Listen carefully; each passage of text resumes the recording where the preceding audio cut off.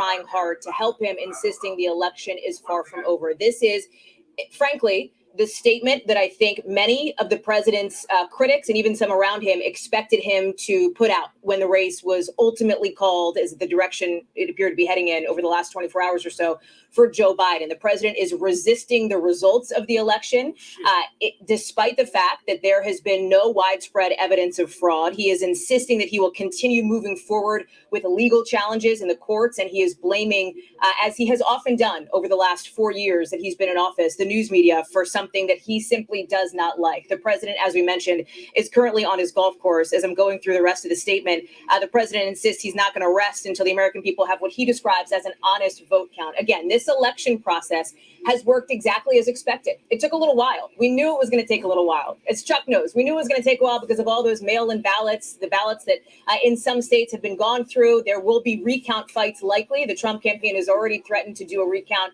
in Wisconsin. We know that's where Georgia has been headed.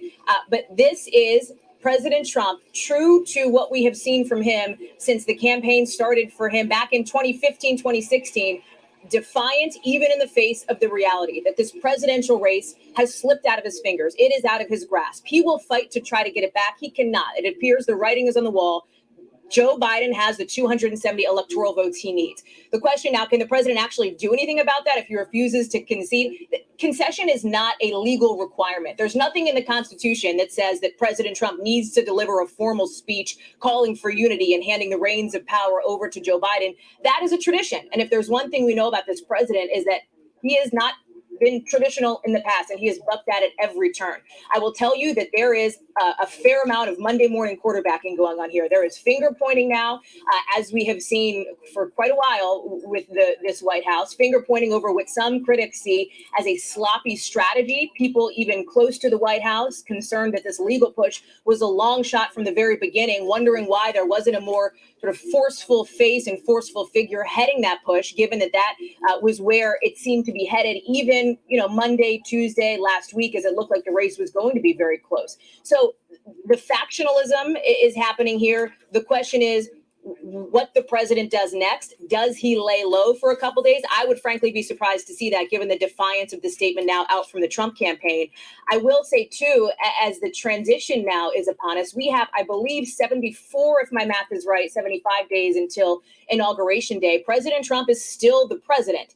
And this transition is going to be very closely watched. It is possible that the president will try to shake things up. It has long been discussed, long been speculated that perhaps he would fire people like his defense secretary, Mark Esper. NBC News has reported that Secretary Esper has prepared a letter of resignation, according to 3 defense officials. There are questions of whether the president will try to use these last 2+ months in office to issue a series of executive orders, for example, trying to use the power that he still has on his way out the door, essentially, perhaps issue some pardons to people in his orbit. So it could be a turbulent couple of months until the middle of January, when President-elect Joe Biden will be sworn in just down Pennsylvania Avenue from where we are. This statement is highly troubling. Well, it is, and it is also completely of a piece with what he's been signaling. He in August, he said, I will claim that there is fraud if I lose. And today he is claiming that there is fraud if he loses. I just want to mention that the NBC News is not alone. We are not the only news organization to come to this conclusion based on the evidence,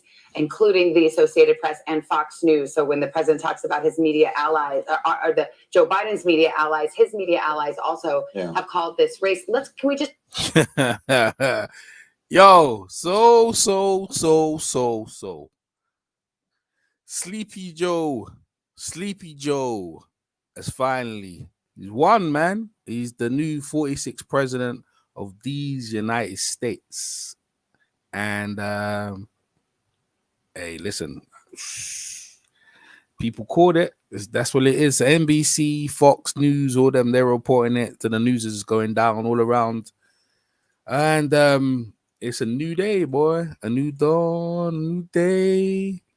You know what I'm saying? That's what it is, man. I was wondering where the other guys with maybe see what American friends are saying. Let me see what my American friends are actually saying. See how they feel about this stuff. I mean, they're probably less happy they got someone new up in the joint. You hear them. But let's go jump. Oh, EJ, I thought you was doing a live. Yeah, I'm jumping. Yeah, jump in. Yeah, jump in. I was seeing where you guys are. Go ahead, jump in. Okay, yeah, we'll jump in. All right, we'll cool. jump in. All right, cool. Bye. Bye. Yeah, so they're jumping over right now. So I'm gonna let them burn, boy. We're gonna burn. Let it burn. You know, like Usher. Let it burn. Yo, YJ. Yeah, YG, all them lot, yo. All right, here you go. Dan the man, first in. Yeah, Dan. yeah. Yeah, What's up? hey, man. Listen, bro. Listen, tell me how you feel. It's been 4 years of hardship since Obama.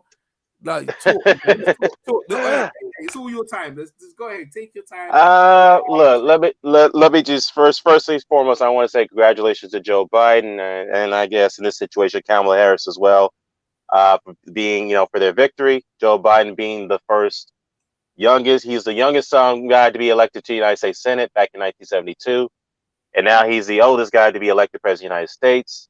He was a United States senator, he was a vice president. Now he's the president of the United States. Only a few guys could. The last guy I believe who was able to do that was Richard Nixon. Richard Nixon was elected United States Senator. Then he was a vice president under Eisenhower. Then he became president of the United States. So, if somebody could correct me wrong, he was the last guy to before Biden to do what he was able to accomplish. But other than that, congratulations to their victory, and we'll see what they can do once they get into this transition of power. But all I can say is that it was a hard-fought campaign, a very brutal and a nasty campaign at best. Yeah, like you said, the 4 years, man, these last 4 years seem like 8 years to me. It was a lot. It was too much misery. It was too much civil unrest. It was just a very, very divided country the last 4 years, man. It's just like, to be fair, did Trump do some good things to an extent? Yes, he did. But for the most part, his whole entire administration was surrounded with a black cloud of controversy, scandals left and right, financial scandals. It was just too many scandals, too many controversies that it was like very difficult to overcome for him. And and I think what I have to say is this: the reason why Trump lost the election was the fact that he tried to play politics with science, with COVID. That what killed him. Not only that, and he didn't tell his supporters to do mail-in votes. That's what killed him. So well, as far as killed him is concerned, that's what killed him in his reelection. So, with that said, I ain't gonna lie, I am relieved. I think things will get back to normal, but not right away, because there's going to be some people who are still upset about the result. I know that, but at the end of the day, it's going to be a point that, like you tell us on the liberal side, that hey, we got to accept the result as it is. We can't be upset about it forever. Yes, we'll move on from it, and hopefully we can be unified. But I'm afraid that that unity won't come overnight. It's going to take a lot of time. So let's just hope for the best, man. So I am, like I said, I'm very happy that we could probably get some bit of sanity in our government now. But as far as policy is concerned, yeah, we could definitely debate that. So other than that, yeah, it's a very good win for Joe Biden. I'm very happy for him and his campaign. They did a good job. And again, shout out to Kamala Harris for becoming the first African American woman to be vice president. So congratulations. Let me ask you a question. How many vice presidents have been women? Actually, being None. She's the first. Zero. The first woman, and then on top of the first woman, the first African American woman who graduated from a historically black college. Must I add? Let me put there. You go. There you go. Go ahead, Phil. Go ahead, Phil. It's your time. Hey man, look, man. Look, let me tell you something, man. I've been riding with Sleepy Joe for a while now. You know what I'm saying? Once my guy Bernie didn't make it, I immediately said, well, Sleepy Joe got it. And the truth of the matter is, man, I'm going to be honest with you. I don't think Bernie could have beat Trump, right? I think Sleepy Joe was the only one that could beat Donald Trump. And as you can see, the voter turnout was amazing. We got that racist bigot out of office. And now not only do we have somebody that's going to bring dignity, integrity back to our country, okay? Back to our country, because really, honestly, we've been some laughing stocks out here. Back to our country, okay? We have somebody that's going to try to bring America together and not divide America. You understand what I'm saying? Now, we all know he's got a big task ahead of him with the economy, as well as the unemployment, as well as, most importantly, getting the country back to normal because of the COVID-19 crisis. But with that being said, people are just going to have to understand that you're going to have to be patient with him within his first 100 days. But I do think he has the country's best interest at heart, and he's not doing stuff just to pander to his base. He's going to make the best decision for the American people. You understand what I'm saying? And I really do believe that Joe Biden is the right choice for this country. And as you can see, the voter turnout was amazing. But you know what? I hope he blow Trump the fuck out in this with the rest of the electoral votes.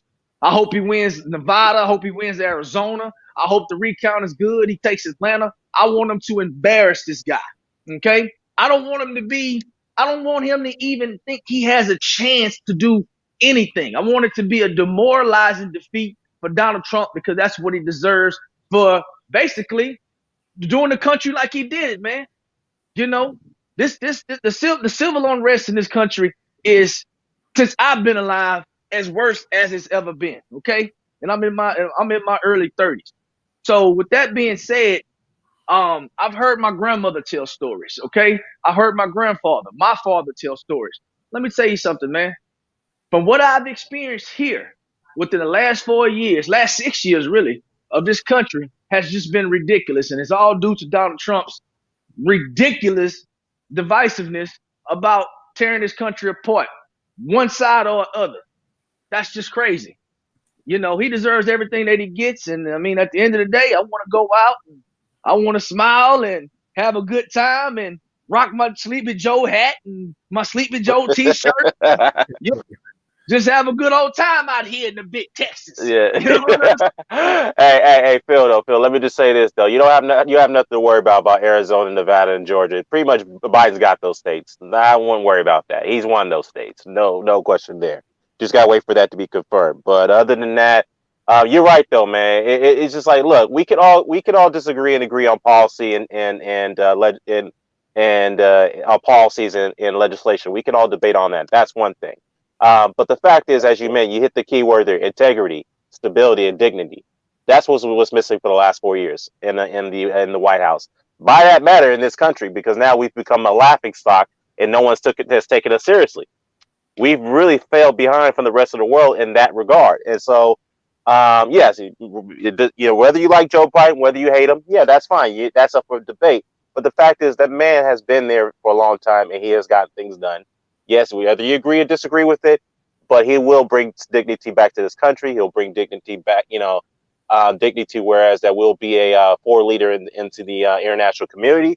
And it's not going to happen overnight. Let's not get it twisted. It's not going to happen overnight. It's going to take some time to repair the damage that Trump has done over the 4 years, which in my opinion feels like it's been 8 years. Jesus Christ! But other than that, because he's done a lot worse for 4 years than any other president has done in 2 terms. So with that said, is that I am relieved. We can finally work on the progress of getting things back to the way they were normal in normality. So yeah, I'm very happy, man. So I see Smoke is in here, man. So once again, congratulations to Joseph Biden and Kamala Harris. Yeah, absolutely. Yes, sir. Yes, sir. Yes, sir. Yes, sir. Go ahead, Smoke. Your turn. Go ahead. Oakland's in the house without a doubt. Hey, you know what? Oh yeah, she from Oakland. I forgot. When I say the house, I mean the White House. That's what's up. But anyway, it's weird cheering for a prosecutor and a guy who I would never vote for unless he was running against Trump, right? But that's cool. I think we still got the Senate. There's a couple of the runoff seats in Georgia. Maybe there'll be a 50-50 divided Congress, which is way better than Republicans having control, in my opinion, just about the next 2 years kind of thing. Right. Just to not have a divided government, so we don't have to, argue about the stimulus, which is probably going to be a lot less if this is Republican-held Congress. And then there's some other policies like I'm looking forward to the Paris Accords, revisiting all that stuff, getting us down to zero emissions, kicking all those Chevron dudes out of the EPA so we can get back into the Iran. Yeah, get back to the Iran deal too, because we definitely need to get back into that. The nuclear agreement with all that Iran. stuff. So it would be it would be easier if we could just address those things without a divided Congress. But at the same time, the feckless Democrats, yeah, I'm not even going to go into that whole thing, but I feel like the amount of voting that happened, you can't discount or discredit Trump for that. Like, he definitely inspired engagement in the population. Yeah, Everybody, he certainly did. yeah, everybody cast ballots. Like, this, Joe just got the most votes in history, and Trump just came in second place with votes Yeah. in history. So, I don't know about it being the will of the people, but a lot of Well, people let's voted. be real though. All these people who count, citing voting fraud is like with the mail-in ballots. Well, you do have to step back and realize and come down to earth and understand that it was Donald Trump who told you, it told me, it told Smoke, it told Phil not to vote mail-in. Go to the Oh, no, polls on election that's day. all. That's all the scam, right? Because he knew he Yeah, wasn't going to win. But the Democrats always mail it in, right? So it's yeah, all exactly. about saying like, "Hey, how come we can't count it the night up?" Because the Democrats mail it in. Hey, Well, why is see, my well, why is my well, lead magically disappearing? let me Because say they this, count the Mo. vote. Let me say this real quick, Yeah, as well as what you guys just mentioned. Um, let's be honest. I think that a lot of Republicans were in a tight situation because a lot of them, wanted to vote for Donald Trump, but you do have a lot of Republicans that do believe in COVID-19 because their family's been affected by it. They didn't want to go out Exactly. and be in public and vote. But then at the same time, your leader of the Republican Party is also telling you, hey, don't vote by mail because they're going to throw the ballots away. So you Yeah, put your voters in a situation to where you're taking votes away from yourself. You understand right, what I'm saying? He tried to discredit the Postal Service so much that it done a discredit to him and his campaign for those people who normally would go out and vote on election day or early vote. But right, because of the COVID-19 crisis, they didn't go and do it this time. And then they didn't have any confidence that their vote would be counted through mail. So they just didn't vote at all. So Donald Trump sabotaged himself as though he sabotaged himself throughout this entire campaign to be reelected. I mean, when you really go back and you look at the situations in some of the key states that he lost in, a lot of those states had serious things happen on the news. Okay, right, let's talk about Wisconsin, right? They have the highest rate of COVID-19 cases per capita in the entire United States. Was that yep, a close? Was that a close? Yes, it was close. You talk about Minnesota, George Floyd. He disrespected George Floyd, and he wanted to ride with the Proud Boys on that. He lost that one right there. Okay, when you really think about the dynamics, Arizona, he disrespected John McCain and the soldiers. He's about to lose that. So when you go back and you check his track record and you see some of the key states that he lost that he could potentially have won, guess what? Guess what? He sabotaged himself. He put right, all his money into one pot and he thought that the American people wouldn't decide that he needed to be out of there. He was right. smelling himself, and guess what? You know what you do with a smelly turd? You flush that motherfucker down the toilet and you keep moving, and that's what happened. Period. Yeah, yeah, you know what? That's a good point too. There's something you kind of point out that going back to months ago, why he kind of knew the writing was on the wall when when the idea of mail-in voting ballots was coming into play.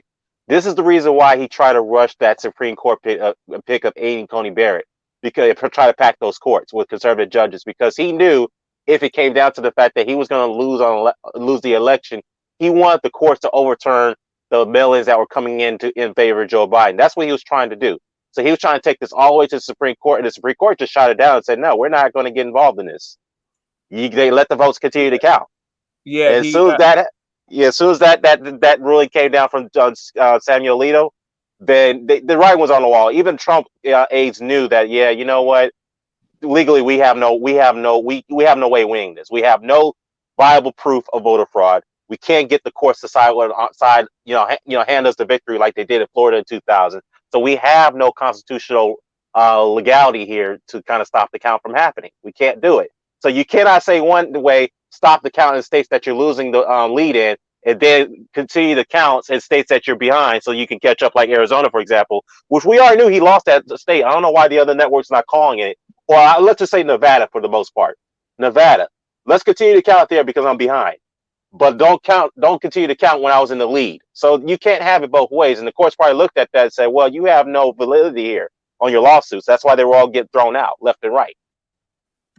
So man, look, oh, sorry. Go ahead, Smoke. Go ahead, Smoke. Go ahead. Just two things. What you were just saying, the Florida, when it comes to the ballot, like there still is a separation of powers in the United States, and that is business has the cash and the government has the power, right? So right. they intermingle with each other to screw us with the money and the power, right? But right. What was missing from Trump's his strategy was the power part. Bush had his brother as the governor of Florida, so he could influence the actual power structure in Florida to create the controversy. So he had a lane to go to the Supreme Court. Right. At this point, it's just a bunch of the Republicans. They are just doing their job as Republicans, as state officials, as whatever. There's no person that's pushing the lever for Donald Trump. Yeah. He doesn't have anybody who's now let me finish. He doesn't have anybody who is senior enough, who is invested enough. His political and personal future is invested enough in order to make those kind of sacrifices for Donald Trump, right? Well, I see what you're saying.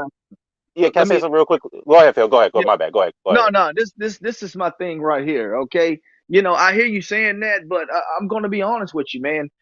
He may not have the shoe in, like, let's just say a relative that's running a whole nother state that like Bush did, but Donald Trump has a lot of support from the Republican Party. I mean, he has a lot. He doesn't really have to have a shoe in because, I mean, let's be honest about it. He's a businessman, and businessmen a lot of times who party like Donald Trump, they got a lot of connections. I would venture to say. I mean, his connections is what got him in the White House in the first place. So, you know, when you talk about his influence, I think his influence is great. I mean, let's be honest. He had the second largest voter turnout in the country ever. So he does have the influence in these particular states that you're talking about. The only thing is, influence or not, you can't go against constitutional rights and you can't make up your own rules just because they don't suit you. That's what his problem. But you can though. But that's the point. But the point is, you can though. Like if you have it. Finish, Smoke.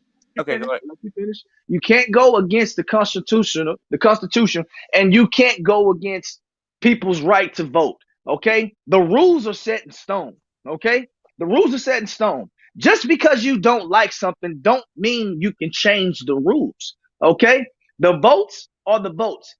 Each state clearly laid out on black and white how this voter thing would go. Okay. Even states Donald Trump won in has some of the same voting laws as some of the states that he lost in that he's contested, but he's not going to those states. So that's the problem that he's running into. You can't say, well, I support it here. Let's just say in this particular state. I mean, think about it. North Carolina is not going to stop counting votes until Tuesday. Okay. All the way up until Tuesday, they can get ballots turned in. But you know what? North Carolina is in favor of Donald Trump. This is why the news wasn't really talking about North Carolina much, because Trump was ahead, and he's going to tell them to continue to count all the way until Tuesday versus somewhere like Pennsylvania when the actual vote stops on the 10th, which is a shorter time period in North Carolina, but Trump is going to contest those. You can't make your own rules up as this goes. That's the issue that he's running into. This situation is nothing like how the situation was in Florida with Gore and Bush. It's a totally different kind of scenario. Okay? Totally different kind of scenario. And can I say something, Phil, real quickly? I'm going to add to that. Before you do that, I just want to jump back to the Florida aspects.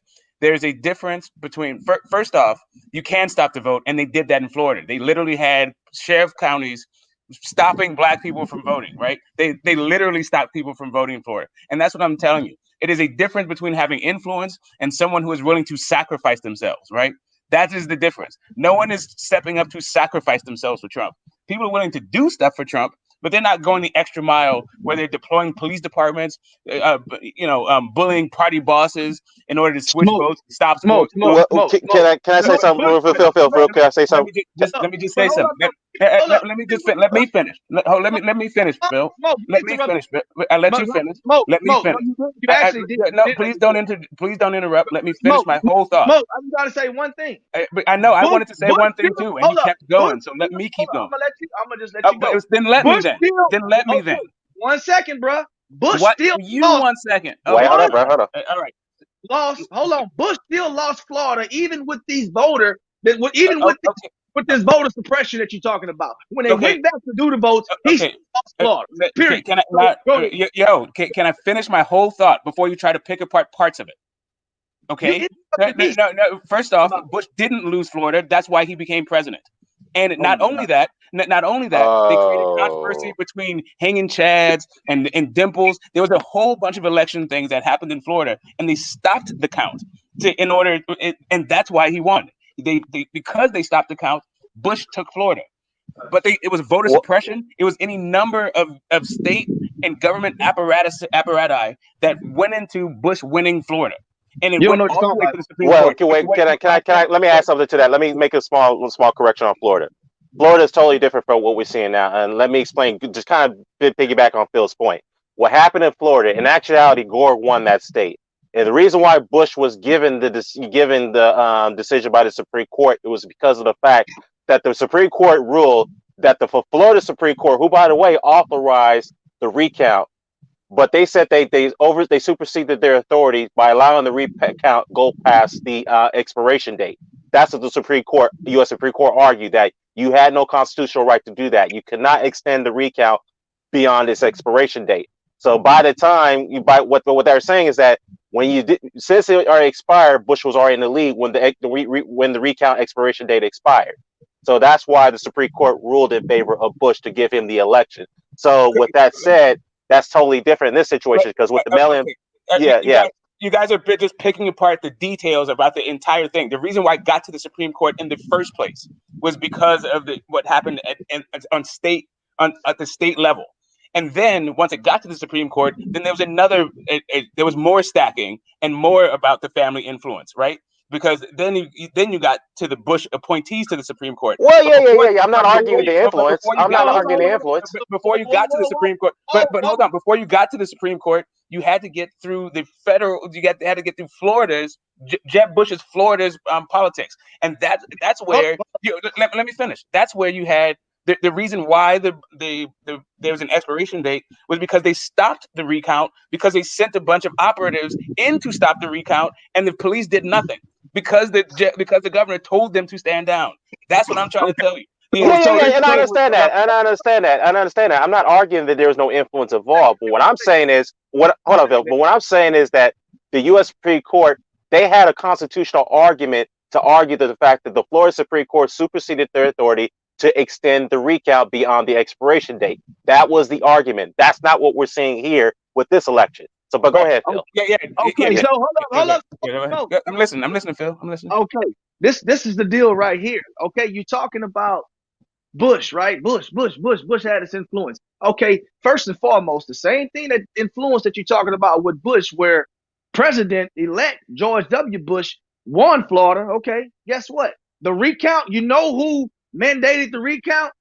Florida did. It didn't have anything to do with Bush. The state mandated it. The state that you're talking about with the crooked politics said, no, this is too close. A recount must be done. It didn't have any influence of a Democrat or a Republican. It was something that was decided by the state, because guess what? Those were their state laws. Bush could not do anything about that. His brother, of course, in his particular state. He couldn't do anything about that at all. Now, what he could do is say, hey, we want to take, let's just say we want to do the recount, and we want to kind of take our time with this recount right here, okay? Now, he can have his influence on the decisions on how fast they do the recount, how many ballots they count. And then, like Dan just mentioned, the date of expiration expired, which they get all the way up until damn near December to count them damn votes, man. So I don't know what they were doing. I do think his influence held something along the lines of who can count the votes, how many people can count the votes, because, yeah, he does have authority over that. But the recount itself was decided by the state of Florida with no influence involved, because you know why? Those are their state laws. I rest my case. You know who did it? The state Supreme Court, not the governor's office. What the governor's office can do is tell what local precinct bosses to do, right? And local sheriff's departments. That is the separation that I'm talking about. That's when I talk about how you can influence from different offices. Yeah, maybe you can have some sway on the courts, but probably not that much. That's also a separation of powers that we have at the state level and the federal level. Our Supreme Court acts completely autonomously from the legislative and the executive, and that goes throughout the states. So yes, legally the recount has to continue, but the political appointees, right? Not the ones who, well, I mean, I guess judges are political appointees too, but they're part of the judiciary, right? But so it's a different thing. But the political appointees along party lines that run these like state elections kind of stuff, and you know the party bosses, those guys, yeah, they take their instruction from the party, and if the party in power also has the governorship, right? Then they can do all kinds of stuff, and that's why the recount started and then stopped. And then started and then stopped and then got delayed and then pushed back and they kept going to court. They had to work it through the courts. All of that stuff was about political brinksmanship, right? It wasn't about whether or not they wanted to. Like you said, everybody knew that Gore won this one. If the ballots were counted, Gore was going to win. So they needed to stop the count. But even before they needed to stop the count. They suppressed the vote. So Smoke. So do you know why it went to the Supreme Court, right? It went to the Supreme Court, and I get your point about your influence on the people that's got the boots on the ground. I got you on that. I'm not going to disagree with you about that. But what I'm going to say is this right here, and this is my point in this case right here. The state laws are the state laws, okay? That's my whole entire argument. I don't care what influence anybody has when it comes to counting these votes right here. These votes are in. Okay, they're in on time, and the votes are the vote. Yeah, you can call for a recount if you within the percentage of a recount that's required by state, but that's just not the case right now. So the reason why I went to the Supreme Court was because the Supreme Court in Florida, okay, said, hey, we're not done counting the votes, and we feel as though it's our civic duty to make the right decision that every vote is counted, okay? And then from there it got escalated to the federal level, and then the federal level said, "Hey, look, it's in your guidelines that the votes need to be counted by this time. It's not our fault that you guys didn't meet the deadline." But the state of Florida, because you're talking about the influence, the state of Florida itself tried to meet the deadlines, but unfortunately, what happened was, as you mentioned, if you're the governor, you do have influence with boots on the ground because you have that sway, and that's exactly what happened. So it was a lot of bullying and intimidation at the poll with the poll watchers. Yeah, that's what happened in Florida. Yeah. My point is this right here. And it's with funky voting machines too. Hold up. Yeah, exactly. My point is this right here. When it comes to the state laws, the influence is not going to matter, and that's my whole point. All right. Let me change up right now because that was a good little backwards and forwards right there. Let me change up right now. So, President, he said he ain't going easy. This is just come up right now. He's not taking this easy. He's gonna fight all the way to the Supreme Court. And you guys are talking about obviously the count of the thing, but he's out of here. So let me ask you a question. What's he going to do? How do you think he's going to go out? Is he going to, you remember again how our President Obama, he sat down with Trump and he was very decent, respectful, walked them around the house. Can you see Trump doing that? The inauguration day or just the day before inauguration? Can you actually see Trump walking with so-called Sleepy Joe? I mean, and nothing as well, by the way, yeah, bro. The amount of what do we call it over here? Crow he has to eat with Sleepy Joe and Kamala Harris laughing in the background. That is a hard pill to swallow. I don't think he's gonna do it. What do you think? Like, what we could do with bets right here? How much you want to bet that he said nope, he ain't gonna turn out? Go in. I think he might be the first president not to turn up to walk through the other president through the White House. What do you guys think on that? That's a good question. As a way, I can tell you this, EJ, from what we're hearing right now, from reports that are coming out, the aides are saying that Trump will accept defeat, but he will not concede.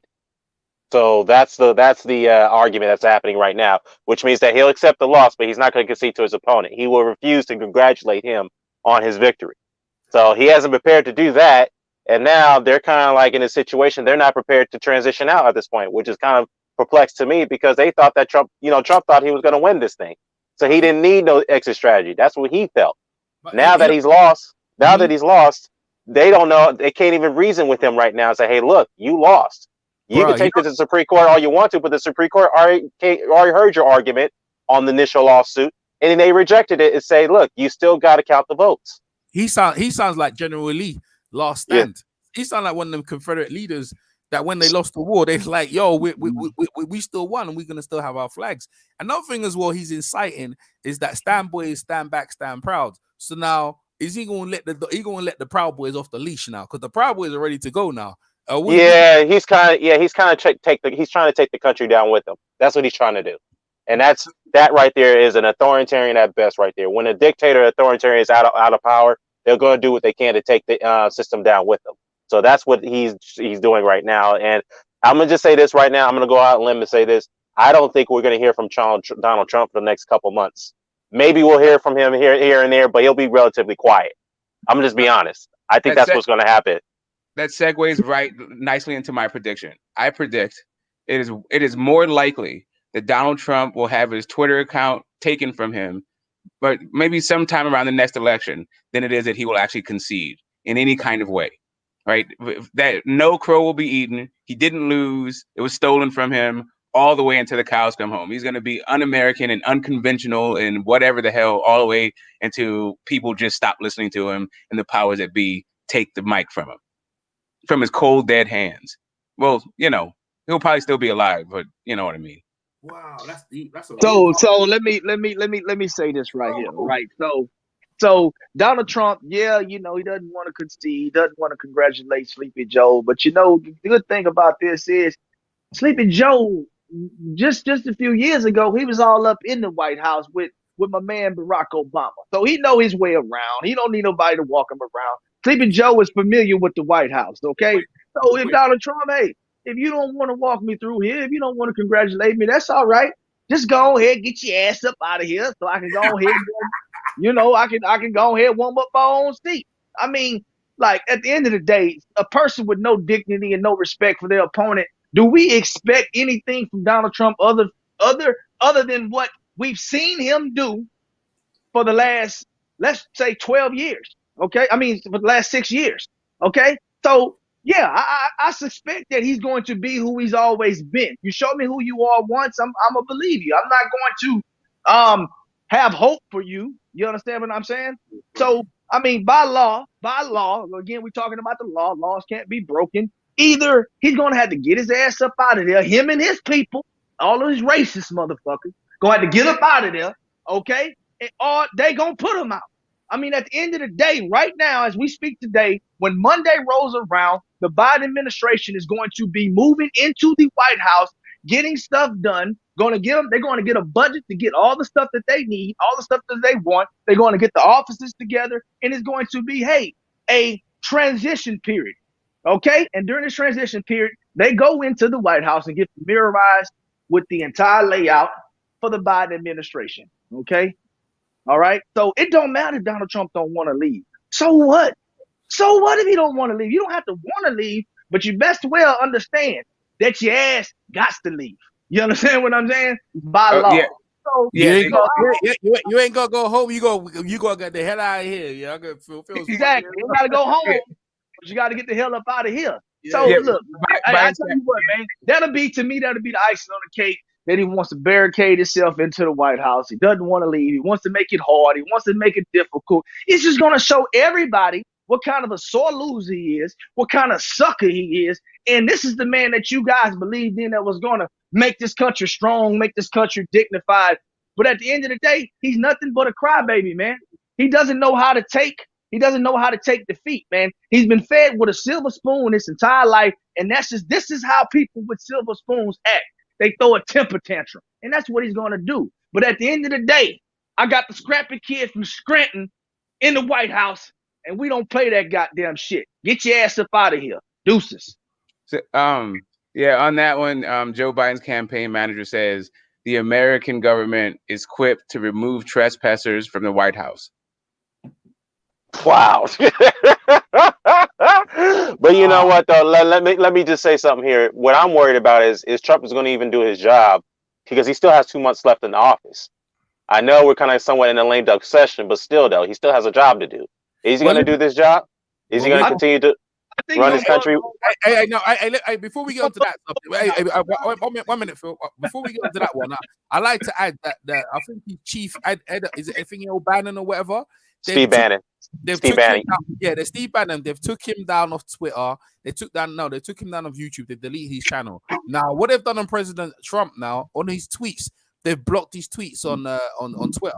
So Yeah, now, yeah, that's true. I was going to say that they blocked his tweet, so now yeah, it's like the right is the writing is the pretty much the writing's on the wall now for him. They're gonna. yeah, I think Twitter's gonna take his account away. But go ahead, yeah, go that's ahead. what I was just gonna say. I think you know the thing is, and I see Alex Jones out there. They already what's the word deplatform? Demonetized or demonetized? No, Yeah. deplatformed. I think it's the word deplatformed. You know, they took you off all the social media, and I think what we're looking for right now, they're gonna wipe. ostracized.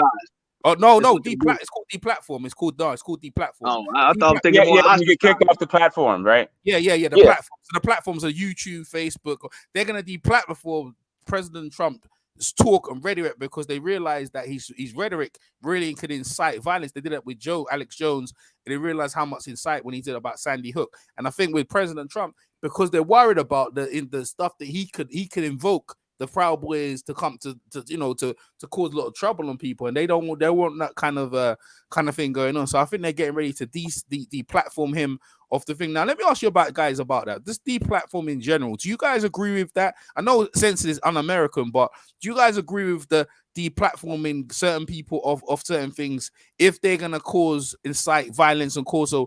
A panic. Yeah. Let me chime on that one. Here's the thing, though. I do believe in freedom of press and freedom of speech. All right, and obviously it's kind of coincidental that Trump is going to cry, silence of freedom of speech while he was trying to do that for years against people who didn't like him. So other than that, here's the way I look at it. It has to be monitored in a way. If he is citing violence, given the fact that he's lost the election, then you got to censor him. You got to step in and censor him because that's not the way that's not our way of governance and that's not a way of democracy. You can't cite violence given the fact that you lost an election. By the way, you didn't lose fair and square. There was no controversy, as you want to make it out to be. You lost the election, and you knew you was going to lose the election. That was the reason why you tried to stop the mail-in votes for several months.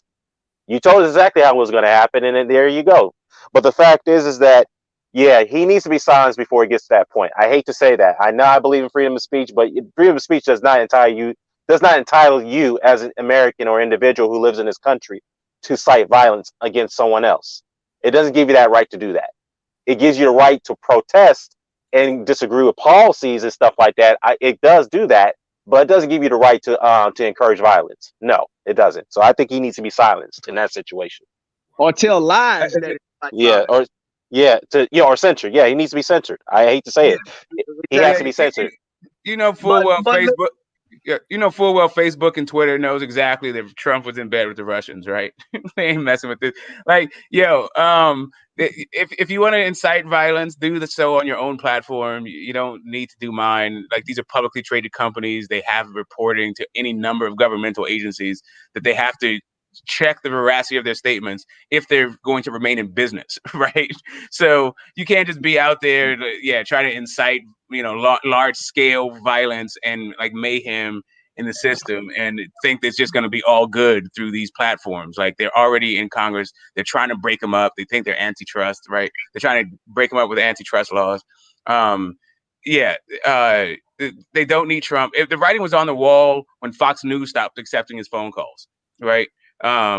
Pretty soon, everyone will be changing their phones. Nobody will be giving the new number to Trump or any of Trump's surrogates, and that'll be it. Well, speaking of Fox News, speaking of Fox News, I was wondering what's going to happen to Sean Hannity now because there's rumors that he may be leaving the network after this is all said and done. If Trump decides he wants to run his own TV network, but that's what I've been hearing. But go ahead, Bill. Yeah, go ahead. I was just about to mention that right there. I mean, at the end of the day, Donald Trump had, like, again, we're talking about influence. If Donald Trump was smart, he would come out with his own network, okay, and they can get on there and talk about whatever they want on there. You understand what I'm saying? It could be, you know, whatever Donald Trump decides to do or say could be announced on there. And there's going to be a lot of people that decide to participate and watch this network. As you can see, 70 million Americans, right? So, I mean, at the end of the day, they can take away his social media. They can censor his social media. But hey, look, it's the biggest thing about Donald Trump is not when he says something, it's when other people pick it up and they deliver the messages to the rest of the Americans who, let's just say, don't have Twitter or Instagram or whatever the hell it is that he uses, Facebook. I don't know, right? So it's many ways for Donald Trump's rhetoric to get out there outside of him putting it on his Twitter page. So, you know, they can try to censor him all they want, but at the end of the day, if he wants to get the word out there, he has the resources to do so. So, yeah, I think censoring him would be good short term, but long term, I don't think it's a solution for that. So, Yeah, that's a good point. That's a good point. No, but that's the whole thing. It'll be his own fringe network. It won't be part of the mainstream zeitgeist. Like just like once you get it will though. Once it gets relegated, right? There's always been, just like the QAnon and the Proud Boys. Those exist now in the fringes, right? And now the Foxes, the CNNs, and the MSNBCs, they can move on to the actual governance, not the social issues or whipping up like the votes, right? Like it started with Tea Parties and all this stuff. But first off, I don't even think Trump is that focused on politics like that. Like, I think he likes to throw the occasional tweet and read the headlines, like the grumpy old man yelling at the TV kind of thing. But when it comes right down to it, the intricacies of policy are beyond him, right? He just doesn't want his way of life to end, right? Like, he doesn't want to go gentle to the good night. And he's going to fight for those people who are sympathetic to his ideology. But the country is getting younger, it's getting more diverse. No one's really trying to hear that shit outside of a certain group of people. That's just what it is. Yo, I like that what you just said there. That the country's getting young. They ain't trying to hear that. They like that. The new generation. They like their tight pants. They like this. You know what I mean? They like the Asian broners. They like that kind of thing. And they're carefree. They're good. And you're right. They don't care about that. But I was trying to get to the point about us here on YouTube, how the censorship is taken to an extreme. You know, when they start the platforming Alex Jones and this day they do Donald Trump, then boy, they can just wipe us. So one day we're on YouTube, and one day we're never on YouTube again. We got to start all again. And I was trying to say, where did it end now? You know what I mean? These people. Well, here's the thing, though. Here's the thing they're looking at, AJ. Oh, my bad. Right. Yeah, what I'm saying is that where does it end? So my whole thing is that the censorism, and then another thing as well. You know, you talk about the Nazis and the KKK and all them things. That at any time, America or being un-American is proud, but now all of a sudden on social media we're black. So why don't you just wipe? If you couldn't really deplatform on social media, you could have took down these KKK, all these Nazi groups out there, because in Germany it's illegal. It's actually a law illegal to even practice that kind of thing. In America, it's like, we're Americans, we can say. But when it suits America, i.e., we don't like what you're saying now on social media, no, we're gonna block you and stuff like that. So they have, what I'm trying to say is, they have the ability when they block people, and at the minute now, Trump ain't saying what they want to hear. Now they're blocking it. And it's going to get to the point where, when does it stop? When you got people to actually telling the truth about. Here's the thing. Wait. Okay. When them people actually telling the truth about things, are they gonna censor that? That was my more bigger idea in terms of sensitive. Where did it stop? Go ahead, Dan. Well, yeah, as I was saying though, I have no problem with if you tell the truth. You have no right to censor a person who's telling the truth. I get that. But if you continuously put out information that's not verified, which means it's misinformation, mistruths, and you continue to assert violence against your opponent just because you're disgruntled the fact that you lost against him, then some action needs to be taking place right there. Freedom of speech does not give you the right to cite violence. Nah, that's the whole argument there. You cannot do that. All right. Freedom of speech. I vehemently believe in freedom of speech. But again, it's kind of like the Second Amendment rights. Yes, you have a right to bear arms, but they kind of distort that whole situation. Is that, just because the government is regulating what guns you should own, that means you're trying to take away my Second Amendment rights? No, that's not true. The fact is that you can own a gun, but the government does have a right within the Constitution to tell you which gun you can own. That's the part of that's what the Second Amendment right specifies. Now, with the whole freedom of speech thing, yes, you have a right to protest policy, protest government in a peaceful way. That's what the freedom of speech is. You have a right to do that, but you don't have a right to cite violence. It's cite misinformation. And spew misinformation or whatnot. You cannot do that. That's not freedom of speech. That's called pandering. That's called propaganda. And that right there is unlawful. Okay. And that's the reason why Alex Jones got censored, because for years and decades, he was spewing propagandas and lies and conspiracies, which are unverified, by the way. Okay. And he made a lot of money and a fortune off doing that. And when people see that, they're like, oh, wait a minute. This man's been lying and citing violence for years and he's made a profit off of it. So you have to be censored. You can't do that. That's not right. Okay. Before smoking, all right, Smoke, you get your win, and then we're gonna change up because Blood's in the chat. Shout out to Retro Boxing and Documentaries, and also Aztec 101 and all AABS and all the rest of the guys in the chat. So after we get the first thing out, obviously the COVID thing is the most important thing right now. How is Joe Biden gonna deal with that? That's Blood Boxing or Retro Boxing documentary we'll talk about. So Smoke, you go first, and then we're gonna talk about first in how Biden and Harris are going to deal with the COVID situation. Go ahead, Smoke. All right. Yeah, the COVID. So I just to chime in, just ride on what Dan was saying. Yeah, the freedom, yelling fire in a crowded restaurant is not, protected under freedom of speech. Yeah, right. So when it comes to the CDC and Biden and all those guys, the Democrats, they pride themselves on the government working and the government being able to solve the issues of your life, right? And this definitely would fall right under the purview of the way the Democrats get down. Biden was already in office when we had a pandemic, and they handled it the way that they handled it. It may not have been as contagious, but it also, I think that they just used what they relied on was the people whose lives was tasked with controlling, just scientists and doctors with not just controlling but lessening the impacts of that a pandemic might have on the system, because it's not just the health part of it, right? You also have to deal with the financial institutions, with the political part of it, and I think all of it. I think the Democrats, that's just more about their wheelhouse, and I think that's also part of what's driving Joe Biden to office.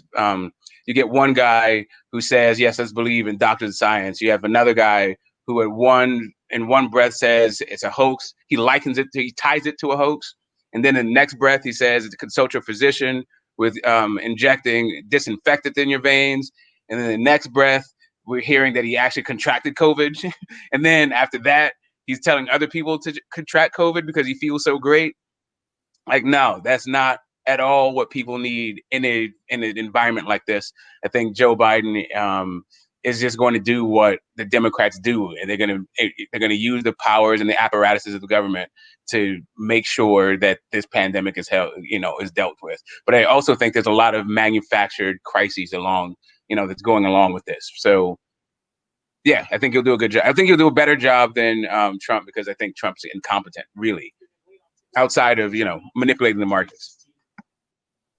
Well, I think that what Harris and Biden is going to do, the first thing that Joe Biden is going to do, because he has experience with something similar to a pandemic when the swine flu was here in the States.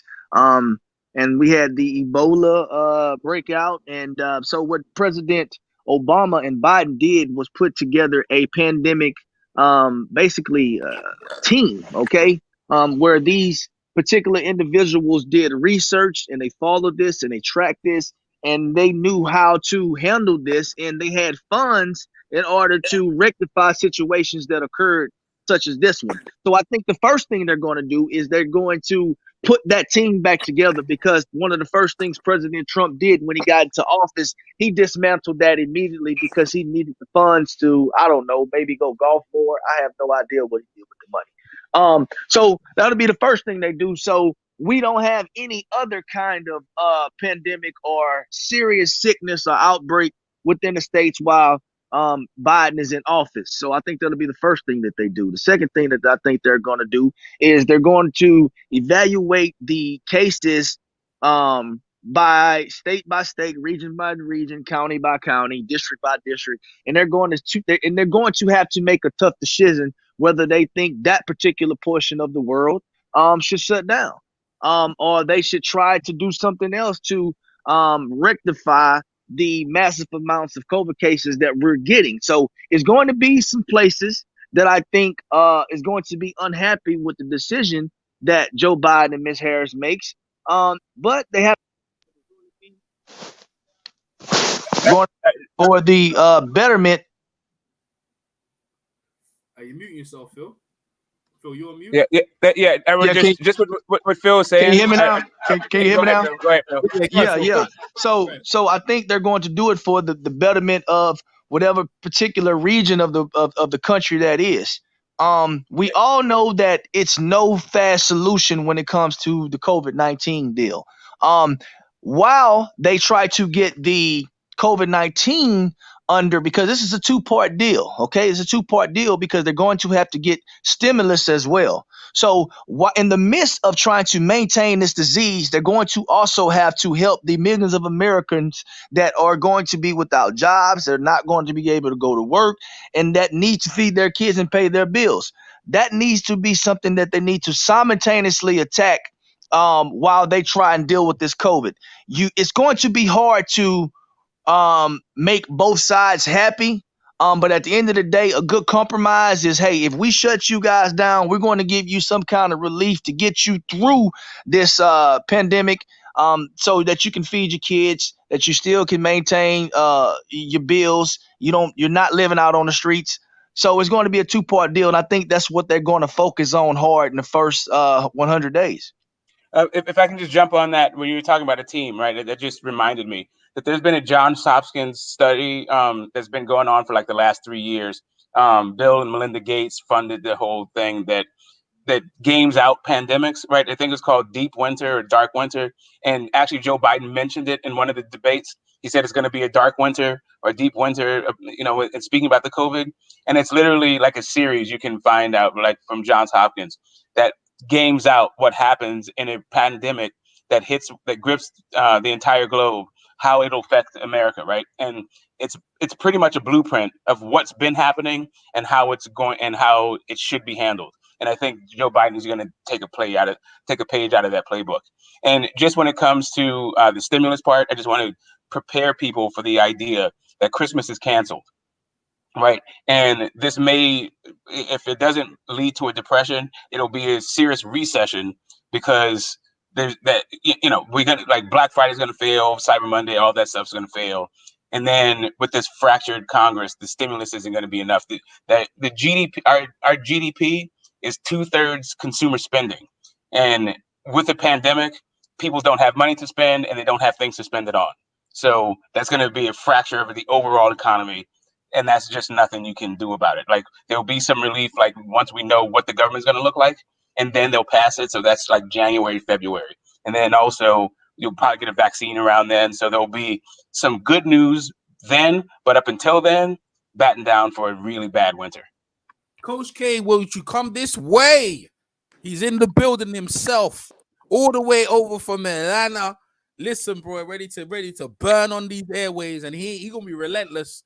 Take it right, Coach. Take it. It's all yours. Go ahead. Yeah, what's up, man? Can you hear me? Yeah, loud and clear in HD. Go ahead. Okay, live in HD. Yeah, man, listen. The people chose this time. This is a good election because not only did the president get the electoral college vote, he got the popular vote. And now he can start to move forward to get stuff done. I feel like this from a leadership perspective. Joe Biden, man, this is his time. He's ran 3 times total. He finally got the presidency. He got a good 4 more years left probably in politics, man, and it's the highlight of this man's career. He's been in politics for 40-something years. This is a good way to go out on what we call in the military a twilight tour. Your last 4 years at a good cushy spot at the top of the pinnacle of your game. And the people spoke. So now what we got to do is, for me specifically, I didn't like either candidate.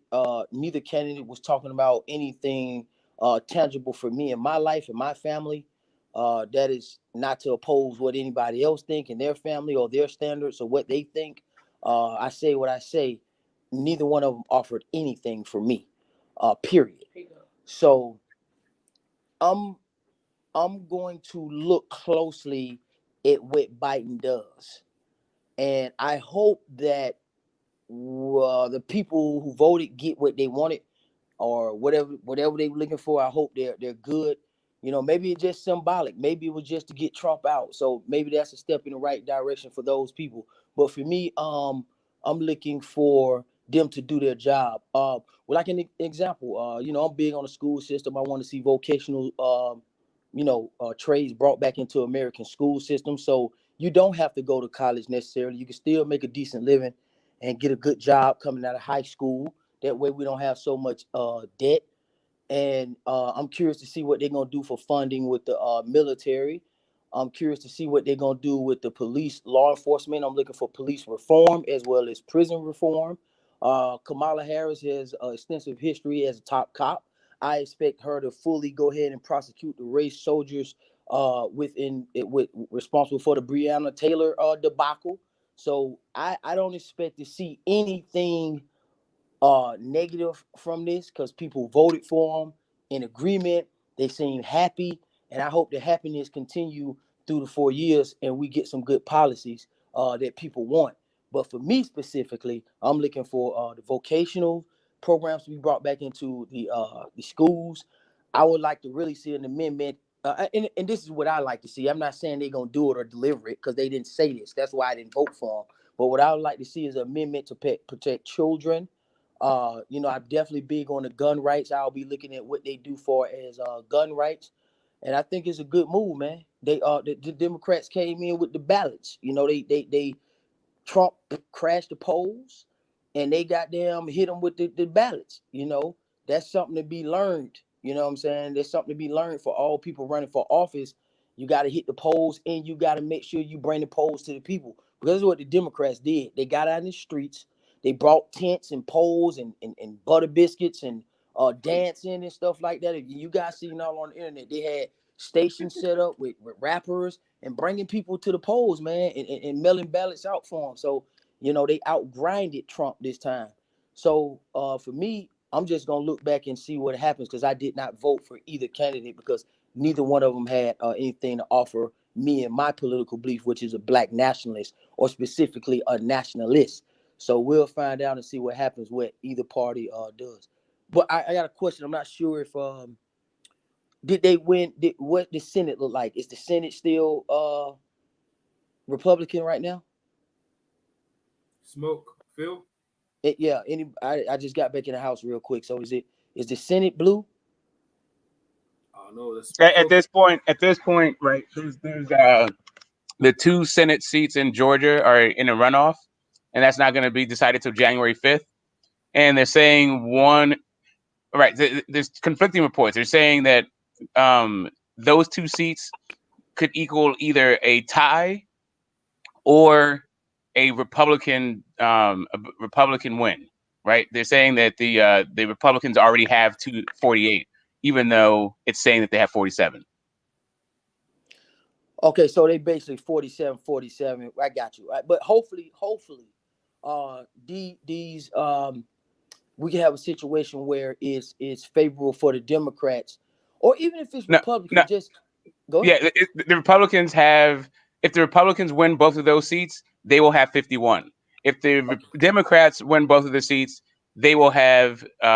They will have. They'll have 50. So Yeah. it will be divided. I don't know what that means for the committee chairs. Maybe they'll go by seniority or something. I'm not quite sure what the procedure is once it's 50-50 when it comes to those committees, because Well, that's where the stuff. that's good. That's where the policy gets decided, right? It's in the We committee. want 50-50. That's democratic, because the vice president responsibility is to go in and break any ties. So a tie in the House would be a great situation for Democrats. That's pretty much a Democratic House, because the vice president, I'm sorry, Kamala Harris, gets to decide the final tiebreaker on in that situation. Right. That's in the That's Constitution. So that's good. that's So what that's basically a Democratic House. that's for bills that are actually brought to the floor for a vote. But what gets actually brought to the floor gets decided in committee, and how committee chairs are generally decided. The people who set the policy and the agenda for what's going to be talked about in committee is generally done by the committee chair, which is done by the ruling party, right, or whoever has the most seats in the House or in the Senate, wherever it is, right. It's done by the people who have the most. But if it's 50-50, I'm not sure how those chairmanships are going to be divided. And then that's Right. going to decide what they That's actually what I'm even bring saying. up. That's what I'm saying. It's more favorable to have it a tie. Is what I'm Right. saying. No, but Regard. Right. what I'm Right. saying, So what you're talking about though is once they actually decide on something and once they bring it to the floor for an overall vote no, no, for no, no, no. I'm everybody. not. No, no, I'm Right. not. So No, that that's not what I'm but what I'm saying. saying, but Hold on.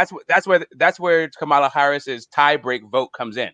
Well, Her hold on for a vote comes second. in Hold when on. it comes You to telling the me? Hold on. What I'm saying? You yeah. telling me what I'm saying, and then you running off and explaining. Stop. No, stop. What I'm saying is, it's more favorable to have the tie, and I just gave you an example. It doesn't apply to the committee process. I'm not talking Right. about That's the all I'm committee saying. That's my process. only Yeah, point. That's I'm my not. only Yeah, point. I'm Yeah, not. I'm not that's it. touching. That's it. Yeah, Right. I It's don't. just Yeah, I for don't the want. I overall don't vote. want. Yeah, I don't want any confusion on that. I'm not breaking down the whole house and stuff like. We don't have that kind of time. But what I'm just giving you an overview is that the vice president does break the ties on legislation, is what we're talking about. Now, as far as the committee and all that, that's good. But it's more favorable for it to be a tie. So hopefully, what I'm saying is I hope that it is more favorable for them to get things done. Whatever's going to allow Joe Biden and Kamala to get things done with no excuses, that's what I'm pulling for. So I'm hoping that they able to get a tie in Congress, in the Senate.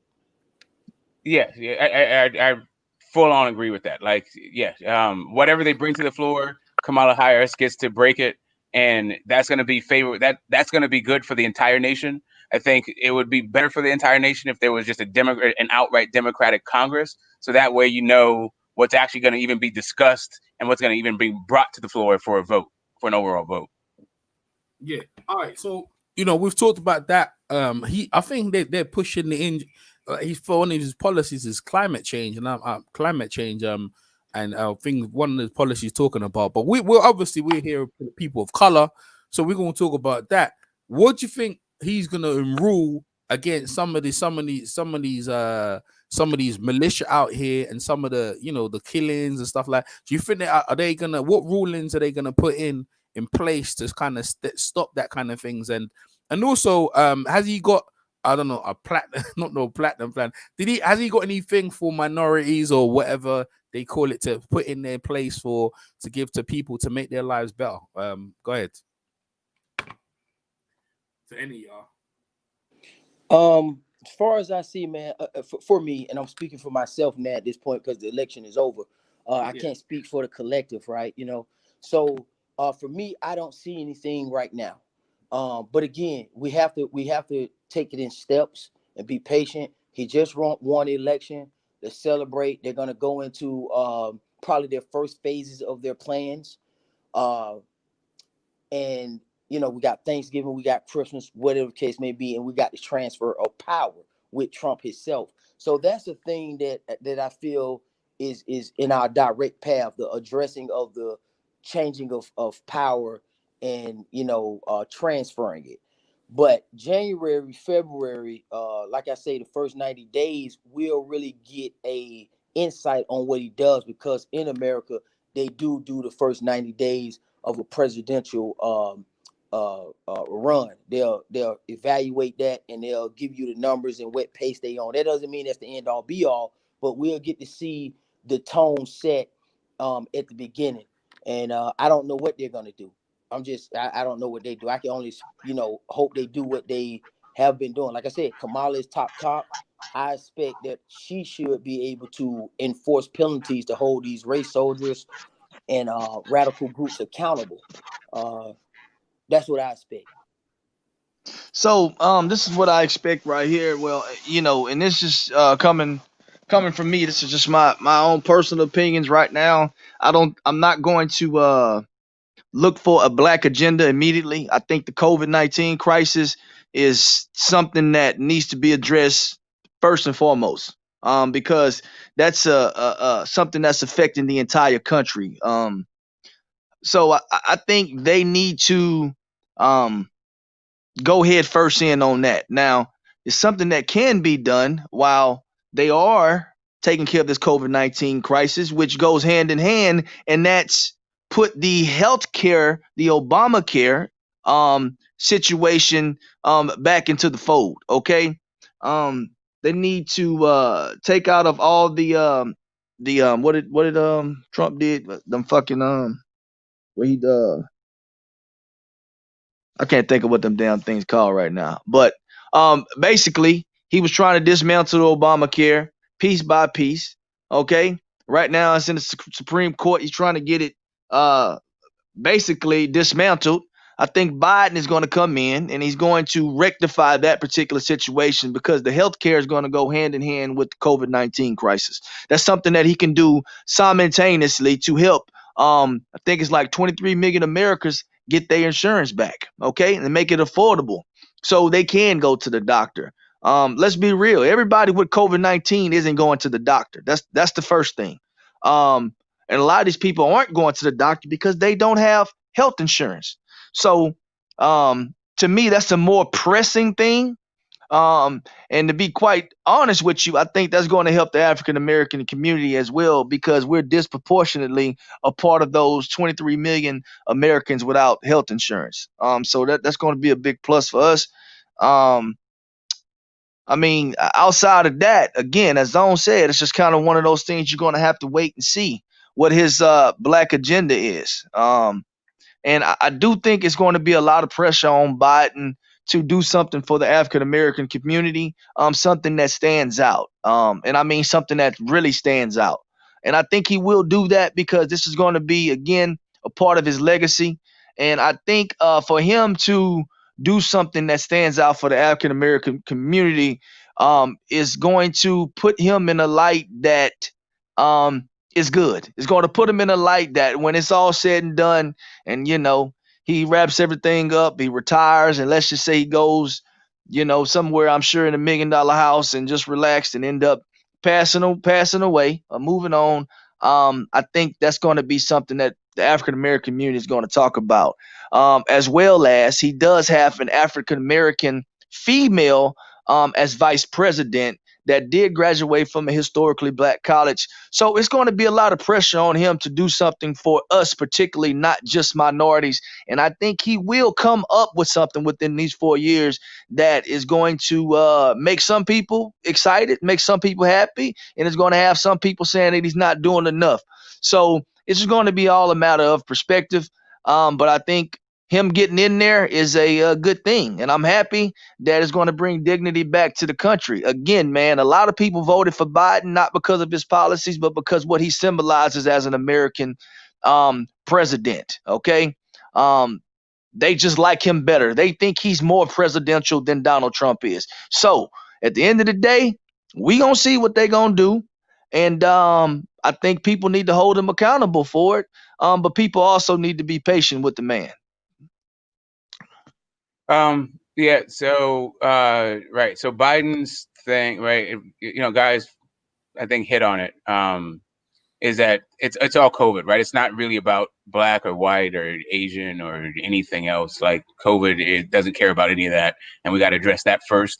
And that is so prevalent in everybody's mind that, and it's also so impactful to every community that that's got to be addressed. And in addressing that, a host of what his platform says versus what he's going to actually be able to accomplish, especially with a fractured government, are two totally different things, right? So most of his targeted towards specifically the black community has to do with economic empowerment, right? So there's a bunch of small business loans and a bunch of, addressing the wealth disparity and, programs that centered around that. But really, the overall stimulus is going to take precedent over that, and the ability to attach those programs onto some overall stimulus is probably going to be his best shot for the next 2 years before there's another, election for the Congress.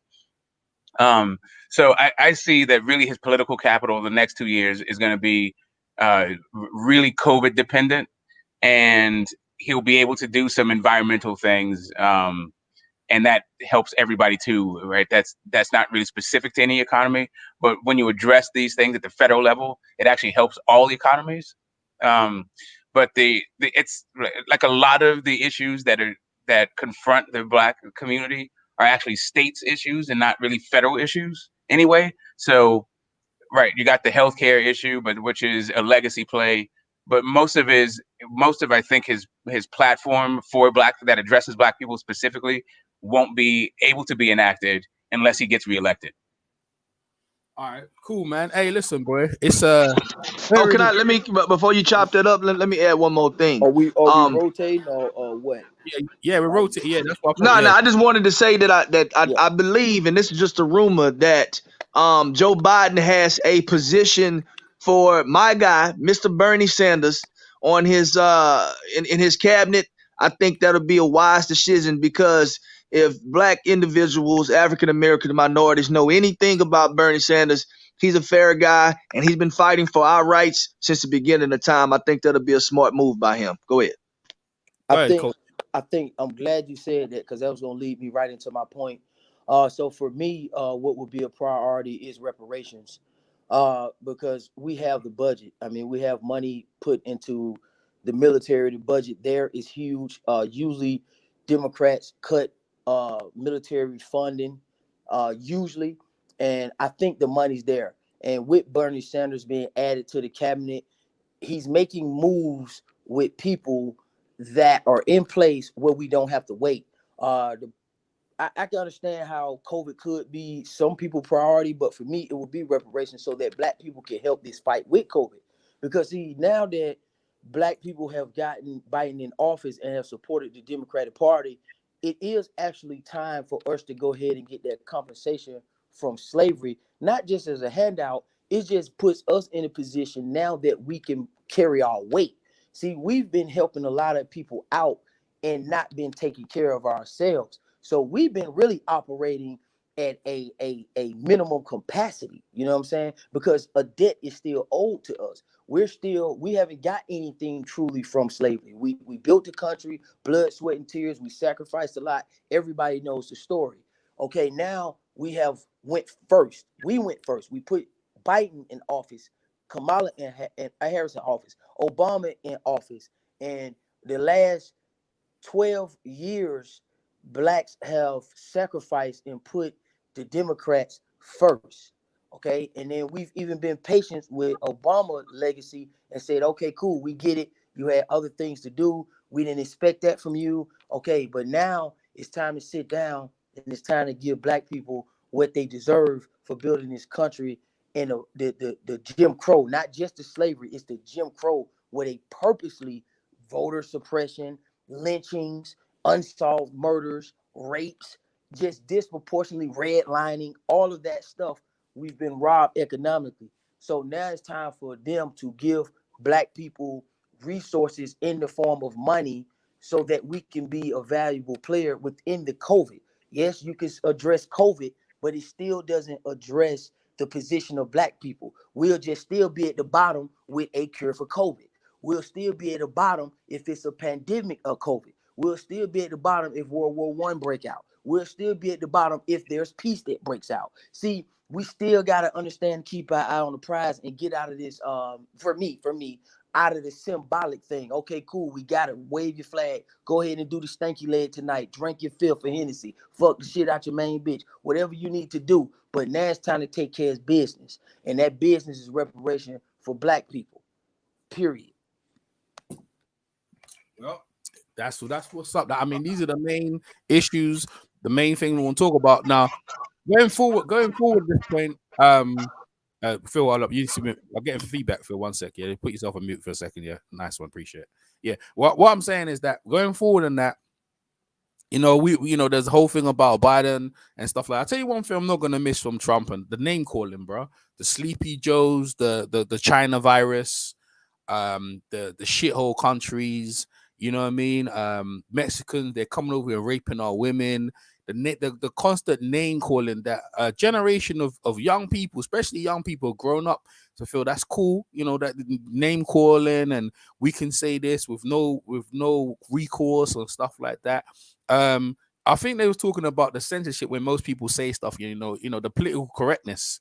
When Trump came into the White House, he just said, "Yo, bomb that jish, right? We gonna say what we want to feel, and this is how we're gonna say it." I think I'm not gonna miss that kind of rhetoric coming out of people's mouths. What do you guys feel about the political correctness, the Biden thing? Like Phil said, they're bringing class back to the United States, and I think they should be do really good in negotiations and healing them sort of thing, like calling China shithole country, calling Africa, the countries in Africa, shithole countries, and also China, the corona thing. How are they going to go about trying to heal the wounds that this guy, the president, has caused around the world for your country? What's your guys' take? Go ahead. So I'm not gonna lie, I find the when he said kung flu, I thought that was real funny. But outside of that, mostly I find this thing like I find it repulsive, right? Right, I think as most people do, and I think dignity, and from the office, from the highest levels, especially in a time of crisis, is key. It's paramount, right? Yeah, I'm not gonna miss the ineptitude that just seemed to exude from from the government, from the highest levels, and just the not just the partisanship, but the self absorption, right? It seemed like it didn't matter what was happening to anybody else. It was just all about the personality who occupied the presidency, and instead of it being about the policy and the nation and how we're going to get through this. And while we have COVID as forefront crises, there's all these other things that are boiling under the surface, and even some things that nobody's foreseeing right now. And the idea that you can get calm, cool reasoning, and probably a viable plan, whether that you can agree or disagree about, I think it will be a welcome change, definitely. Phil? Okay, Coach K. All right. His rhetoric, man. The problem with Trump, for me, I didn't vote for either one. Trump, and not just this election. I didn't vote. I didn't vote 2 times in a row. I voted for the 3 times in a row, but these last 2, I just don't agree with any of the policies. Like I said, I'm a nationalist. Trump is not an example of what the executive branch is supposed to represent. When you look at the presidents, they've always maintained class, even Obama, regardless of how hot things get. You can't run around like your head is on fire when you're the commander in chief of the military, which is the ultimate discipline, regardless of what country you're in. Everybody knows around the world, whether you're in China, the UK, United States, when you are in the military or you are a commander, you should act as such. You don't resort to calling people names and playing games and stuff, because when you are a military person, you understand that if you react in a certain way, it could cause problems. It could spark wars. It could spark conflict, divisive behavior, and nonsense. And he didn't understand that. And I understand, having knowledge of the system, why he didn't. And that's because he's a businessman. Okay. A lot of people understand that, the United States is a corporation, but that's only part of it. America is not just a corporation. It is a corporation in addition to a lot of things. And he only understood that avenue, and that's to be Donald Trump from The Apprentice. He ran the country like he was on The Apprentice, and he could not do that. He had Omarosa, fired her.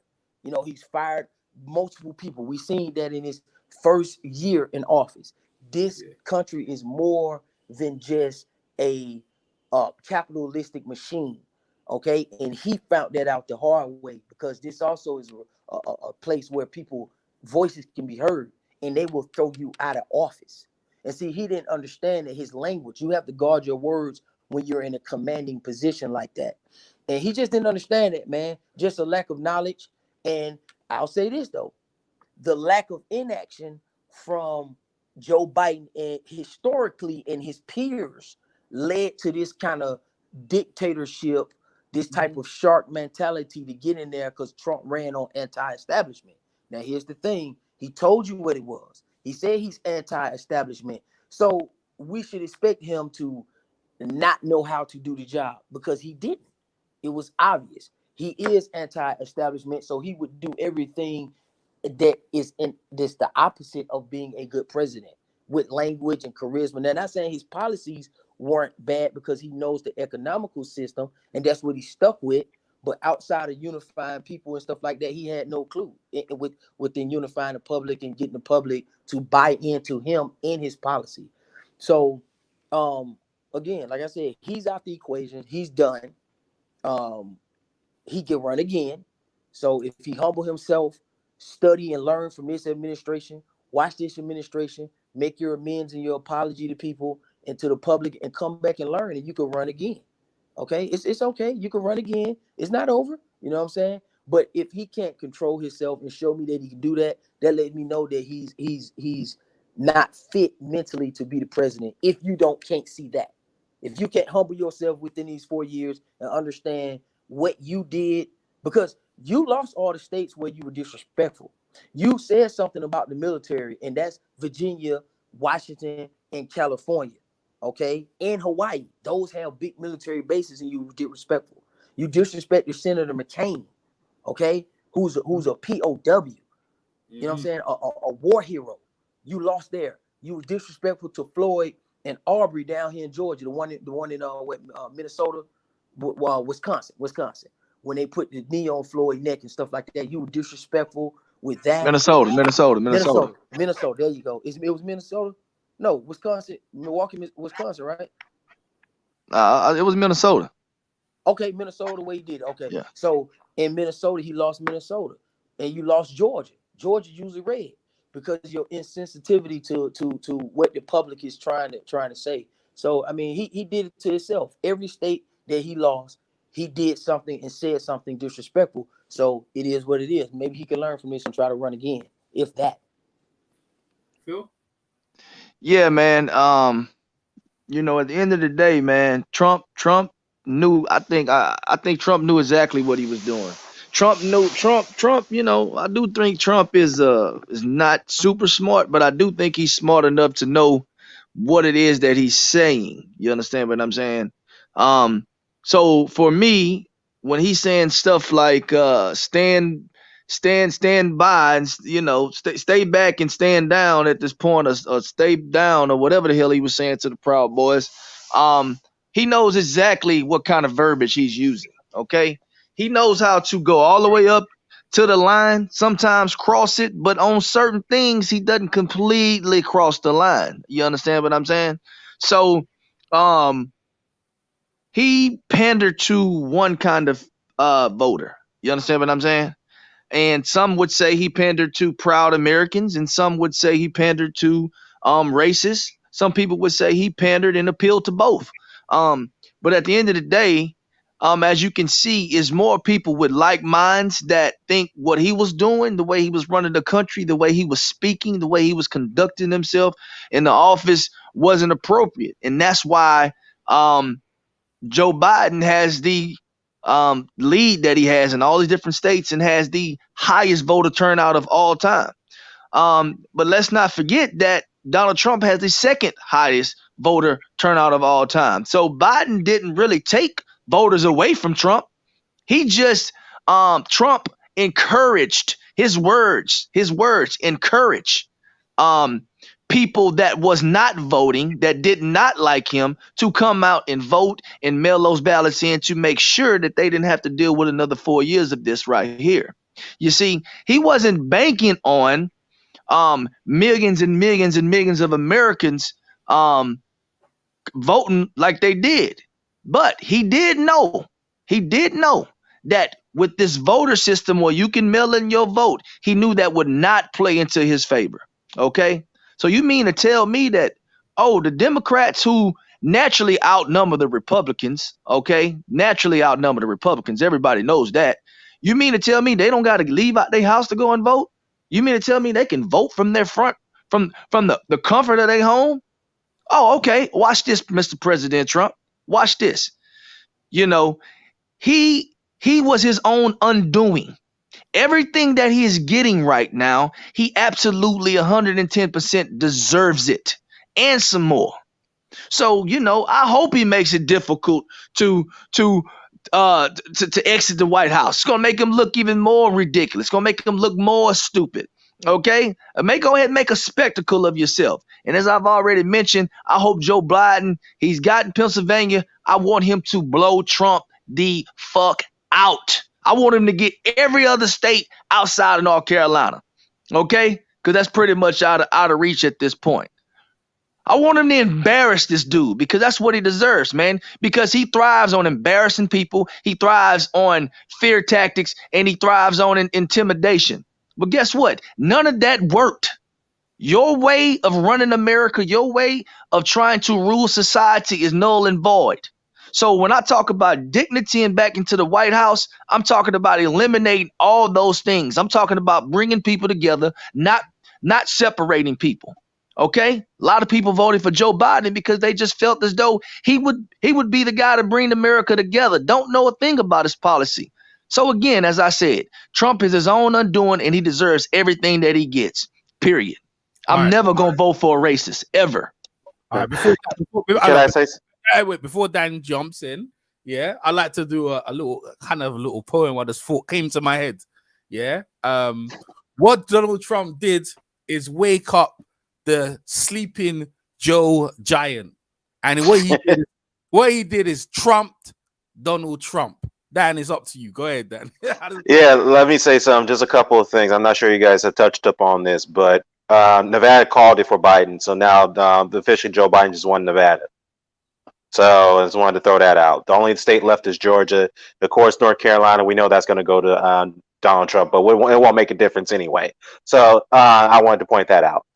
Another thing, Trump just came out. I'm not sure you guys saw his Twitter and his long statement that he just put out.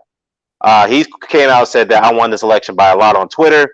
And then he put out a statement saying this is all rigging, this, that, and the third. If Joe is honest, he will say it himself. I'm going to speak within an hour. So he's right now at the Four Seasons Hotel in Philadelphia. He's going to start a press conference. So we got to wait and see on that. Well, I'll tell you what, we're getting live over there. Be alert, you guys. When that goes over, we're gonna go over to watch the Proud Boys. That's what we're gonna go over to see how they go, see what he gonna cook, see what Stormy gonna bring up. Because I'll tell you what, he might be opening the gates for the Proud Boys. Don't be scared. He goes Proud Boys. That's what they see. Yeah, that's the thing though, because now if he's gonna do that, I think somebody need to go there and tell him, "Don't not speak, Mr. President." No. Let them come. No, listen. If he say Stan Boys proud back, now it's time for the Proud Boys to put elect. Listen. Let me tell you something. Yeah, now let me tell you something. Now your country hasn't been in civil war since 18 something. That now they let that out. Listen, let me tell you something. This is what good thing could happen. I know people could get killed in that. Obviously, I'm in the UK and those people could get killed. But there's one thing will happen. Yeah, is that if he lets them militia out on the people and they go out and do that. Let me tell you something, bro. When you guys win after that whole thing settled, there'll be no more militia, there'll be no more KKK, there'll be none of that. So go ahead, let that stuff out. But I'll tell you what, that's a good point. The laws of Camilla and the Giant Joe Giant, you wish you never did that, bro. I can tell you right now. So you go ahead and let the Proud Boys come out and let them do their thing. But it'll be the worst thing you ever did in your life. I'm telling you, that shit, they'll put laws and lockdown on all them militia, all them groups, them hate groups out there. They won't have no leg to stay. They have to leave the country, bro. Really, truly, you in Germany, that's what they do with Germany. That's like a lifetime ban. No there's nothing. So go ahead. I'm looking forward to go over here. We have to say, and you know what? The Proud Boys, they're sitting there itching with their trigger fingers to go and do their thing. Let's see how this goes. Go ahead, Dan. I'm just saying. Yeah. I mean, that was a. Oh, I feel real quickly, yo. That's a pretty good, interesting point. So, as we predicted, he's not taking this loss very well, and he's still claiming he won the election, and he's going to put out a press conference. I'm not gonna say he's lost every freaking lawsuit that he's put out already. Even the Supreme Court threw out his lawsuit. So it's like, what are the leg that he has to stand on left, other than, like EJ pointed out, he might be citing civil war with his press conference. I think that's what's going to happen, and I'm very afraid of that ugly truth. But somebody needs to stop him. I mean, seriously, somebody needs to stop this man from speaking, to shut him up. I'm just being real. Somebody needs to shut him up. They need to tell him, look, you can't do this. Hey, let me tell you Well, something. Hey, Let me say this, man. One second. Before you get it, I'm gonna tell you right now. Phil be strapped up in Texas. Coach K will be Georgia. You gonna be strapped up in LA, and Smoke gonna be strapped up. I think in Washington or Maryland, wherever. But yeah, wherever he's at. But let me. These stars just jumped in. But Phil, you gonna get it in. Go ahead, Phil. You say your piece. Go ahead, Phil. All right, man. Let me say this right here, man. I think that's a terrible thing, man, because I don't think he should incite. I hope he don't unleash the Proud Boys. Okay. All right.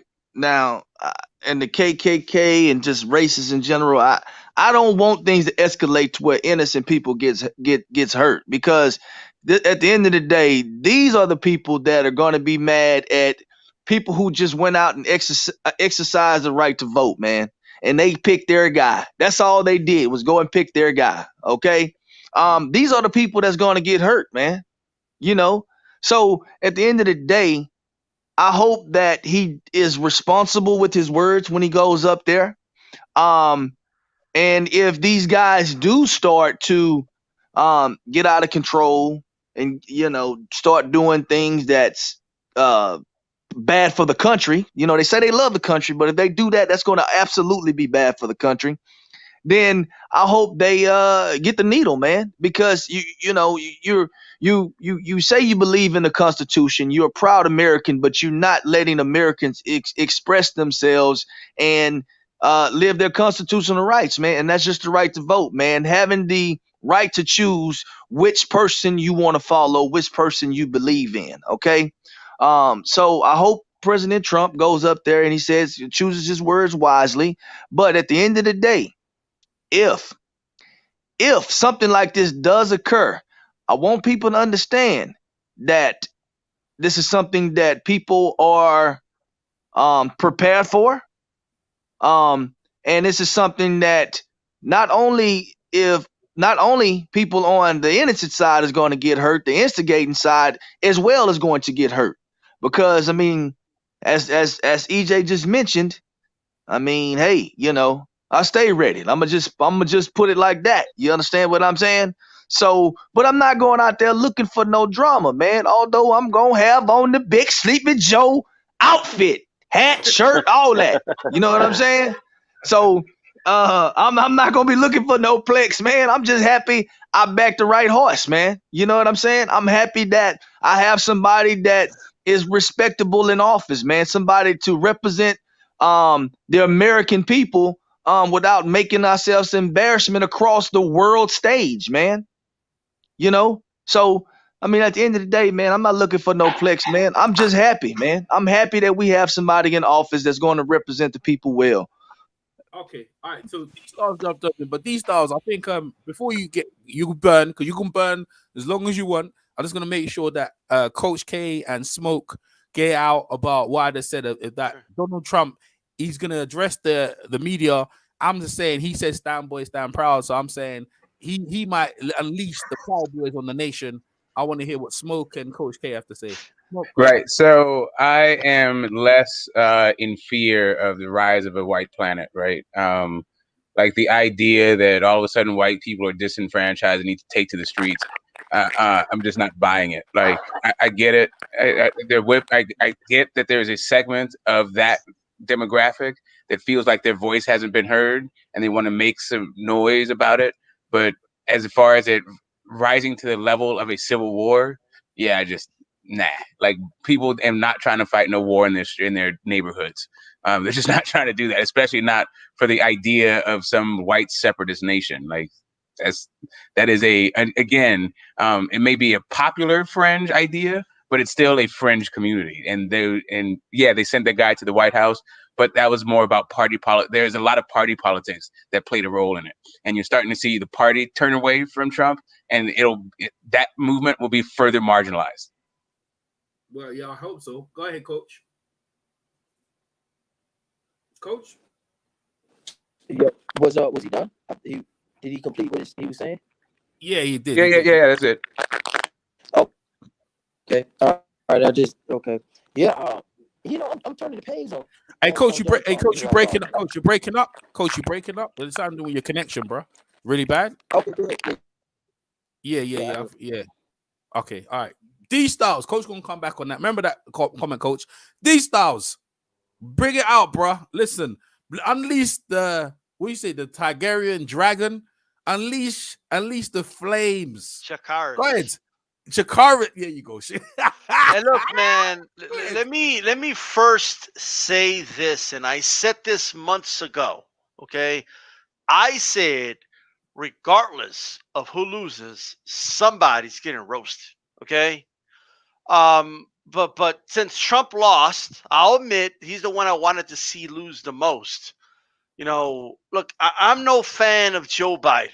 All right, and it's going to be like there is a battle still to be won, and it does not end now. This is not over. However, make no mistake about it, the worst case scenario is off the table now. Okay, Donald Trump can go back to where he came from, man. This motherfucker was, in my opinion, one of the worst presidents ever. Okay, and the worst of the modern. Well, I don't know. Him and Bush, they kind of up there. But here's what I want to say about Trump. Okay, many of his supporters cannot really articulate to you in detail his policies and why they support him. They cannot do this. It's all isms with these guys. Okay, it's all I don't want socialism. Well, if that's the case, well, why are you worried about Joe Biden? Now, Joe Biden is far from a socialist. So what does that have to do with anything? You know what I mean? I mean, Trump did socialism for farmers because his trade policies fucked them all up, right? But he did socialism for that. You know, plenty of socialism for corporations, all right? And don't get me wrong, but Biden will kind of do a lot of the same things. But you see, they don't understand the policies. They don't understand the things this guy has really done, really, okay? In fact, most of the supporters, especially online, all right, they don't make $400,000 or $500,000 a year to really benefit from his tax cuts. Okay, they don't own corporations. Okay, to really benefit from his tax cuts, even when the tax cuts that were passed will expire and will be higher than they were before you were given the tax cut. All right, you can't say he's fiscally conservative. He's only increased the deficit. He's only increased the debt. You see, they don't have these conversations. All they do is talk about owning libs and I'm right and I'm right wing and I'm tough and all this. That's all they got at the end of the day. Well, they're not going to take my gun. Look, I promise you, all right, these Democrats are too pussy to do anything like take people's guns. That's not going to happen, right? 8 years in office, okay, and 2 of those years he had the Senate and the Congress, and Obama didn't take shit from you, okay? Even though there's a mass shooting every week in this country, he didn't do shit. He didn't take shit from you, okay? You know who did take some of your shit? Donald Trump did, okay? Donald Trump's the one that banned bump stocks, okay? Ronald Reagan is the one that banned automatic weapons, okay? The Republicans are the ones that drive up the debt and the deficit. These are just the facts. The last time we had a surplus in this country was under Bill Clinton. I'm not the biggest Bill Clinton fan, but facts are facts. You see, these are policy things they can't talk about, okay? Arithmetic is not debatable. It just isn't, all right? So why do you support Trump? It's an identity thing. At the end of the fucking day, that's all it is. All right. Did he bring back all the factory jobs? No, he did not. Okay. He lied to you people in the Midwest. That's what he did. Okay. Those old blue collar, outdated jobs are not coming back. Okay. Do you understand? Right? Those jobs, that nice job for $20 an hour you had in the 80s at the factory line is not coming back. Machines are doing that shit now. It's time to move forward.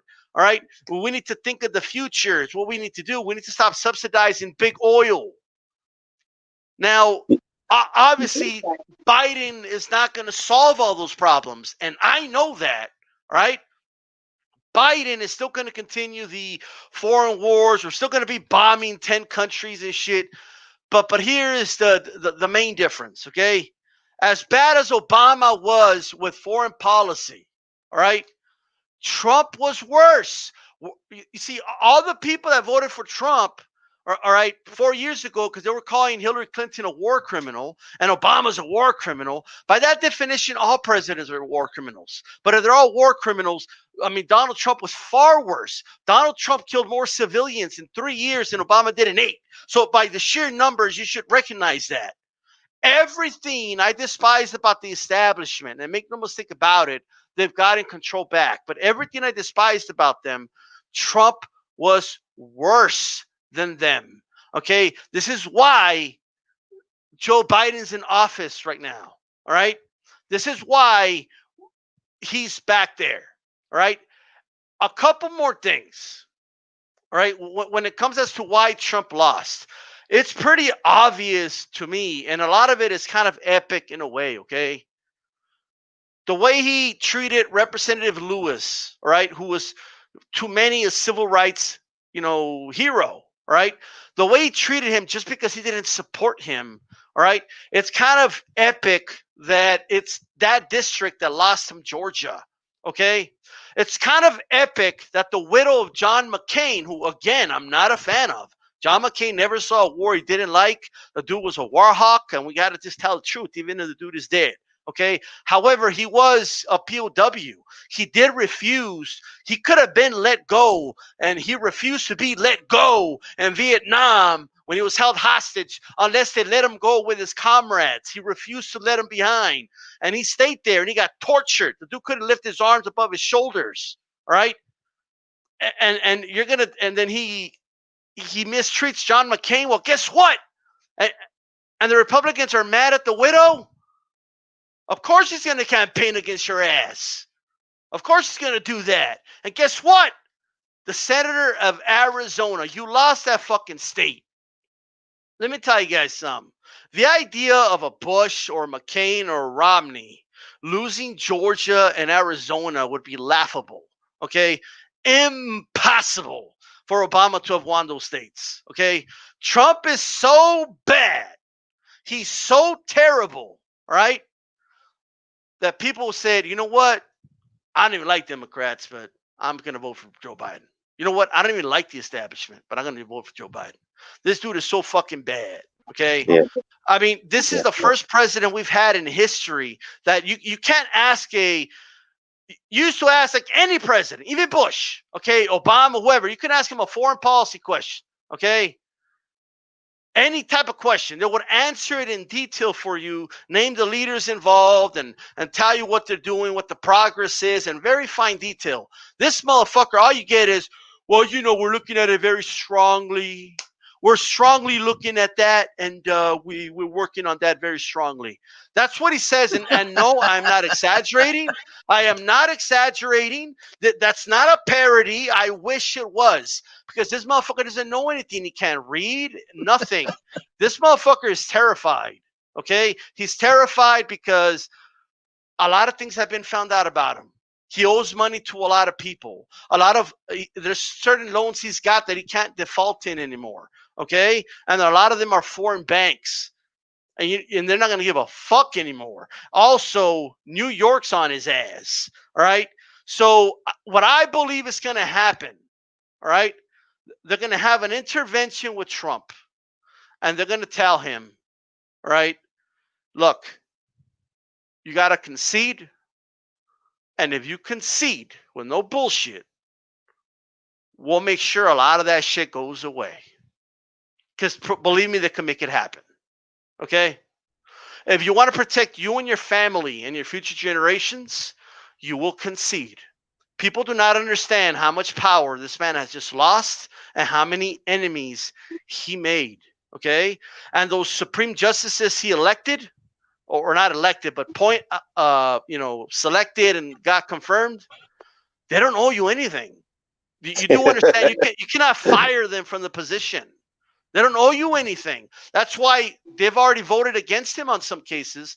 And then he throws a temper tantrum saying, why aren't they loyal to me? I appointed them. Why aren't they loyal to me? They don't have to be loyal to you. Yes. Are they right wing in their ideology? Absolutely. But Some things are not left wing and right wing. Some things are just common sense. Okay, let me give you like a lot of people don't understand a lot of their grievances from the election. They've already been dealt with. Okay, they took some shit to a judge and said, "Oh, we don't have any inspectors there." Right? And the judge asked, "Is there a Republican inspector there?" Yes. So why are you here? Oh, we're just, we want you to do what you got to do, Judge. Like, no, it's not the way it Well, works. hey, D-Side, real quickly. There's some Yeah. guy in the chat named Grievous. He said, well, he's a Trump supporter. Someone with this guy PED in the chat. They say that Grievous, Trump never took America to an unjust war like Bush did. I'm like, well, actually, he almost did with Iran. You don't recall what No, happened no, there, bro, right? bro. Yeah, Hey, hold on, man. Let D Styles keep cooking, man. I'm liking I this know. I boy just wanted flavor. to. He Yeah, making up, I know. I just wanted to whoa, respond whoa, to man. this. I'm liking I this. just I'm wanted to respond liking to. this, man. Yeah, This I hear you, Phil. Man, yeah, I hear you, Phil. that is I just wanted to respond. I just stupid. wanted to respond to Grievous real quickly. But go ahead, D-Style. That's all I wanted to do. Go ahead. I'm Just type glad it in that, the chat. look, I don't mind somebody pointing out, okay, that Bush started an unjust war, okay? I kind of like a lot of Republicans are starting to admit that now. You know what I mean? Like, you never did with Bush, did you? Motherfuckers voted for Bush all those years ago. What the fuck you talking about? Okay? But look, at the end of the day, Donald Trump literally dropped the mother of all bombs, okay, in the middle of a fucking desert to show how cool he is, okay? And all you Trump supporters got a bunch of boners because we dropped a big ass bomb, and then you believed the media, okay, that he killed like, 200, ISIS members, okay, that were inside a tunnel. You really believe they dropped a bomb, okay, went to the site, and started digging up, and they found and confirmed 200 ISIS members in a matter of 24 hours. Okay, if you believe that, I'm in the middle of the desert in El Paso, Texas. I got some oceanfront property I could sell you. Okay, because that's the stupidest shit I ever heard. Donald Trump, okay, and has expanded the drone program. Okay, that was started by Barack Obama. Right, and a lot of people would tell me then, no, but a president is going to make the right decisions on when to use drones on people, right? Now, first, even with Obama, I thought that was ridiculous. Okay. The dude killed an American citizen with a drone. Yes, he was Muslim, which is why there was no outrage, and it wasn't a foreign country, but he also killed the child of this person. Okay. I forget the name, but we'll move on. Okay. But the reason you don't do it, even if you trust a guy like Obama with it, because some maniac like Trump's going to get into it, and he's expanded it. We're bombing more people than ever. You could define war however you want. You could define war, or it's war. It's only officially war if Congress votes on it. Well, to me, war is when you drop bombs on people and shoot them and kill them and eviscerate them. To me, that's war. Yeah, I don't that's a give a fact. fucking. That's a fact. I don't give a fuck. It ain't no dude like, oh no, but it's not really war though because there's no boots in the ground. What the fuck? Who gives a fuck if a soldier's on the ground? Okay, so they're hovering over you with a fucking death plane dropping bombs. Okay, what? Like, you can't believe that Donald Trump isn't expanding war when they increased the military budget by like $80 billion. That's just the increase. It's the military budget for 2020 is $700 billion and $83 million increase from last year. 83. I was off by 3 billion, and 3 billion is a lot. Okay, Yeah, so $83 billion, which, by the way, it has to be said because it's true, the Democrats signed off on. Okay, I get that completely. Is Biden going to decrease the military budget? Highly unlikely. Why? Because he's too pussy. Okay, he's too pussy to be called out for decreasing the military budget. They're going to call him an American. The Republicans are going to get mad at him. Okay, that's why he won't do it. Okay, plus the military industrial complex works with two parties. I'm going to tell you guys right now what the solution needs to be. Okay, and this goes for right wing and left wing, and I mean the real shit, not this fabricated shit we see on TV. The solution is more political parties. Period. Okay. I mean, this idea that every 4 years we're kind of forced to pick the lesser two evils is kind of getting to people, you know. And I honestly believe the country was ready to move to more political parties, but Donald Trump was so bad, all right, that the kind of unspoken agreement's been, we're going to get rid of this motherfucker and then we'll go at it later. You know, that's kind of the unspoken agreement going on right now. All right.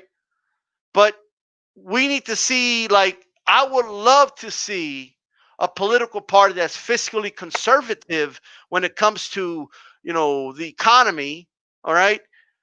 But at the same time, you know, liberal when it comes to social issues.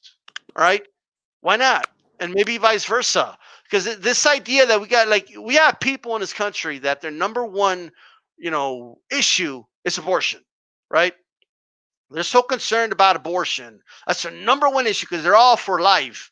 They don't care about the life of the born. They only care about the life of the unborn. Okay. They will bomb people in other countries. That's no problem. Okay. We'll have shadow wars in Africa. No problem. Okay. We'll sell weapons to the Saudis to bomb kids. No problem. We don't care about those lives. Okay. We just like, you know, we just want a virtue signal. That's all we want to do. All right. And call women sluts. You know, that's all we want to do. All right. A bunch of dudes that couldn't get laid with hot chicks. Okay. Concerned about who hot chicks are sleeping with. And I'm just being honest with you. That's really what a lot of it is. Okay. Now, I'm not saying we shouldn't care about abortion. I'm just saying that shouldn't be your number one and only issue to vote for. That's basically asking for a politician and a party to take advantage of you. Okay. What about all the other issues that impact all of us? What about that? You know, so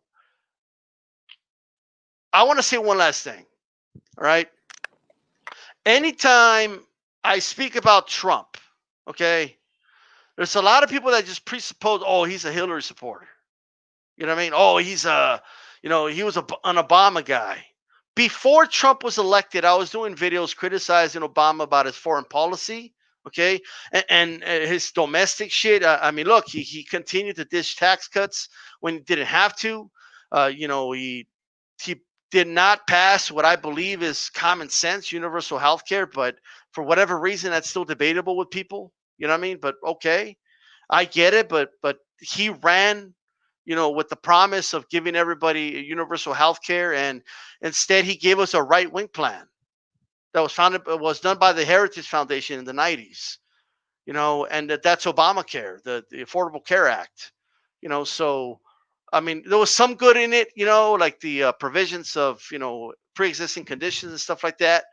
But believe me, I am far from a corporate Democrat chill or anything like that.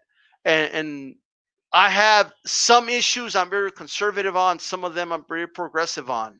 All of us, you know, we're things are just more complicated than the way they're presented to us and the way people talk about it, you know, and that's all I got for now.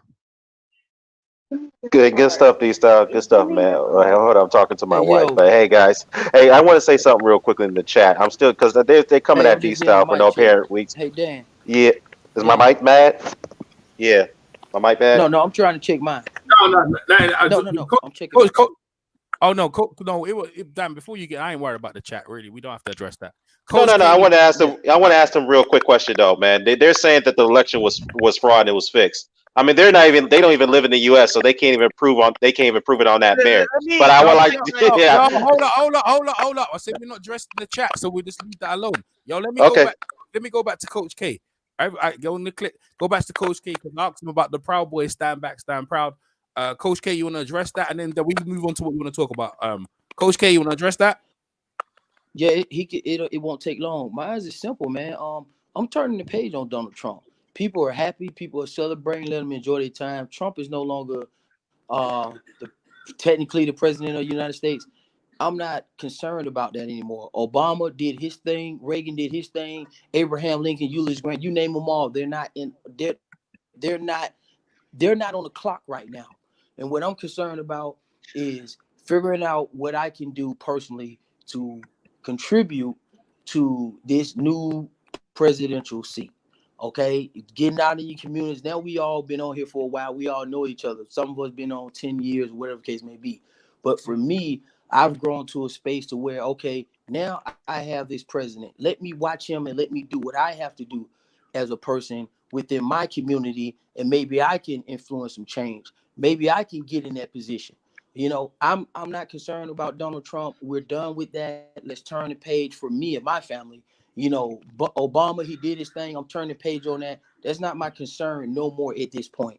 What I'm concerned about is January.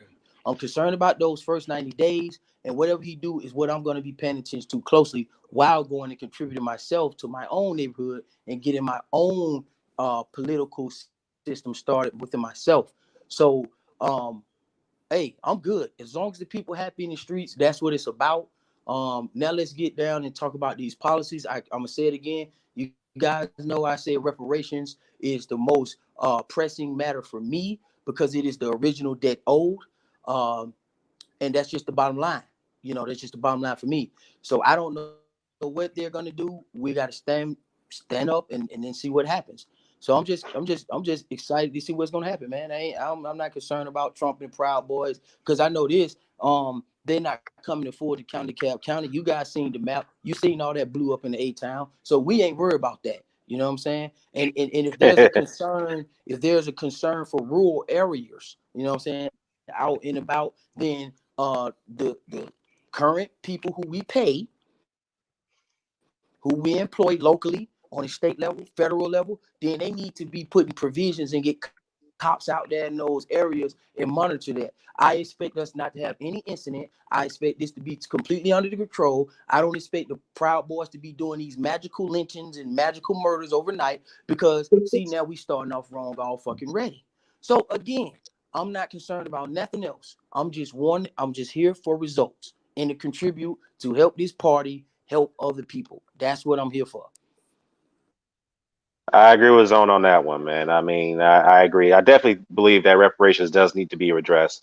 That's for me. But in a time of crisis, I think we need to get COVID under control. That needs to be taken care of like quickly because we're still getting a lot. There's still a lot of people dying out there as we speak. In fact, there's something that nobody's been talking about right now is that we broke the record for the most cases that we had in one day. And that's over 100,000 people that got sick over COVID. So that needs to be addressed very, How very do you know quickly. that was it? Like, how do you know that was they like, you know what I'm saying? Because I feel like COVID is not, I don't think is real. I feel like the whole world Mm. is Is like, this I don't know Destiny? what. Yeah, Destiny? it is me, Destiny. Yes, it is. Oh, okay. All right. Hey, Destiny, And long so, time no here. But let me say this, Destiny. Look, I'm gonna mhm, say this real quickly. You're entitled to your beliefs and mhm. how, based off the information provided to you. You have But the not the liberty and the facts. right to do that. But I will You're not say this though. you're not I will entitled to say, the facts though. yeah, that is true. I will say that, D. You're not entitled to your own facts, but I will say this, not in a disrespectful way. I will say this from person from experience. I know Mhm. people personally who contracted the virus and they recovered, but I also knew people who died. And I knew Okay. one person who I know, and I performed with him on stage in theater one time. He died from Mhm. COVID recently. I didn't know about his diagnosis, and I didn't want to say that, but it happened recently. So Okay. Okay. now I, Well, like let me say I'm this. just All right, cool. okay. I hear what you're saying, right? And Uh huh. I want to my sincere condolence and everything. But I Thank you. do have a friend that also had a family friend that was sick. He was very, very ill, right? He went Uh to the hospital, and when he went to the hospital, he passed away, right? But right. on the death certificate, they put COVID, but it was Okay. not COVID. Do you So it understand could where have been I'm going with COVID. this? It Yeah. was So it could not have been COVID COVID. related. It was a COVID It's related though, not, right? no, no, it was not COVID Can I say related. something really quick? Yeah. Go ahead, D. Style. Look. Here's what happens with a lot of COVID situations. Okay, everyone has their little anecdotal stories. It's kind of strange because I know people that did die from COVID. It's kind of weird how like it's fake, but like I get anecdotal stories. Like, no, I know somebody that I know didn't have COVID, and they put on the paperwork that it was COVID. You know what I mean? I hear that a lot actually, and it's kind of weird that it's always the people that don't believe COVID's real that say that. I never see someone that believes it's real saying that No, ever. no, don't get it twisted. Don't get it twisted. I know this virus. This virus was man-made, right? Don't ever get it twisted. Okay, I know people had it, right? But what I'm saying is that the numbers that was they talking about in Europe and everywhere around the world, right? Because it even affected Africa, right? But a lot of people didn't die in Africa because they realized that it was not COVID related. So this is what I'm trying to tell you. Like, it was not COVID related. Do you understand what I'm Yeah, saying? Because the yeah. person So Destiny, died you're and saying, they yeah. put on the death certificate that it was Yeah. COVID, and it was not COVID. Can you Also, so explain this Destiny. to me? Well, hold on. Can I hold on, D-Stock? Can I say so? So Destiny. So your argument is that the numbers are inflated when it pertains to That's COVID. Is that right. what you? That's Okay. right. Right. So Uh, somebody could have died of cancer, right? Let's put it out there because there's other ill-related diseases, right? Somebody could have died of cancer. Somebody could have died of, a heart problem or whatever. But instead of putting that, they're going to put COVID. Can Well, I let me ask you. jump in on here? Well, Can I hold jump on, real in? quick, Can I, real quickly, real quick. Wait, hold on, hold on. Wait, one more question. One more question. So, Destiny, another question: is it possible that those deaths could have been COVID related? Yes or no? It's not. All right, let me tell you Okay. guys something. 'Cause Okay. this is bothering me to the point where I'm like, I feel like people are not realizing the situation, I right? need to go next, please. During the time, hold up. During the time of I'm Obama, going right? next, D When Styles. Obama, hold on, wait. During the time Obama was in the White House during 2017 and 2018, there was a virus that came out, right? That virus was not really it wasn't affecting a lot of people because at that moment in time, they wasn't trying to scare people about it, right? But then Obama stated that in the next few years, something big is going to come out, right? And what is America going to do? Are they going to be prepared? Are they going to be ready? Boom, boom, boom. Now, to me, I'm like, okay, how do you know about that? How can you make statements like that? Do you know something that we don't know? Like, and it wasn't just him that was saying it. You had Bill Gates. You had a lot of people that were saying it. So it made me realize, like, okay, what's up? What's really good? But at the end of the day, what I'm trying to say is, yes, I know it is a virus, but I believe it was a virus that was made, right? And it was put out there so they can have a lot of things that can be put in place. And that's what I'm saying. I don't feel like everybody that died from COVID, I don't feel like they died from COVID per se. I feel like they probably died from different illnesses and they put COVID, which I feel like is wrong. All right, so let me say this right here. All right, so I got a couple different points that I need to make right here. All right, so Right. the first one is to lie on somebody's death certificate is a federal crime. That's the first thing. I don't think any doctor Mhm. who dedicates their entire lives to medicine would just lie about the reason somebody died. Mhm. That's my first thing right here. The next thing is this right here. How can you even know for sure? Because this is what it sounds like. It's a hunch, a Mhm. gut feeling that people aren't dying from this disease as because you just think they're not dying from the disease, right? Mhm. So I mean, I'm not going to tell my mechanic how to fix my car.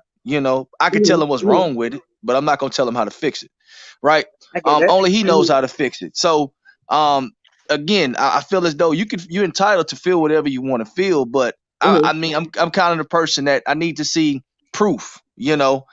Right. If this person didn't die from COVID, then Mhm. what's the proof that they died from something else? Okay. Okay. So The let me next say thing, this, right? well, hold It on, was let on me the cook, death certificate that let me he cook. Let him died of finish. Let him COVID. finish. Now, the person related to that person, they know he did not have COVID. He had cancer. He died of cancer. He did not die of COVID, right? And on the death certificate, I really they need to put go because I COVID. could debunk this Can really I quick. can Okay. I can I finish, Destiny? All Okay, right, go so ahead. I all want to go right, after so you, Joe. also I want to hold go up, after these you styles. if I can. Yeah, you can go right after me, brother. So also, the reason why people know about these diseases is because they have teams that study these diseases. They have dedicated their life to knowing and studying these diseases that necessarily hadn't come about yet. If you get some time, go and watch on a Netflix special called Coronavirus Explained, okay? And they will explain to you about these several thousands of diseases that just hadn't gotten into population yet. Okay, Okay, so so are you it's talking very about the other hold up, movies Destiny, that they brought hold, out before COVID? hold on, There was hold, more movies that they made regarding the COVID, but hold it didn't come out De- till this And year. Destiny, none of this is Destiny, evidence at all.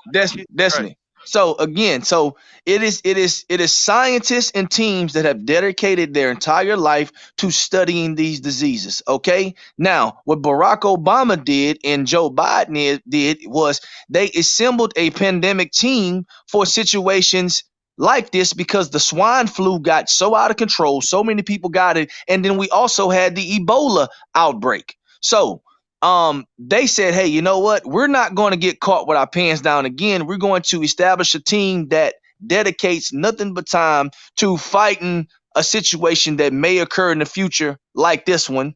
And for whatever reason, President Trump dismantled that team, and voila, a pandemic ended up happening 3 years later.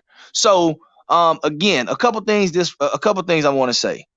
COVID-19 is absolutely 110% real. I think the numbers are not I think the numbers are actually higher than what is reported, because everybody with COVID doesn't go to the hospital and get treated for it. Okay, some people may have it and they just walking around just kind of chilling, like, You know, whatever, it's all good. it's a simple answer Then to on this, man.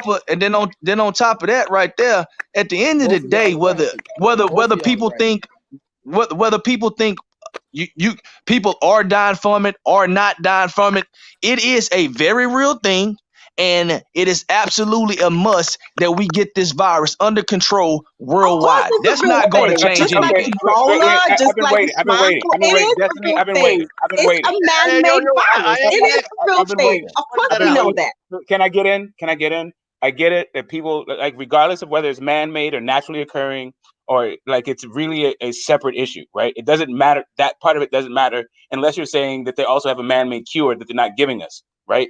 So that, but regardless of the No, report, it's just like but AIDS. I'm not Okay, done, Destiny. was it I'm not AIDS done. I'm not done. man-made? I'm not Like, come done. on, let's be real right Destiny, here. I'm not done. There's a lot of Let me, diseases hey, that it was Destiny, can I finish my man-made. It thought? was Can not I finish like, my come Can I on. finish my whole thought? Hey, listen, Can I hold finish on, my hold whole on, thought? Yeah, relax. go ahead, Hey, go ahead. Thank you. Thank you.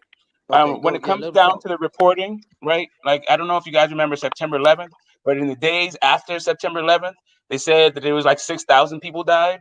Turns out it was like 2,000 people died. You may over-report to get your hands around the situation, but they also could be misreporting. Like, there could be people dying of COVID-related illnesses that they're not reporting because they didn't have their hands around it, like people in my family who died of mysterious viral illnesses that just all of a sudden contracted right before they did the lockdown, right? So Okay. there's like the idea of whether or not the numbers that are being reported accurately are true is also a different argument than whether or not COVID is real.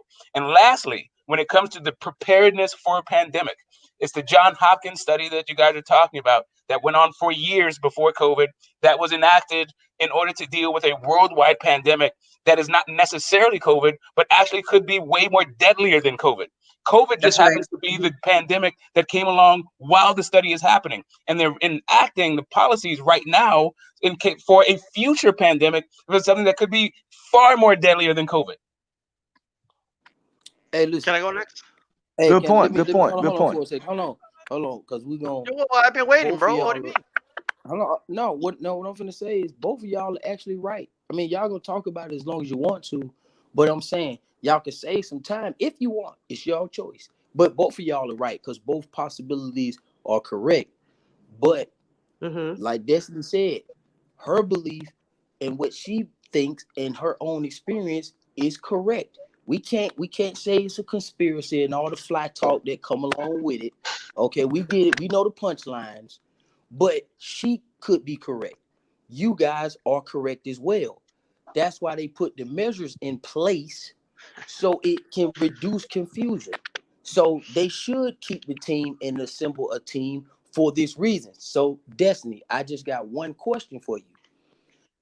Do you believe in a possibility that a pandemic could happen? Yes, I do believe that pandemic Oh, can happen. Okay. awesome. So But look, guess what? If you believe that it's a possibility, hear what they saying, that it's a Mhm. possibility.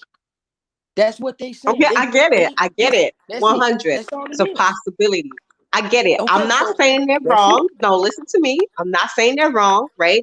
And No, I'm I'm not saying you're saying that right. I am wrong, right? But what No, I'm I'm saying you're saying is right. that there is the possibility that they infiltrate in these numbers because guess what? A lot of people die of Destiny, related you're right. illnesses, right? Destiny, look, Destiny, you're right. And it Why might you not be laughing? COVID. This is what I'm Listen, saying. It Destiny, might not be listen, just no, COVID. Can I you're go next, still, please? Can listen, I? I've been look, you're patient still, away. hold on. Because my Destiny, you're friends, still, like, I'm gonna tell you Destiny, this: my friend's family I died, believe and you. they said Destiny, they put COVID Destiny, on what the I'm death saying, Destiny, certificate, and it was Destiny, not COVID. I'm not, They knew their uncle Destiny, had cancer. you don't have to convince me. I'm telling you, I believe you. I believe you. Why you got to, okay, convince D-Style that y'all got it. Y'all convince each other. Okay, Go ahead. can Both I y'all go right. now? Go ahead. Yeah, go ahead, D-Style. Go ahead, Okay, man. Go ahead. look. Okay, you cannot say it's man-made, but then say it's not real. Like you're using, and now you're saying you don't think it's real. So you're kind of switching it up a little bit, just a little bit now. Okay. Now here's what I want to No, say. what I'm Okay. saying is that I Yeah, yeah. know it I is waited for virus, 4 but people to I speak. also Let me go. know it is man-made, like Can everything I else. speak? That Wait, Ebola was man-made. Destiny.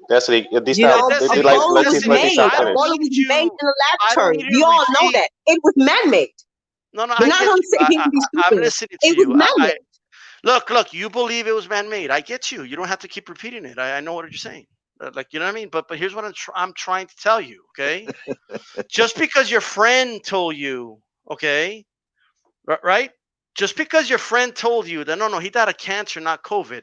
You do know they have multiple lines in a death certificate. Okay, let me give you an example. The Macho Okay. Man Randy Savage he had a heart attack while he was driving. Then he crashed against a tree or a pole. What killed him? The heart attack or the impact of the crash? You tell me. Heart attack. How do you know that? How do you know he wouldn't have survived a heart attack if he wasn't driving while he did it? People survive heart It's a attacks 50. all the time, right? Are you? Can you admit it's like a really complicated situation? It's kind of hard how to tabulate that. How you count that death? There's some nuance to it, isn't there? Okay, so but this is what I'm saying. If he died of cancer, right? Why would they No, no, put it no, on no, the no, no. death I'm just certificate trying that was to. COVID? Now, I'm not let's trying get to it. convince Let's be you. I'm not real. trying to People convince you. I'm die just trying to every day. admit. It is not COVID. No, It's hold not on, COVID. hold on. People Time I out. die told y'all. every day Time of out. other disease. Time out. It Time is out. not COVID. Can you please answer my question?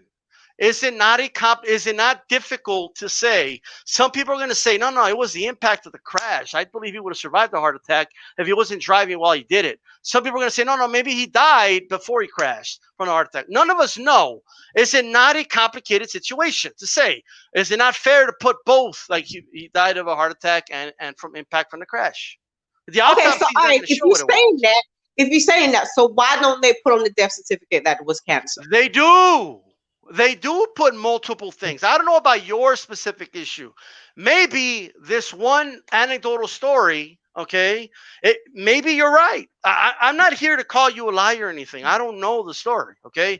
All I know is that anecdotal evidence, okay, does not supersede, okay, the abundance of evidence that this virus is real, okay? In fact, I don't even think you're that far off that it could have been man-made. But why would they man-make a virus that is inept and doesn't kill anybody, and then they have to make up reasons why they're dying?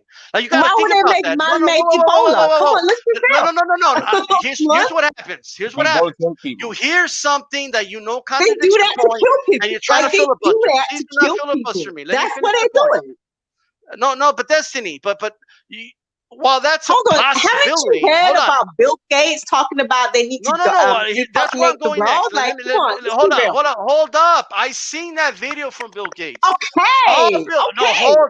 hold up, man. Hold up, right? Hold up. All right, it's all love, but hold up. Look, if you look at that video, he's talking about, man, we need to prepare ourselves because it's true. Let me ask you this, Destiny. Are we as a Is society that ready? a coincidence that he's actually saying that, Can, or can I ask you a it just question? Let me ask you a happened? Now, question. And like, come on, let's be I'm that gonna hold let on, you. man. I'm in the People middle. actually been saying that for years, way before Bill Gates. No, Way but before let people me. been saying that for 10, 15 years that it's going to be a pandemic that's going to get out of control. We're not Okay, prepared. but let me Yeah, say this, zombie Destiny. apocalypse is like Oh, in hold on, movies guys. and I was in film the and stuff. middle of asking her. Let me ask you the question.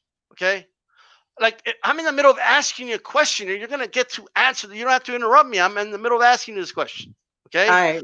First of all right, I have insurance. Okay, like I'm not planning to get sick. I have insurance just in case I get sick. I have car insurance just in case I crash. It doesn't mean I'm planning to crash. Planning ahead for the worst case scenarios doesn't mean you're expecting it to happen. It means you're planning just in case. But that aside, let's leave that aside. Okay. Mm-hmm. Mm-hmm. Are we as a society ready to deal with a really deadly pandemic? I'm talking about like you get the virus and you die within 24 hours. Are we ready to deal with something like that? Yes or no? And Oh, should hell we no, they're prepare? not ready. Should not we ready. hold on. And should we make plans to prepare for something like that? Yes or no?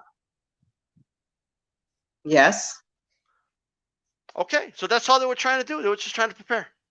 So, and I would just like to throw one thing. I don't know if you guys remember, like, AIDS, like the when AIDS was running rampant, like before they could figure out HIV and how it's concocted, all that stuff. But most of the people who were dying of AIDS, were dying of pneumonia was their actual listed cause of death, and it was like complication from AIDS and all this stuff. Like it takes a while for all of the agencies of government to get on the same page when it comes to this stuff. Okay. Yeah, I remember one point in time, people thought when HIV first broke out in AIDS, they thought that was a hoax. People didn't believe it was real. So, Right. it's the same situation with COVID. Hey, Same situation. Hey, Go ahead. fuck somebody without a condom with HIV and tell me if it's true or not. But that's a different story. Look, all right. The reason I kind of reacted to this is this. Okay, my dad had cancer. Right. Now he beat the cancer with chemotherapy, but here's what happened. Okay, he ended up getting a heart attack a couple months later. Right. Now he died because of the heart attack, but his immune system was very weak. Okay, because he was still recovering from the radiation treatment and the chemotherapy treatment. Okay, so yes, the heart attack killed him, but there's no the cancer definitely did the assist because he was very weakened. He couldn't take the heart attack when that happened.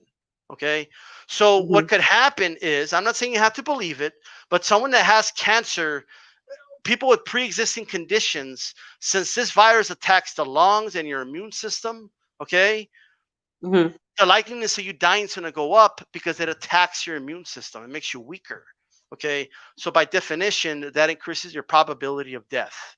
Okay, now could the cancer have been the main thing? Could this have been a case where somebody just flat out lied and put COVID? It could have been the case. But I'm not going to stand here and just say it's all fake. But I'm glad that you agree with me anyway. I don't know how everybody else feels about it, but I'm glad you agree that we're not ready to deal with a very deadly pandemic.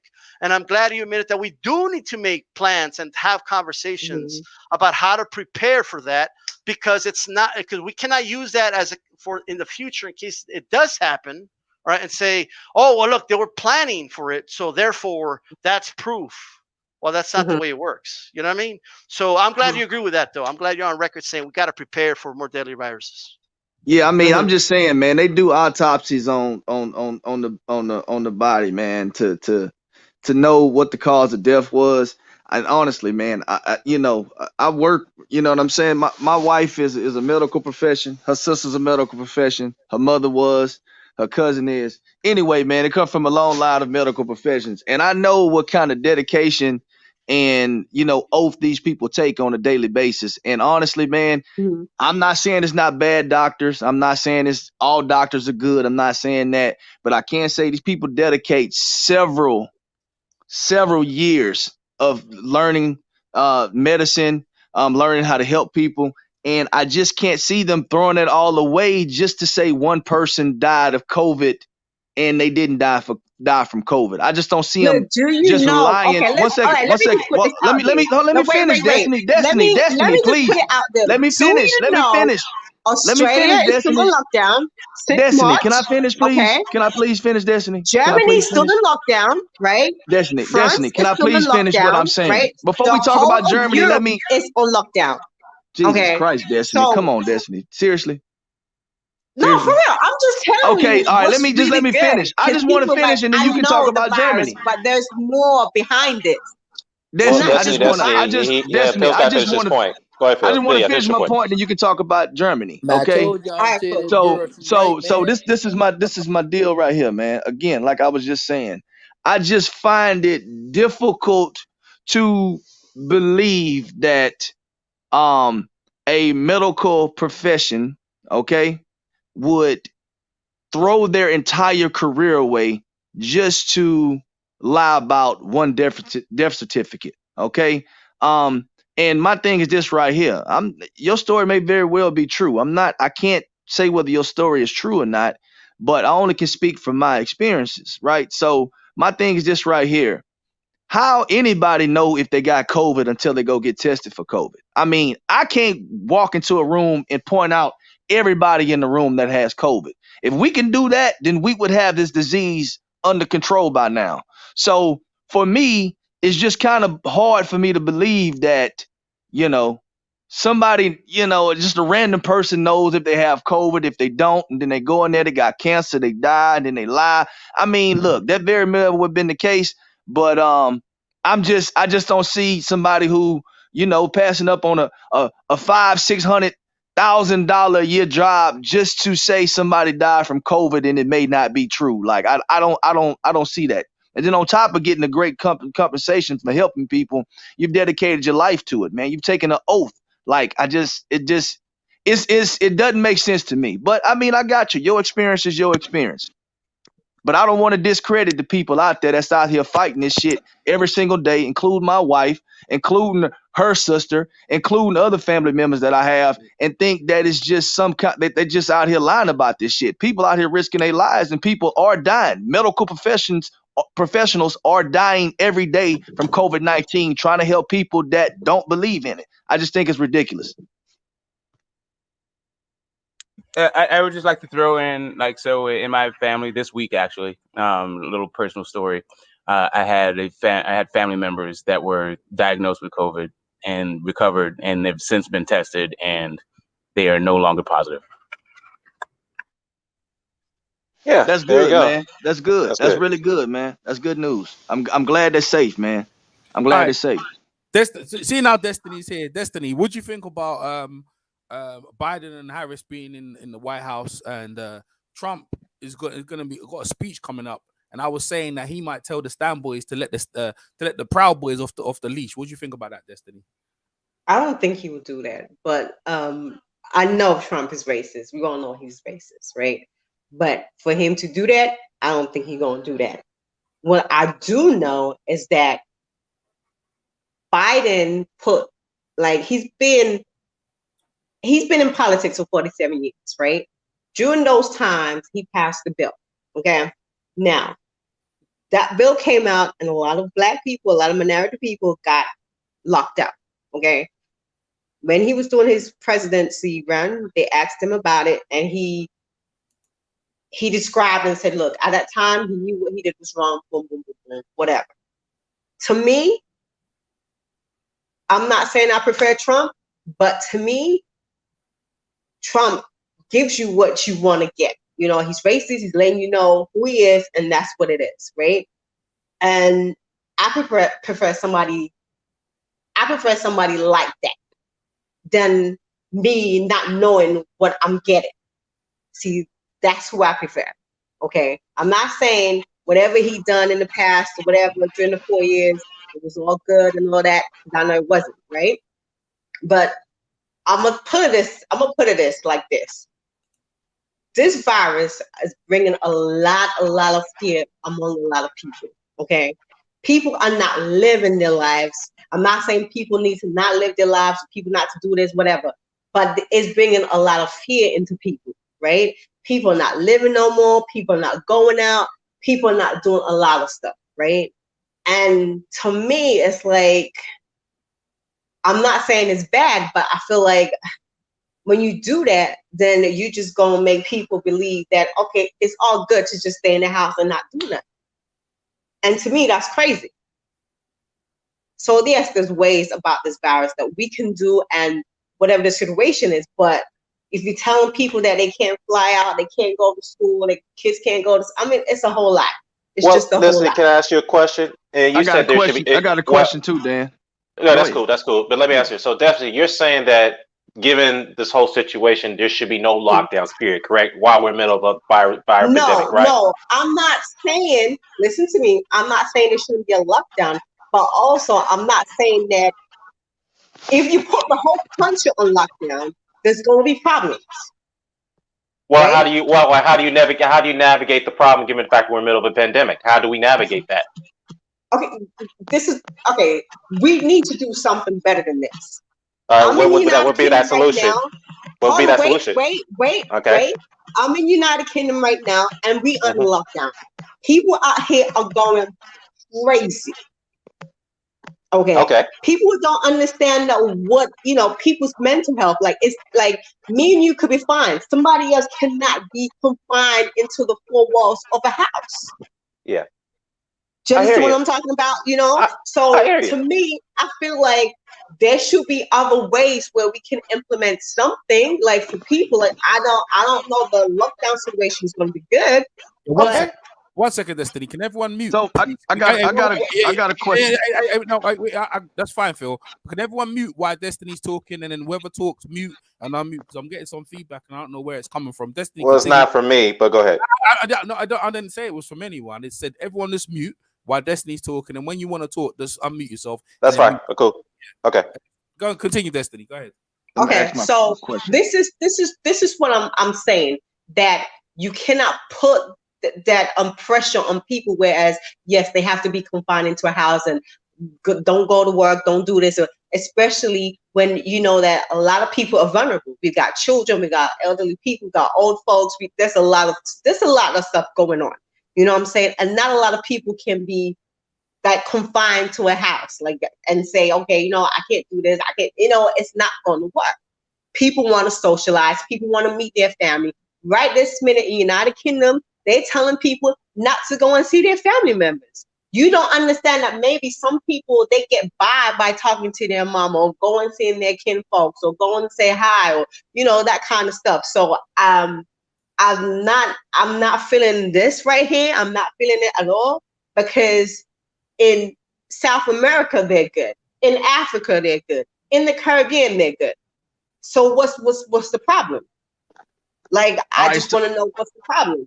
So let me I got a couple different things I want to say real quick, Destiny. One of the things that I actually want to say is that when all right, so you clearly said that you would, and I don't want to quote you, but it sounded like you said that you would prefer to deal with somebody that you know versus somebody that you don't know, right? Which True. yeah, most people would, right? So again, you mentioned earlier, you said, well, I know that Donald Trump is a racist and all this other kind of stuff, and then you mentioned the crime bill about Joe Biden, and you said that was just kind of a sneaky thing, right? Right. Well, this is the first thing right here, okay? I can't see myself as a black man, okay, saying that I will support anybody that's racist under any circumstances, okay? Now, whether somebody think Joe Biden is racist or not can be debated, right? But if he is racist, I think he's doing a damn good job trying to at least at the very least trying to conceal it. And I'm talking about Joe Biden. I don't think Trump is trying to conceal it at all. So as a black man, hold up. So as a black man, I can't see myself saying, okay, well, I would prefer Trump because I know he's being authentic, but although he's a racist, that doesn't make sense. Now let's speak about the crime bill. Okay. So you got 100 votes on the crime bill, correct? Right? 100 votes, right? You got 100 votes on the crime bill. Okay. Now, I ask you this right here because Joe Biden gets a lot of blame for the crime bill because he was one of the main people who helped construct the crime bill. Okay. Now, okay, so hold up. Let me finish. Hold up, Destiny. Let me finish. Joe Biden gets a lot of slack about the crime bill because he's one of the main contributors to the crime bill. Him and several other senators. Okay. So. Right. I raise this question to you, and I'm gonna ask you this: when you do a bill, it goes to vote. How many people voted to pass the 1993 crime bill? See, oh my gosh. I really don't want to say this, but it's just, Man, both of All y'all right, so right, I'm man. so Both I'm of so y'all I'm gonna give right. you the answer. So I give you the answer. So you got 100 people vote on the crime bill. Okay, it was only 5 people who voted against the crime bill. Okay, 2 Republicans, 2 Democrats, and 1 independent. Okay, so my deal is this right here. Okay, you can but blame he Sleepy. constructed the bill. So what Hold difference up, does it make? hold up. Now but Joe Biden just didn't construct the bill himself. He was the main contributor. He spearheaded the bill. I Yeah, will say that. she's still not going. Okay. It ain't going. Yes, he It ain't So did. going. hold on, 1 So second. It Hold ain't on, going. Destiny, what Destiny. difference Let me does it make? finish. Yet again, I'm gonna say it again. Destiny, What Destiny, difference does it Destiny, make? Destiny, Y'all gonna speak on Destiny. this Let me all day, finish. man. Let me finish. Let me finish. Joe Biden was the main contributor to the crime bill. He spearheaded it. He spearheaded the crime bill. I got that. Now, at the end of the day, it was up to um elected members of the House and the Senate to vote on it. Okay, and 95 people voted yes on the crime bill. No matter no matter what you think about Joe Biden. Okay, now with that being said, Joe Biden has come out. All right, they asked him about it, and my thing is this right here. Okay, we all make decisions at the end of the day that we probably not necessarily gonna say we regret, but we realize that that wasn't the best decision. Joe Biden, and you can't ask much more from somebody when they make a mistake. Okay, they said, hey, what about the crime bill? Joe Biden came out and said, hey, look, I realized with time that bill was wrong. I shouldn't have did it. I understand that it disenfranchised and put black men behind bars. I can't take that back. All I can do is say it was wrong and I apologize for it. And him and Barack Obama did let a few people out of jail that suffer from the crime bill. They did, I mean, they let a couple people out, you know, but at the end of the day, I can't expect no more from him than saying, for one, he was wrong for doing it. 2, he cannot take all the blame for the crime bill, considering 95% of the elected officials voted in favor of the crime bill. And 2, I'm not going to ever support a racist as a black man, considering the history. I cannot be someone that's speaking about black power, black empowerment, but at the same time say I prefer. Hold up. But at the same time say, hey, you know what? I'd prefer a racist because I know his intentions. No, that just sounds ridiculous to me, and I'm good. You can talk. Yeah, I mean, the further add to the fact, the further add. Yeah, Can I go just ahead, say Smoke. one thing, guys? Go ahead, It'll Smoke. be real fast. It'll be real fast. Yeah, go ahead, Smoke. Go ahead. People are actually celebrating in the streets now. I don't know if you're looking at your screens, but everyone is like pouring in the streets and celebrating. It doesn't look like no civil war to me. Proud Right. Boys Fair are doing enough. whatever the hell they Fair want. enough. Yeah, I People see are that too. happy, But can I say man. this real quickly, Listen, though? Can I say something real people are quickly? happy, Well, man. go ahead. People Go are ahead. happy. I'm just Yeah. I mean, that's what I'm oh, telling y'all. Both of y'all are right, man. Y'all don't have to listen. Y'all, Destiny not. She's going at it at an approach of just saying she's a warrior. She's basically saying, "Hey, this man is up front with me." That don't mean she voting for her own demise. She's saying that's in her best interest on how she fight battles and participate in the political process and feel like he's saying, "Hey, only thing you have to do is tell Do me." you know he has Destiny, you're right. an Hold on, island? He Destiny, owns an island Destiny, you don't next gotta. Hold on. Destiny, to Let a Coach. pier. I'm trying to listen to Destiny, Coach. listen what I'm Destiny. saying. Hold up. Destiny, I'm not trying to sell you, and I'm talking to both of y'all. Y'all trying to sell each other, and I'm telling y'all both right. I'm the guy that understands. Listen, Destiny, people are in the streets. That's not a conspiracy. Now, ain't no way these folks don't stage millions of goddamn folks on the goddamn street now. Now, come on, these folks happy for a reason. This ain't digital. This ain't no digital movie. So these folks ain't everything ain't a conspiracy against Trump. Trump made some fucking mistakes. Okay, he fucked up. That's it. Trump, listen to what I'm saying. Trump's fucked up, right? But like I said before, I prefer somebody that I know that's capable of doing what he's doing, right? Then he's not capable. not knowing what the fuck he's capable of. Yeah, go ahead. Like, I don't know what Joe Biden is capable of. Well, let me respond to that. Let me respond to that. Period. Okay. I don't care, right? You know, his son, you know, did a lot of crime and shit, and he did not even, you know what's crazy? He did not even say, okay, you know what he's saying about my son is a lie. He's turning around and said, that's the truth. So wait. So you get mad at somebody for telling you get mad at him for telling the truth? Wait, hey, look, that's all lies the truth about my son. Can I say something? Destiny. Interject something? What are you going to say about that? Wait, hold up, Smoke. I've been waiting, Smoke. I've been waiting. I gotta say something real quickly. You said that Donald Trump is capable of doing his job, correct, Destiny? That's what you just said. Now, let me ask you this. What you see is what you get, regardless. Then you don't know about what this person is capable of. So let me get this straight. Biden to me, hold up. Biden to me looks like a sneaky ass motherfucker. Period. Well, let me ask you this. What you gonna get with Biden? Period. Well, okay. That's fine. Well, wait, hold on. Let me respond to that. So that's fine. That's your prerogative. But you still prefer Trump, given the fact that he lied and politicized a virus which cost 200,000 lives in our country right now. And people, wait, Destiny. I got. Let me finish. Destiny. I'm trying to speak. Destiny. Destiny, you can't interrupt me. I'm trying to finish speak. Destiny, let me finish. Let me finish my stuff. Destiny, let me finish my speech. Destiny. I'm not trying to convince you. Destiny, I'm trying to convince. Destiny, I'm not. Listen to me. Y'all think it's a joke. It's not a joke.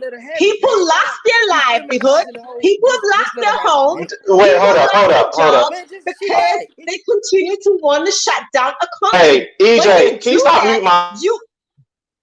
When you do that, right? When you look down the country, right? You are making a lot of things happen, which is not supposed to happen. Do you understand what I'm saying? What Trump was trying to do? Hold up. Y'all in America. I'm not in America no more. I'm so happy that I do not live in America no more. And I keep it 100, right? Y'all was over there. Y'all could go out. Y'all could party. Y'all could go to the clubs. Y'all could do whatever the fuck you want, right? Because of Trump. Y'all had the NFL. Y'all had the basketball. Everything was good. Sport, everything. Now they are trying to shut the country down because it's a virus. You cannot shut a country down. You're right. Destiny. Well, hold up. So, can I say something real quickly? First of all, that was not fair that my mic was mute. I was speaking and I got interrupted. EJ, you gotta stop. EJ, stop muting my mic, man. Please. Oh, all right. So, I'm not sure if you guys can hear me. Yeah, go ahead, Smoke. Go ahead. I just like. Go ahead, man. Y'all keep. Yeah, I told y'all. I don't know. I got muted too. I'm not quite sure.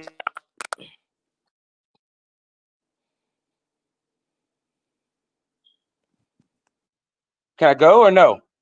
Hello. I don't know if the mic muting is on purpose or not, but I would just like to say. Sorry, sir. I was on mute. Sorry. That's my fault. Okay. Yeah. Sorry. I didn't realize my mute was on mute. Sorry, my fault. Yeah, but why am I getting muted all of a sudden? All right. Sorry. Let me get my speech. Destiny's finished talking now, right? Sorry, Dan. Yeah, right. Because I didn't know my mute was on mic. Now Dan's gonna talk, yeah, and everyone's gonna be quiet. And after that, then Coach and smoke. Let me get Smoke in there. Yeah, smoke, and then thing. All right, that's what we're gonna go. Dan, go ahead, Dan. Smoke was gonna say something, then I'll go after Smoke. But go ahead. Yeah, it's just real fast. Just real fast. Hunter Biden is not running for anything. He's a 50-year-old man. There's no reason to actually discuss that. And also, why talk about kids, especially if you are the Trump kids? But let's not even go for tit for tat about people who aren't even running for office, especially considering that Hunter Biden's a 50-year-old man. Who cares? And the other part of it, if you don't know Joe Biden by now, if the dude's been senator and vice president and in public office this entire time, then that's just on you. That's not just because you don't know Joe Biden doesn't mean that everybody doesn't know Joe Biden. And let me say something real quickly. Now, Destiny, I've known you for a while now. There's nothing but love, all right? Can I She's say gone. something, EJ? Yeah. No, she's gone Yeah, now. no, Bella. Oh, she's gone? Yeah, Oh. but I just want to say this real quick, yeah. I was muting someone, I was actually talking, but I didn't know I was on mute. So that's why Mike's wondering why everyone's getting muted, because I was trying to let Destiny get out. Then now it stands turn. So Dan, you do your talk. Destiny's battery's run out, so she might jump back in or not. But go ahead, Dan. Do you do? No, I just want to say something to her. It's like, look, you're entitled to believe that Donald Trump would have been the preferential candidate. That's your prerogative. Cool. That's fine. You have your right to believe that. But I would like to remind you that if you say that's what you're going to get, because that's why you prefer Trump, but it doesn't make it right. Given the fact that this man had literally lied behind our backs and told Bob Woodward that before COVID became a crazy pandemic, that this thing was worse than the flu, and then go tell us that it's not worse than the flu.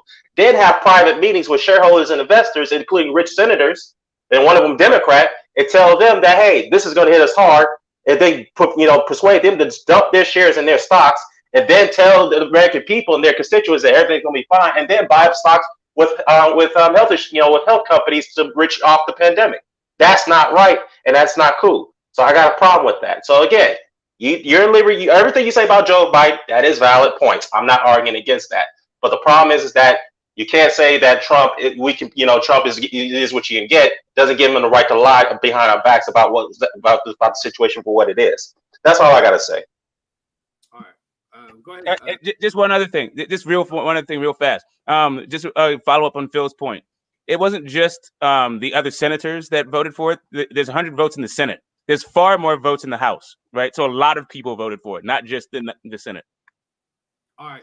That's about the crime bill. Hey, boy, it's been heated, boy. It's been good. The thing is, the man's won right now. The man's won right now. And you know what? Hey, listen, there's a lot of stuff people want to get off their chest. And you know what? It's a great platform. The guys have jumped in.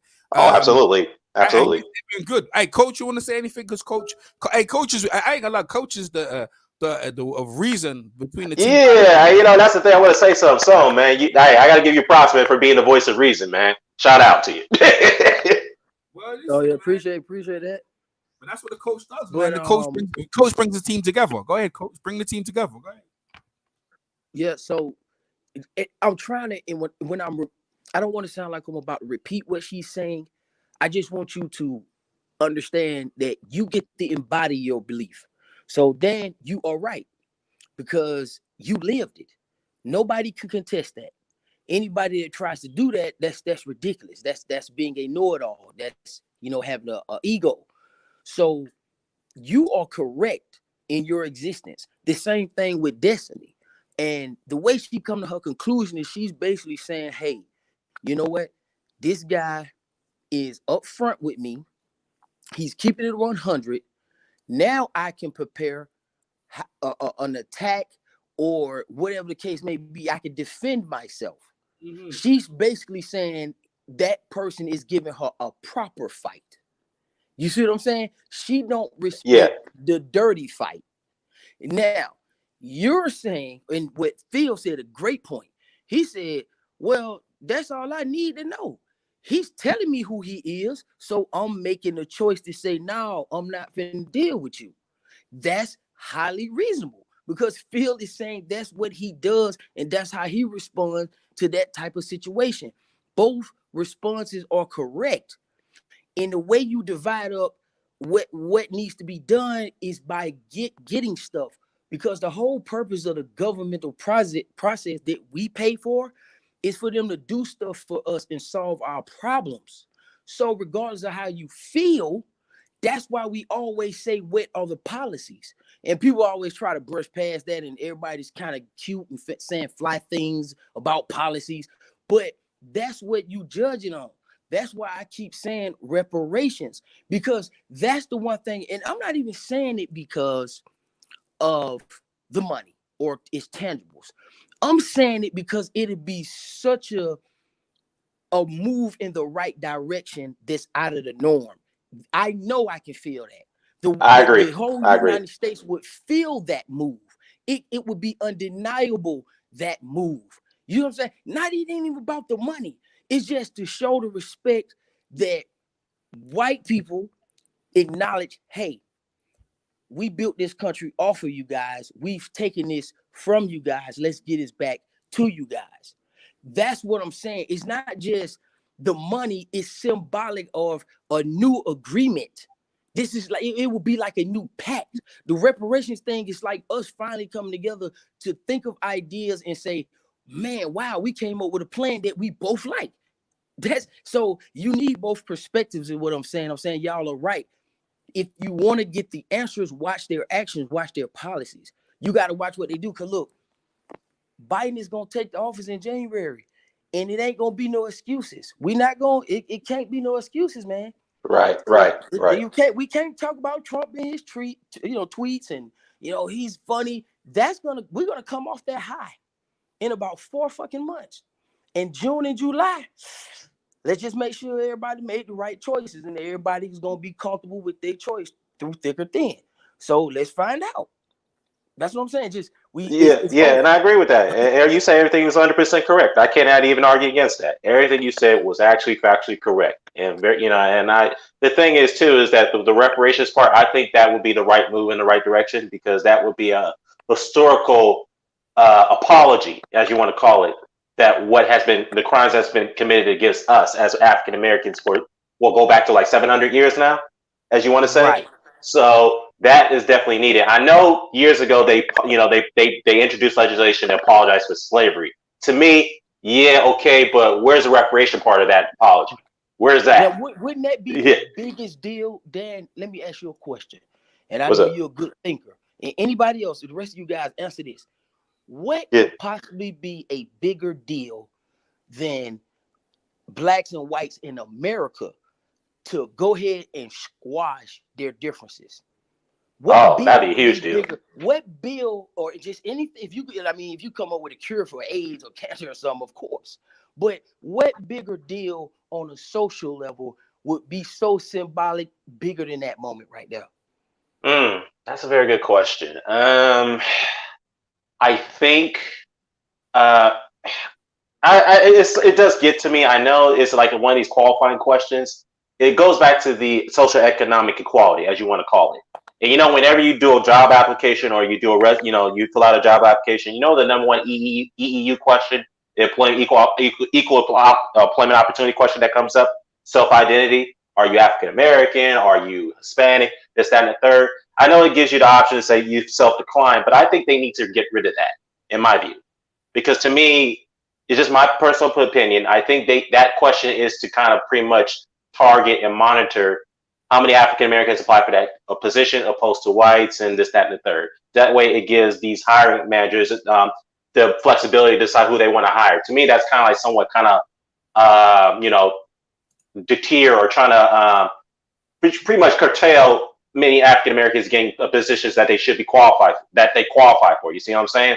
I think that needs to be get rid of. If you can get rid of that part, as far as equal employment opportunity, then that's a good start. If you can get rid of that, then I think we have more opportunities in higher positions, in my view. So that's one way they need to do. Yeah, I agree.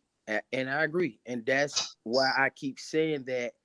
And I feel like Biden and Kamala Harris could do that, because Kamala ran as a woman of color.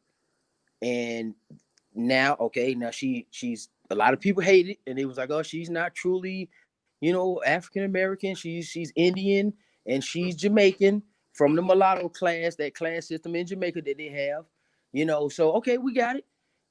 But she also ran as a woman of color that went to a HBCU school, and she liked Tupac and all the rap. Okay, now, so show us that you are that person. Show us that you could do something specifically for us, because you ran under that ticket. You said that now. And like what Destiny said, see, the thing what she's saying and how that's comparable to Trump is Trump was just simply saying, I told you, what have they done for you? He's simply, because he's a part of the system too. What have they done for you? What do you have to lose? And some people take offense to that and they say, oh man, that's racist. Why would he say a thing like that? Even though it's true, okay? Even though it's true, that's why we got to documentation beat conversation. We just got to wait and see and get the tangibles with actions, with the words, and with whatever bills they gonna pass in there. Like I said, Kamala Harris can simply impress me since she like to prosecute people. Remember, ain't nothing wrong with that. People complained about her prosecuting and putting people in jail and stuff like that. Oh, why did she do that? She's a top cop. Okay, cool. Now let's use that skill and challenge her to prosecute the race soldiers, okay, that killed Breonna Taylor. See, then I will be impressed with your prosecuting self. So let's finally see. We didn't like what you did, but okay, let's take it and use it as a strength now. Since you're a top cop, I want to see accountability for all these racist group out here. See, that's why I say I feel comfortable because our vice president is top cop.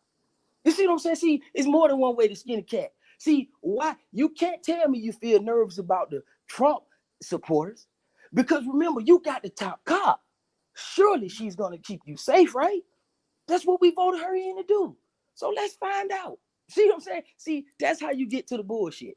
So all you guys who voted for Biden and Kamala Harris, congratulations. You are right in your opinion, but and now you on the hot seat, and let's see how this turns out. Fair enough, preacher. Nah, I couldn't say it any better. Couldn't say it any better. Yeah, so a lot of people are happy on the streets, man. I see a lot of people celebrating that Trump is gone, pretty much. Yeah. Destiny setting up for round 2. She's warming up. I thought she lit the chat out, bro. She lit the chat out when she said she don't believe in the corona thing, bro. She lit the chat up, bro. I was like, yo. Well, with no disrespect though, man, but D-Style had a good point though. I like Destiny. You know that, EJ. I known her for a while. It's like, look, you say corona it's a myth or it's a hoax, and then you say it's real. So you can't have it both ways. So that right there was kind of a bit of that kind of threw me off right there. So Yeah, that's all I got to put. No, the funny thing about it, this is the whole thing, right? Like, Yeah, obviously she's not in America, she's over here with me in London, right? So she understands right, how the lockdown is affecting us and affecting her and her kids. So you right. remember, Facts. she's a woman. She's a woman and she's coming from a Facts. woman perspective. That's why I always like to bring a woman and different perspectives. Remember, we're all from Right. all over. You guys are all over America. I'm in London. Right. She's a former American citizen, and it's always good to hear everyone's perspective and everyone good. D-Style, I think D-Style's done really good of how he talked to her, very, and also coach as well. But what I'm saying is I always want to hear everyone's overall opinion on the whole thing, because some of the things she says right now maybe not political correctly to say, but some of the stuff I was like, yeah, you know what, that went through my mind as well. That But maybe because you gotta ask, do you have kids? But she don't care at this point because her kids and her life over here in London is being affected, so she's gonna let rip. And that's why I was muting everyone. I thought my mic wasn't muted, and I was talking to say let her just burn out. Let her burn out completely. And that's what the mute button's for. Did you hear me? Let her burn out, and then Dan, you let her burn out. Let her get away. Nah, come on, DJ. She was cutting right in as soon as I was speaking. You know that. Y'all didn't let her burn out. Yeah, you let her burn out. Well, especially when I'm speaking. You interrupt me. No. You missed the point. Yeah, go on, coach. Go on. You missed the point. What he's saying is we're not undermining her. It's if you truly understand her perspective, man, it ain't nothing for her to say it to you because it don't matter because your guy's in office. Like that's what. Listen, right. You see what I'm saying, right? Yeah. Look, like that's what I was trying to stop y'all from. And I know she lit up the chat, but y'all let her come in here amongst us men, and I'm just calling it like it is, and let her feminize the chat. And y'all start arguing. Before she came on here, we all was rotating, and y'all let her come in here and catch y'all up. I said, good dog. Like I said though, let me be fair to her. She did make some good points, and I even agree with her. I was like, yeah, you make some valid arguments. That's true. I told you she was right. I told you guys that when she said it because EJ said a good point, bro. What about the school? See, a lot of you guys may be single guys listening to this shit, and you can just blast this all loud and listen to EJ and us talk junk. But it's some women out here and parents that have 3-4 kids, man. And they're trapped in a house. And it's not. Go ahead. No, coach. I'm trying to tell you this. Her circumstances are different from ours, and I wish what she's basically saying was what happened over here is harsh, bro. I ain't gonna lie, it's very hard over it. And I'm now obviously us men, we burnt out. We've said our piece. I think Aztec 101's gonna jump in, and we're gonna get another diversity of America to be saying his piece. And what I'm trying to say is that I was trying to when I was muting you, Dan, it wasn't directly at you. It was just to let her completely finish what she was saying, and then because us men, we know when we're doing boundary, but with women, it will just go up. She can come back in a bit and lit it Okay, up. I mean, fair enough. That's all it was. Because Okay. like Coach said, it ain't nothing gonna change at that point. But you see, both people are right. It's different perspectives and that. Yeah, that's true. That's true. Yeah, Aztec 101. Again, remember, Dan, your guy is in office. Yeah, Aztec, you got my YouTube on the background. Yeah, you gotta delete that Aztec. You gotta delete that YouTube video. Yeah, I mean, close it out. Dan, I got it. Yeah, just put that on mute. Aztec, you ready to go? Ready to come in? Because I put you on mute for a second there. You can unmute yourself. There you go. Yeah. I had myself on mute. Yeah. All right, go ahead, Aztec. Give us your take on obviously we got a new president, 46, man. The 46. Right. Yeah, man. Yeah. I mean, this is it's good news. It's been a hectic week, man. Yeah, I love the conversations you guys are having. I don't know if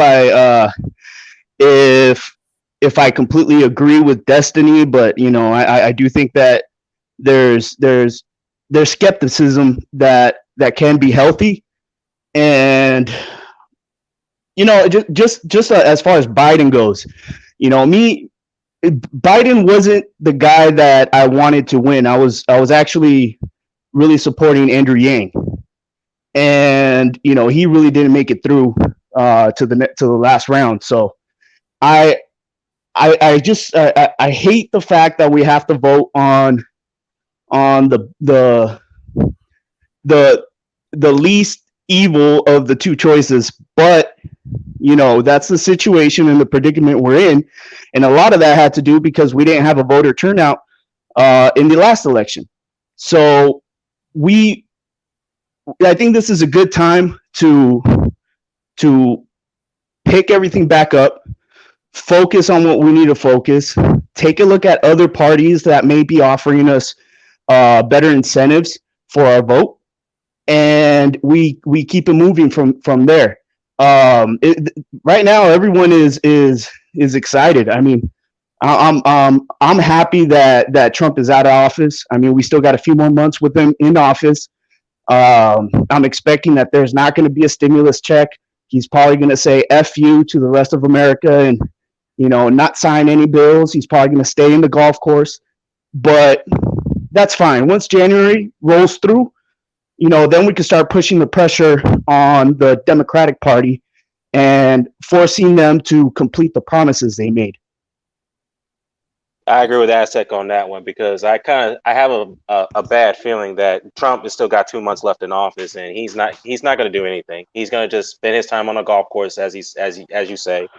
He's going to just be hiding. I don't see him being vocal, other than maybe he'll be vocal on social media, on Twitter, if they don't delete his account.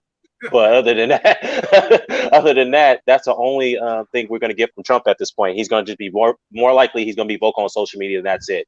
He won't be vocal with the press.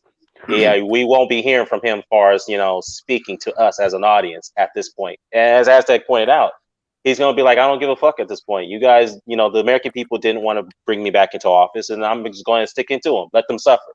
That's exactly how he's behaving at this point. It won't work, Dan. You're safe. Okay. And I'm going to tell you why. Because now he's out of this seat. Now, I don't want people to remember now, this is a government that means business too now. Not trying to bring up conspiracy theories, but people get murked. We gotta let's bring it down a notch now, and let's put a little bit of our dark side out here. We ain't really nothing to be like just fucking around with, because Trump's gonna stay in pocket, and they're advising him for his own safety. You can't have a guy not commit a transfer of peace. That's a hell of a tradition for America. Okay, that's dignity, that's honor. If you act a fool and you tarnish that, you might have a different type of problem on your hands. And they already have opened him up to be privy to top secret information and clearances. See, that's the thing people don't understand about Trump. When he crossed from that business world, now he know more about the structure of the United States. And he has access to secrets and information that he didn't have before. So I promise you that it's somebody that's different from the Proud Boys.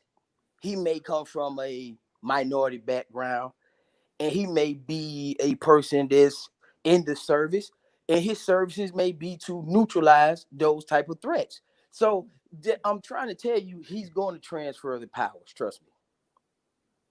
Yeah, that's a good point. That's a good point. Will he do it quietly though? Okay, so here's the thing: the protocols of the transfer of power are not. They're actually untethered to what Trump has going on. So it actually doesn't matter. It doesn't require him to do a damn thing. Like Joe Biden's guy said, like the government can escort trespassers out of the White House very efficiently, right? And once Biden is the president, Biden is the president. There's already a transition in being enacted. It was started on Friday. They already had the transition team starting the protocols of like how you do that stuff, like with the cabinets and all this. Even Lindsey Graham, who was in this tough race, like that guy, like his actual his political flexibility is something to behold. But anyway, he's already talking about how Biden needs a cabinet and all this stuff. So the obstructionist ideas that Trump is going out, and he has no backing for it. The people whose political fortunes rest in the future are not backing Trump and his petulance. Like that's just him tripping. And Proud Boys, while it's fun, like they may have a media impact, like we talk about them as, and they're part of the discourse. What power they have outside of the fear of unrest, I don't know what like the Proud Boys don't have their fingers on the button, right? There's no Proud Boy generals. There's no Proud Boy like what are we talking about? Excellent point. That's what Yeah, I'm saying. so yeah, but let me ask you this: with the Proud Boys, they're not really a large group, are they? They're just like a small group of people, right? Small group of cats. Squirrel shooters, man. Like this. Listen, I'm and sometimes we gotta just have a honest conversation. Everything is not as dangerous as we think it is. You know what I'm saying? Sometimes we just got to push through. And like I said, Biden is in office. Ain't nothing Trump can do. He understands it. He's been advised by guys who do this professionally. It's over for him, and they probably gonna try to help him salvage his career if he even stay as a politician. See, he might just jump in, and then it's time for him to jump back into business. Okay, so it's okay. This guy's done. His group has to move on and try to figure out something else. And then I believe they probably gonna turn to like a Mitt Romney to try to salvage the party and distance themselves from Donald Trump and just use this as okay. Well, you know what we did get out of this is a lot of vote. Okay, we do know we could crash the polls. Let's take some of the good that Donald Trump did do and just exit out all the bad. And they're gonna try to rebuild a party or take control next election. They do this stuff, man. These guys know how to politic through and through. And that's a good point though, because the Republicans pretty much are pretty happy about somewhat the outcome of the election. I mean, not that they're happy that Trump is gone. They're not happy. I mean, most of them are happy that he's gone. Some are not, but they're more happy the fact that they were able to pick up seats in the House, even though they didn't get the majority. But they actually had a pretty good election. They were able to pick up seats in the House. They were able to maintain most of their seats in the Senate. In the Georgia races, we have to see how that goes. But more likely, they'll win those races. We'll see. But I mean, we don't know because that's more like a 50-50 now. And they got a judge. And they got a judge. So yeah, they're happy. They got like 200, 300 judges appointed to the federal bench over the last 4 years. So yeah, they're happy. They're happy. They came out good actually. See, people don't see that's not people not looking at it properly. So when somebody start arguing about Trump, that's why I keep saying, not to cut y'all off because y'all having excellent discussions, but the conversation it should be about Biden right now and what we possibly can do or contribute to helping this guy be successful and bringing up these points. And what my thing is while we got him here, I think this is a good chance to bring up reparations. And I know that's gonna sound like a song. You're like, what, why? But you always have to. You got to vocalize it. You know, if they don't know this is important to us, then they not gonna know it's important to us. And then people are gonna be disappointed, and then unrest to start the whole cycle again. So I told you what the biggest contract or the biggest deal you could do to settle this racial divide. Once you do that, man, the potential is limitless. You know, it's limitless because you don't have that boundary on society anymore. It's like, oh man, okay, you know, you know, do your best. You know, so the Republican Party did well, man. Like you said, that's a good point. They got a lot of good pull within the government. Yeah. A lot of people also too. We gotta look at the knowledge. Let's check. This is crazy. Check out the knowledge that's been gained, man, with Trump in office. Now, Trump did make watching the executive seat kind of entertaining. You know what I'm saying? That's true. Right. So we all know Trump. We be like, oh, this guy's funny. So at least he can at least turn himself into at least a gag. Like at least, you know, to salvage anything. Just get, yeah, you know, you went in there, you acted a fool, and just make it funny, man. Just go ahead and run with that. Just you fucked it up. You know, it was funny. You did some good, and just joke with it. You know, just say, okay, cool. It wasn't my thing. I'm a businessman. Fuck it. Y'all gave me a shot. Let's move on.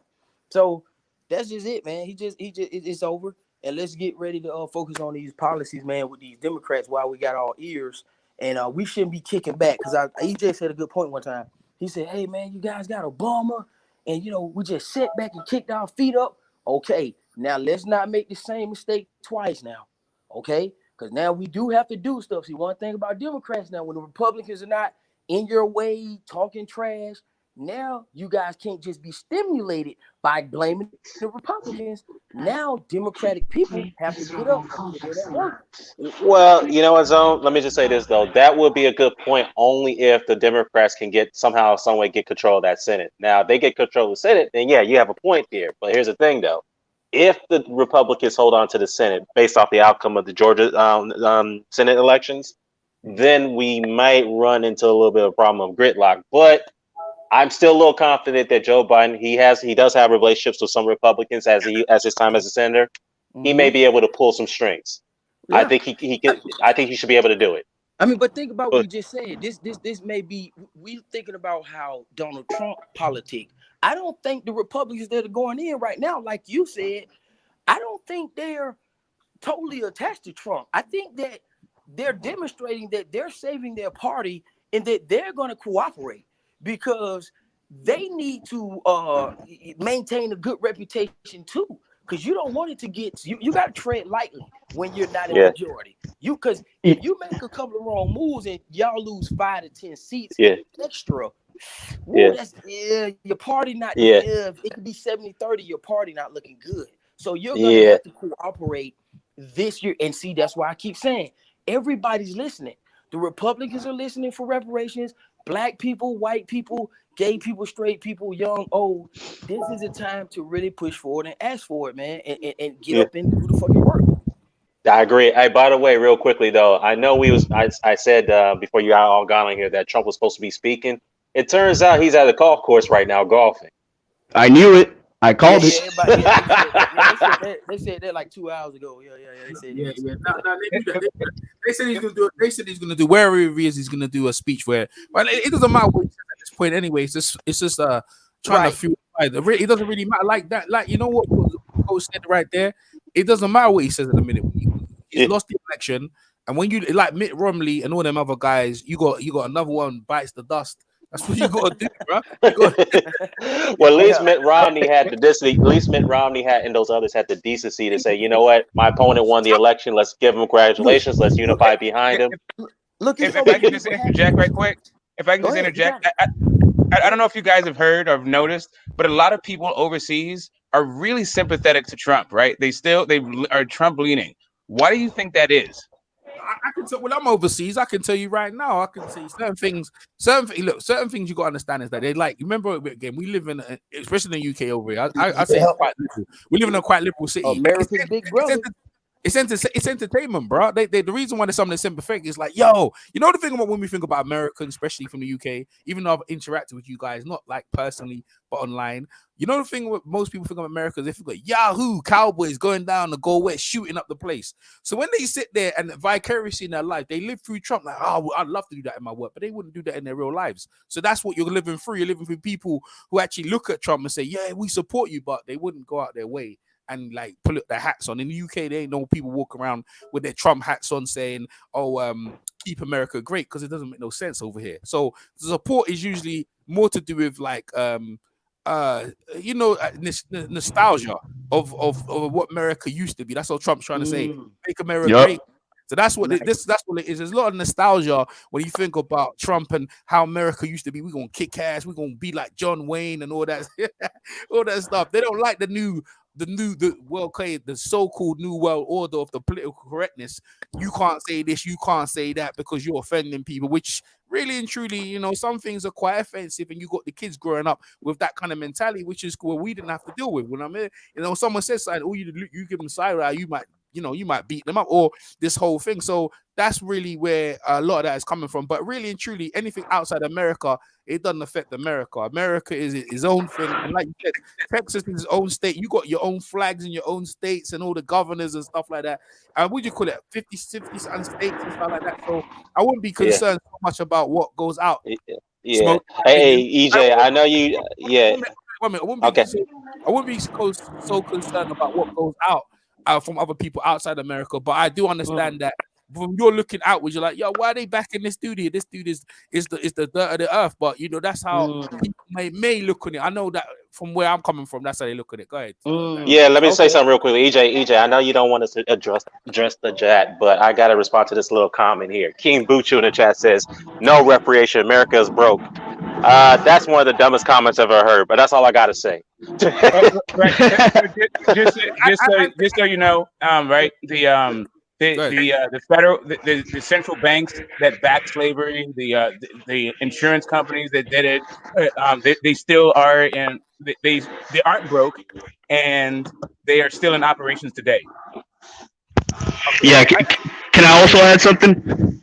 Oh yeah, everyone else mute, please, because I'll get some feedback. Someone, yeah, go ahead.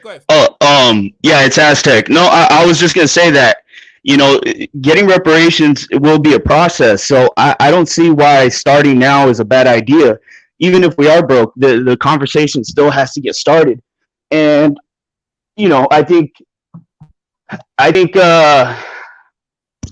once we have a better structure and just a better lookout on how the House, the Senate, how the legislative branch is going to be affected by the votes, then the Black community can get their leaders to battle that, to be able to sail that ocean, because you got to be able to plan ahead and at the same time, also as a collective, I'm sure the Black community might have to have these conversations in-house before it even gets to a platform where everyone decides and votes on an outcome.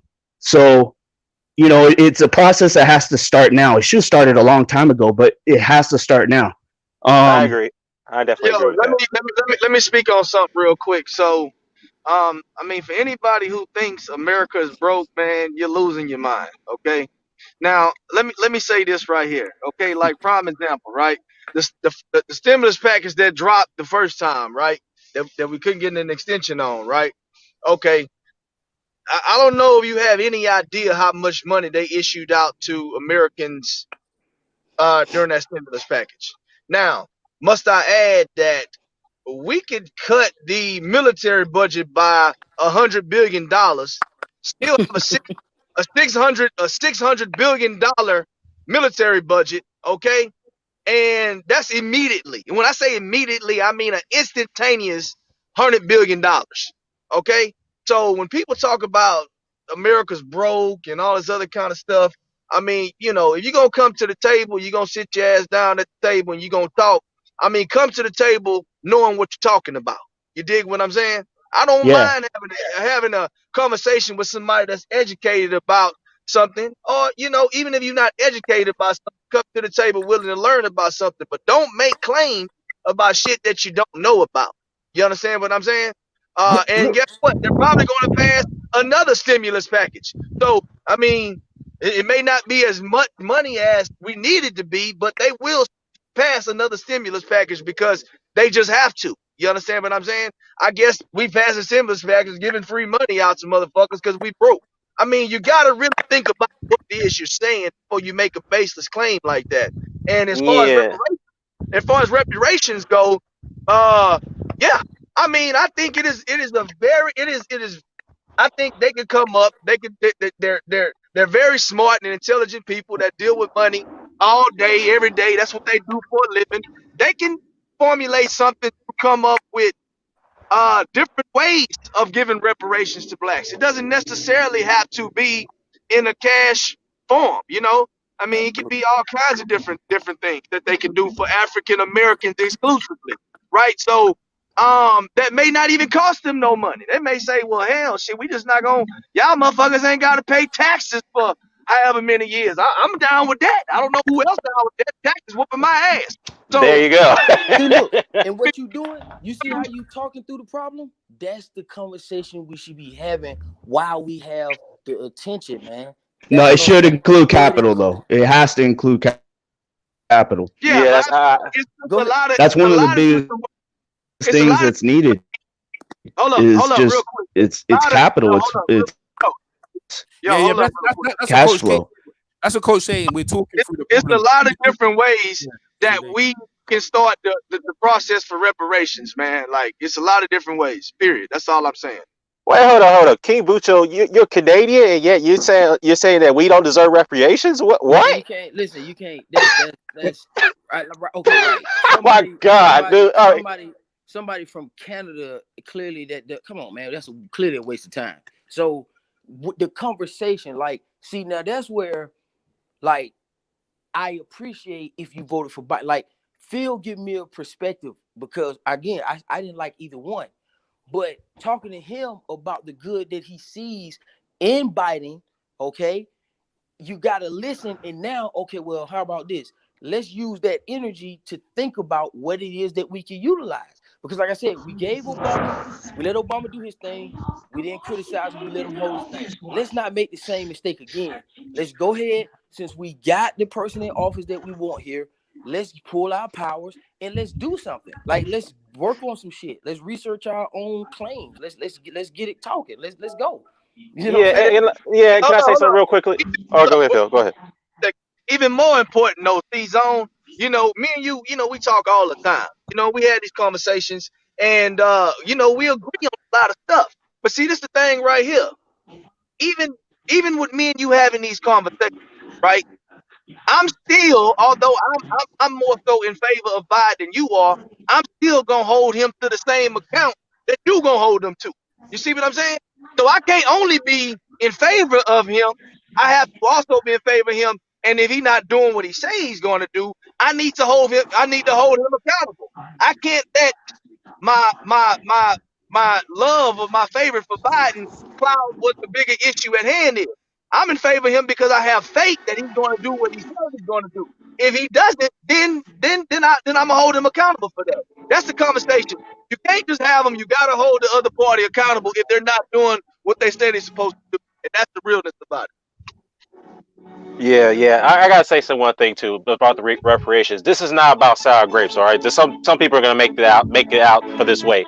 It's about righteousness, all right. Now, if people are going to come out and complain and say that we can't spend and due to certain inflations, this, that, first of all, inflation doesn't work that way, okay?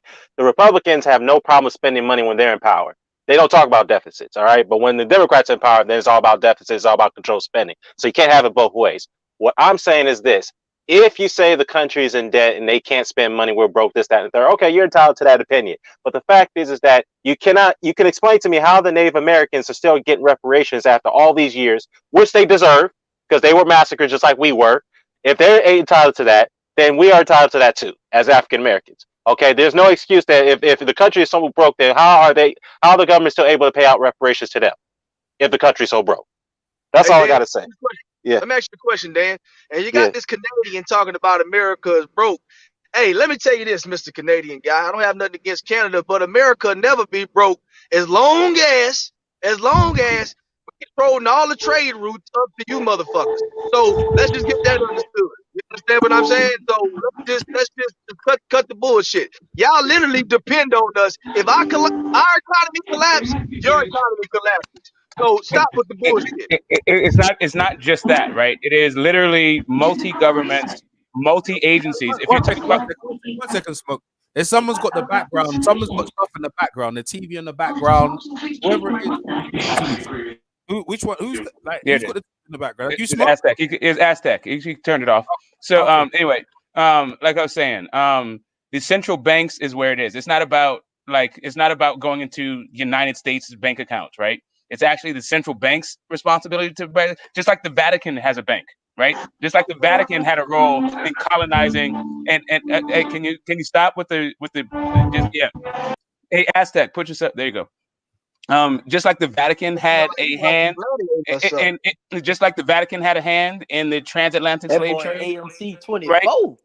Yeah, right. So they're not broke. There's Lloyd's of London, who insured the slaves. They're not broke. There's any number of institutions that need to pay up so that we can get past it.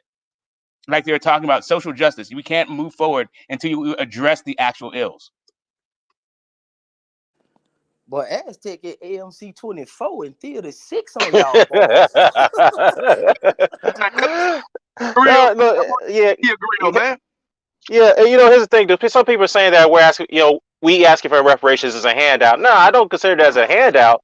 I mean, in a way, it is, but at the same time, it's a righteous thing to do because look, we've been massacred for some. It can't be a now. Come on, now it can't be a handout if we built the country. Right. Like, I see what you're saying. Yeah, good point. Good point. It's not like they had us as slaves and we were Want just to be chilling. able to. Aztec, you got stuff going on in the background. Go ahead. It's not like we were just chilling. It's not like they took us as slaves and brought us over here and gave us a good time. Like, no, it's not, we didn't run up a tab, man. That's not what happened. We actually built the country, man. So everybody know you got to get paid for your labor, and we didn't. And then we have the civil suit. So even if you got some type of difference about the slavery part, okay, the civil part is the Jim Crow era, which is undeniable. The lynchings, the terror that was unleashed on people, the bombings and the murderings, it was crazy. So we know how Jim Crow was. So that's a civil suit within itself. So at least for sure, definitely that part of it. You know what I'm saying? So it's really two parts to me. It's really for chattel, and it's chattel slavery, and then it's the Jim Crow era for me. Yeah, but I mean, the reparations thing is just so deep because the transatlantic slave trade, it's Central America, South America, Jamaicans, there's Brazilians, and then also it's the host countries and some of the. Hey guys, I think I'm having trouble with the connection. Can you guys? Yeah, we can hear you fine. Yeah, we can hear you fine. So there's some of the African host nations participated in it. So you have to figure all that stuff out. Reparations is a deep issue, and it has nothing to do with deserving or inflation or any other reason that you can give to not do it. Right at this point, it's just figuring out how to do it, not whether or not it should be done. Yeah, so that's what we supposed to be doing. See, we've been talking about. We know we like guns. We know. Come on, man. We get that. We know about abortions, man. Mind your business. Everybody know that. Come on now. You can't be a Republican and don't understand privacy. Republicans are the biggest anti-government, big government haters of all. So don't you try to make laws to get in people's business. Mind your business. You know what I'm saying? Good point. One thing, like I have a family member whose wife is part of the Congressional Black Caucus as an aide, right? Congressional aide. They're not in Congress themselves, but they've been working on the reparations since. Man, I was in college, so I'm gonna say like 30 years, damn near 30 years, and it's been a running joke in the family. Like when you get $1 million check for reparations, bread will cost $1 million. Like a loaf of bread. Like Phil said, the budget. See, Phil said it great. We're not talking about just cashing out from money that we don't have to cause a situation. Not saying you saying that. But we're not saying that. Phil So personally looked at the budget of the military and its defense budget, and it's so goddamn high, it's stupid. So yeah, we could have been paid for it. If anybody would have posed that, just go study the military budget, and you'll say, "Oh my God, yeah, they're right. The money's here." See, so we found the money. See, you know how you saying we need to figure it out? We figuring it out now. We figured it out. It's there. See, that's the thing. You got if you pay attention to your we can't the transit. We'll get to all that. If we can solve it first, then we can give everybody else the damn blueprint who look up yeah, to us, like EJ said. So we can't right now. We can't worry about the other slavery. We got to fix this one first. Show the yeah, world that we can fix it, so that they can then listen because we did it, and then we can influence them to do it. yeah, That's yeah. it. Good point. That's what I'm Hey, saying. hey, So we look, get back to Yeah, hey, well, hold on. I reparations. was something to start real quickly though. Ask that before you speak. Keen Butchers asked a question. He says it's a serious okay. question. He says, "When do reparations end? Will some people get half reparations if they're half black?" Okay. I got you. That's a good one. Yeah. Anybody that has been affected by it. Okay, so listen, I'm gonna tell you right now. Mind your business. Let's hold that right there. Let's hold that. Hold that. Like it's not like people who were half black weren't slaves, right? Yeah, hold on. Mind your business. Focus on you and hear my voice. If you are mixed, you and I know that you deserve it because there was some rape going on. We Yep. understand the process in which you got here. Yes, let's come on. This is not rocket science.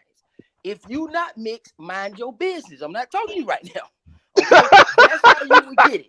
Now you're good. Now all of my dark-skinned people out there, if you were affected by slavery, okay, anybody else, if you're not dark-skinned, mind your business. Then you are entitled to it. You know what I'm saying? It's just that simple. We know what the causes was and who is who because they got the birth records. The slaves had to be insured, bro. So they know who. So that's not even the logistics of it is easy. They got the paperwork in Yeah, they took Dakota. out loans. Yeah, They got the AIG. paperwork in Yeah, Dakota. It's Yeah. on AIG everybody's still there. taxes. Yes, the companies that did it are still there. Like some companies are gone, but you know what? You know what? It hasn't left But the we can central find bank. them though. Listen, I bet you right now, if you name a company, all of us guys on here, we're pretty smart. And you say, hey man, let's find companies that contributed to slavery, but they're no longer here. And they may have disappeared or absorbed in some of these other companies. We can do it. Everybody just have to. I get it. COVID is awesome. I get it. We finna celebrate. This orange man is out. We can't. Okay. I don't give a damn about Trump right now. Let's get this reparations going, man, because it makes I the hear you. most sense. While we Right. got him in office, I wouldn't say this if Trump got reelected, I couldn't have this conversation because I know the shit ain't going through. That's what I'm saying. That's why I'm happy that Biden's in because I know I'm gonna be able to think through both of the presidents. You know what I'm saying? And I know when to ask for stuff and when not to. If Trump was here, I'm like, fuck, okay, I can't prioritize reparations because of this guy right here. You see what I'm saying? But this guy and that gal, Kamala Harris, I feel like we can now because we should have. We didn't do it with Obama now. We did a celebrating thing already with one president. Now we got our second one. Let's make it work. That's all I'm saying. Let's do some work. All right. Speak on it, Can preacher. I add to Go ahead. that? Go ahead. Ask that. Go ahead. Yeah, I just want to say, and if you guys think I'm out of line even for even talking about it, I'm not black, I'm Mexican, but I support reparations.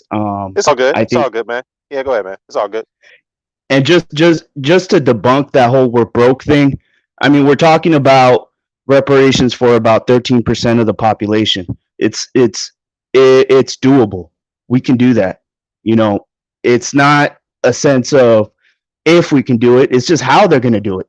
So to me, I feel like, to be honest, if we can't get this through reparations for African Americans, then as Mexican Americans, how can we go up to the government and ask for any assistance when we know that you're not assisting the people that help build your country?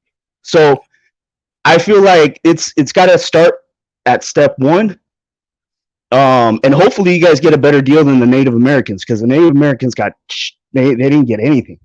And so it's very important. This is an important issue. And like Coach said, having this conversation with the Republican Party in power is impossible. I remember when they were calling Obamacare reparations for Black people, and they were against it. So, I mean, if they won't even allow health care, then they're definitely going to be against injecting capital into the Black community, into Black schools and Black businesses. And mind you, I worked for 5 years in business finance. I help provide business loans to small businesses. And I'm telling you, when it comes down to getting financing for a startup or even an established business, you're fighting an uphill battle if you're Black or Latino, Mexican, Puerto Rican, whatever. They take an image of your ID, and that definitely influences the underwriter. If the underwriter himself there's no legislation, there's no guidance on how not to undercut funding to Black businesses, they can freely do that. And I've seen it done. Can I ask you one question? I want you to keep cooking. Now, I appreciate your support for that. Now, you know how we grow from here, and this how we going to have two problems at the same time. So now, you guys all heard what I said I wanted. Now, I'm about to want something else by asking a simple question, because he support me. He just said that on the line. So guess what I'm finna do? Aztec, what do you think you guys would want from this president? So that now, whatever it is you guys want is your business, and I'm going to support you. That's going to be my second thing I ask for. So you tell me what that is for. Well, I mean, one of the things... Yeah. One of the things that, I know that the political structure, they push as if the Mexican community only has to deal with immigration. It's a big part of the struggle is we do have a lot of citizens here that are veterans, or they've been here for years, or they were brought here as kids, and they've done their part to try to get back into getting good standings. But like how Trump was trying to affect the dreamers, and the main thing we want is, we kind of want similar things. We need funding for our communities. We live right next to each other, and the thing is that when there's redlining, usually it affects people of color, but I mean, our biggest need right now is mainly funding for our communities. Everything else is something I feel as Mexican Americans, we can kind of take care of ourselves. But when it comes down to distributing funds, like, I'll give you an example. I'm in Anaheim, right? And certain school districts, there's Anaheim Hills, and it's separated by the city of Orange.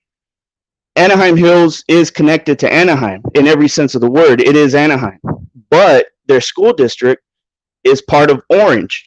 And the reason why they did that is because most of the Mexicans lived in Anaheim and Santa Ana, and they separate themselves so that way the white kids in Orange can go to that school, but not the Mexicans. And that's something that's been, they've been struggling with that here for the past, 30, 40 years. So I feel like if there was more funding for schools in Santa Ana, schools in Anaheim, schools in low-income communities, those parents wouldn't have to bus their kid to another white school to try to get a better education, to try to get better resources. So, and I'm sure this is probably something that the Black community has to deal with too. So I feel like we have a few parallels. The only thing that stands us out right now is that, like, for example, there's trying to include undocumented citizens into the stimulus package, and I think that a lot of people are against it, and I get why. I'm for it because You open up your fridge, you look at the vegetables, the fruits. There's a good chance, 75% chance that an undocumented worker was in the field picking that fruit and vegetable.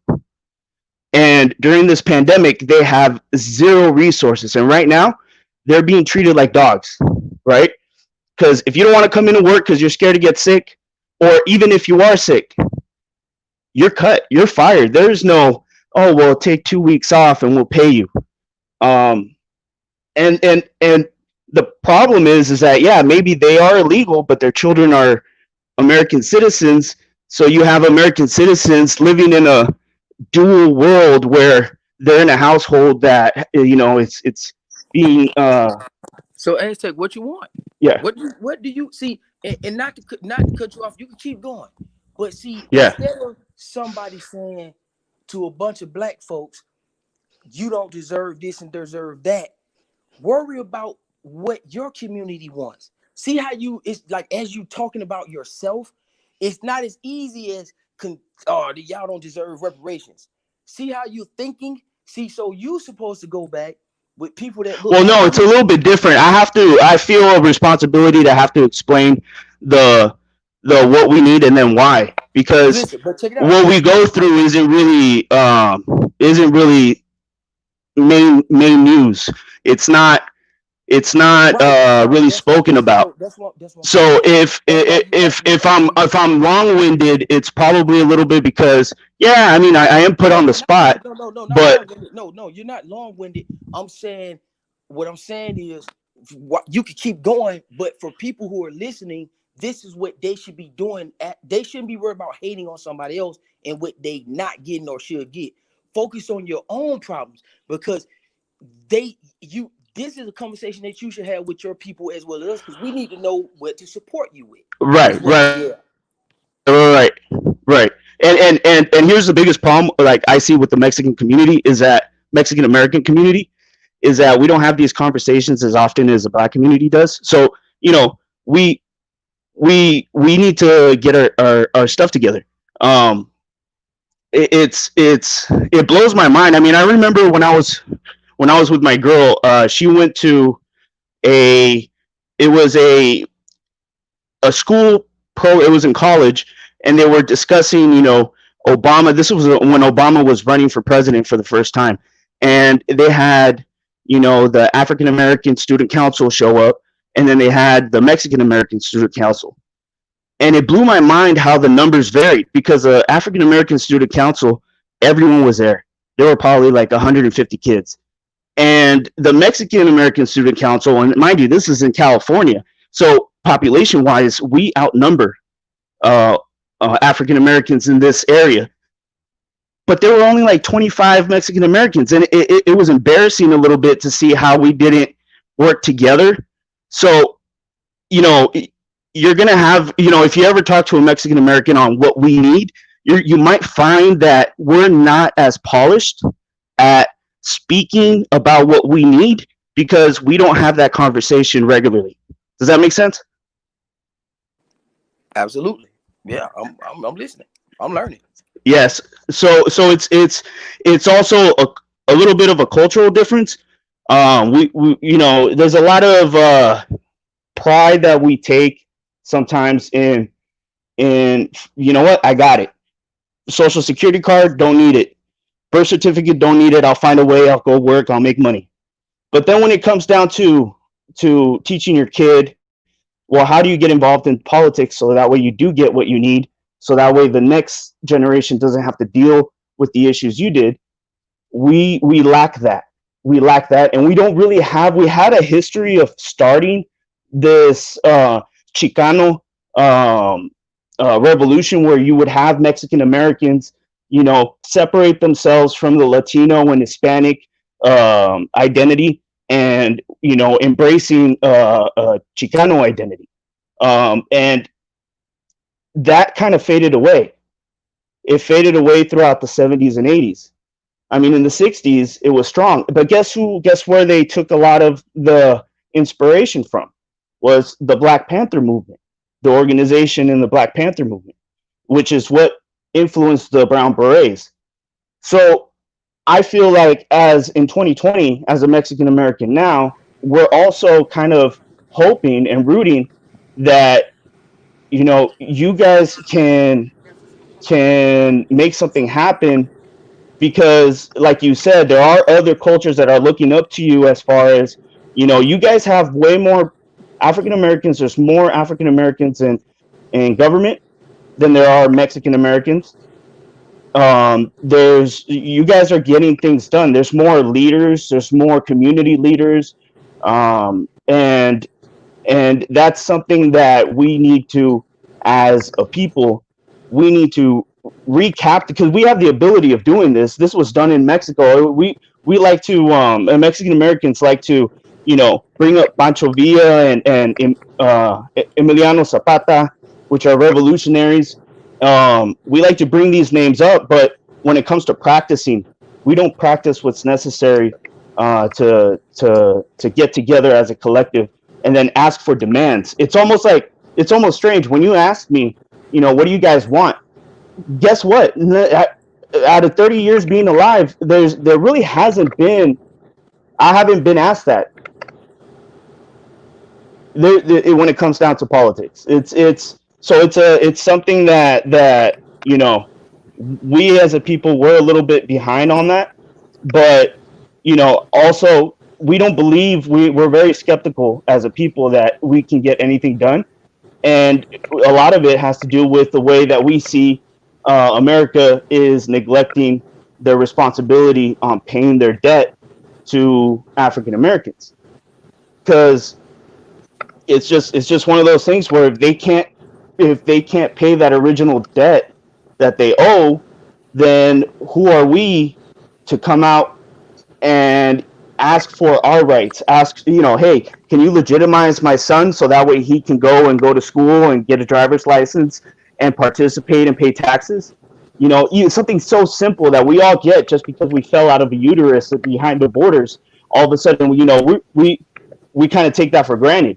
But there's these simple rights that we would want some of our people to have.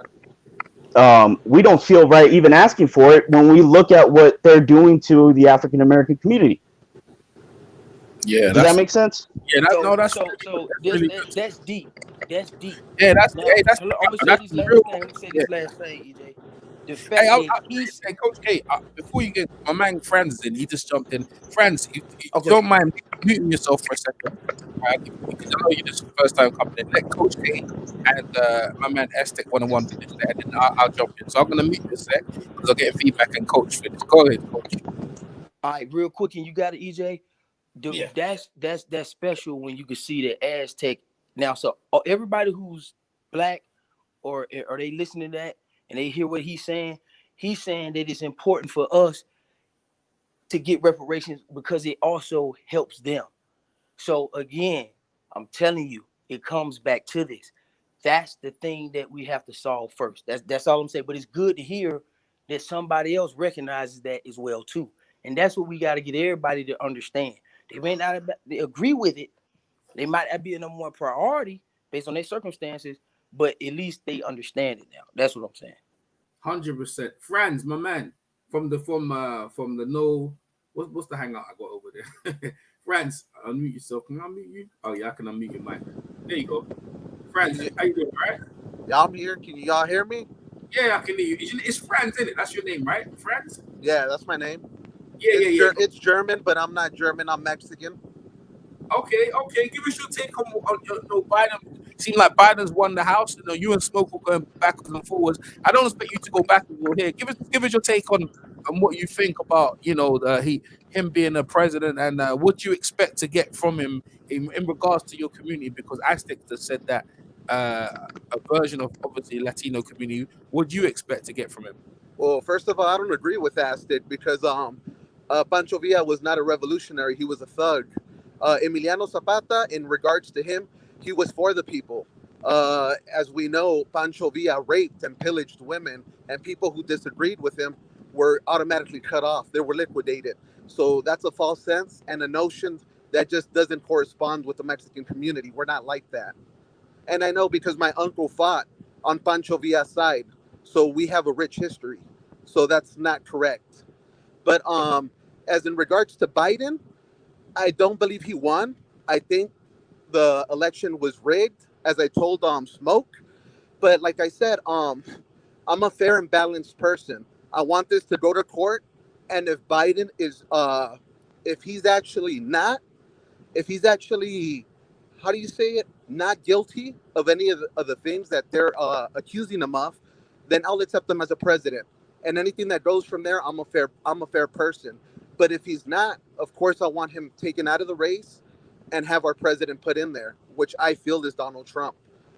Everything just seems too suspicious. A lot of people agree. To say that this is one thing that I don't like about people that they say, oh, well, you know, you're a conspiracy theorist. That's fucking bullshit, bro. Some things are just fucking common sense. And, you know, all of them. Where at? I'm sorry. I'm driving, guys. I apologize about that. But one thing, because you can continue, but like YouTube doesn't really play with the swear word, so you can use the F or F word or N, you know, no N word, F word, whatever, instead of. Oh, I apologize, guys. I apologize. I'll keep it clean. I'm sorry. No, that's cool. I'm just letting you know. You can continue what you're saying. Go ahead. Continue what you're saying. Go ahead. Okay, I just feel a lot of these things are common sense, bro. You know, like in 47 years, what has Biden really got done? I remember he actually even went and said he didn't want his kids in jungle integrated schools, referring to African Americans as savages. I don't know if you guys recall that, or the fact that he has incarcerated, along with Kamala Harris, many African Americans. What can you expect from a person like that, really? And then when you say I'm not about party, I'm about policies. Well, his policies have really messed up minorities on a grand scale. Didn't Kamala Harris cry that something about busing in her schools because of Biden? So now we're just supposed to forget about this? I'm sorry, bro, but I don't forget about anything. I have a very locked brain, and I don't believe what the media says. I don't believe what anybody says. I believe in facts, and the facts just speak otherwise. And I'm not the typical Mexican that I have to vote Democrat like everybody else. Nah, I was a Democrat 27 years. You're not going to tell me. I have people that get mad at me because I support Trump, but I just feel he has done more for African Americans and my people. Now, what has he done for us? Wait, hold on. What has he done for Mexicans? What hasn't he done for Mexicans? No, what has he done? The unemployment rate. I actually became an author because of him. Some of the laws that he passed. Before I had to pay, I don't know what certain amount of money. Now I don't. I'm actually. What do you mean for what? Author. So you're gonna tell me that he hasn't done nothing for Mexicans? Explain to me, what hasn't he done for Mexicans? What he tried destroying DACA. You know, I have cousins that are using that program. I do too. Then what are you doing supporting someone that's trying to destroy something that your family is using to get ahead? Hey, did he not try to pass an agreement so he can pass a certain amount of DACA? There has to be a compromise, bro, from both sides. That's not a compromise. That's a compromise. That's not a compromise. Okay, are you gonna let me speak, or are you gonna speak over me? I could do both. Okay, go ahead, speak, and say your piece, and then I'll say mine. Yeah, that's not a compromise, man. And he hasn't done anything for the Mexican community other than use us as a target. And let's be honest, the Republican Party has been doing this for 20 years before even Trump came into office. So let's not act like we're not the ones that were used as a reason why jobs are not available for. You're full of shit, bro. Please. What do you mean? What do you mean? So you've never heard them say they're taking our jobs? They use any foul language. All right, bro. You're right. You're right. I've heard this argument so many times. All right, bro. And what's your response? My response is you're full of it, bro. You're full of it. That's not a good one. He's done a lot of things for Mexicans. Yes, he has. He's done a lot of things. You say that he hasn't? Okay, please, bro. Tell me. What has he done? You said you became an author because of him. There is no legislation that he passed that has anything to do with authors. Are you going to let me speak? Go for it. Democrats, then they said no.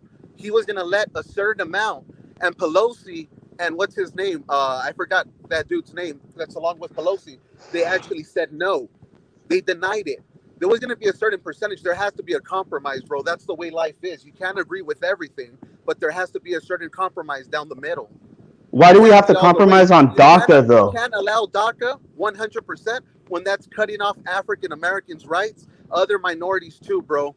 There's American citizens that need to work, bro, and this is just cutting off certain amount of help that those people get. So you're being unrealistic and unreasonable. It's not just Mexican American. It's not just Mexicans that are affected by DACA. There's Africans. There's also black people that can benefit from DACA. Did I not say other minorities?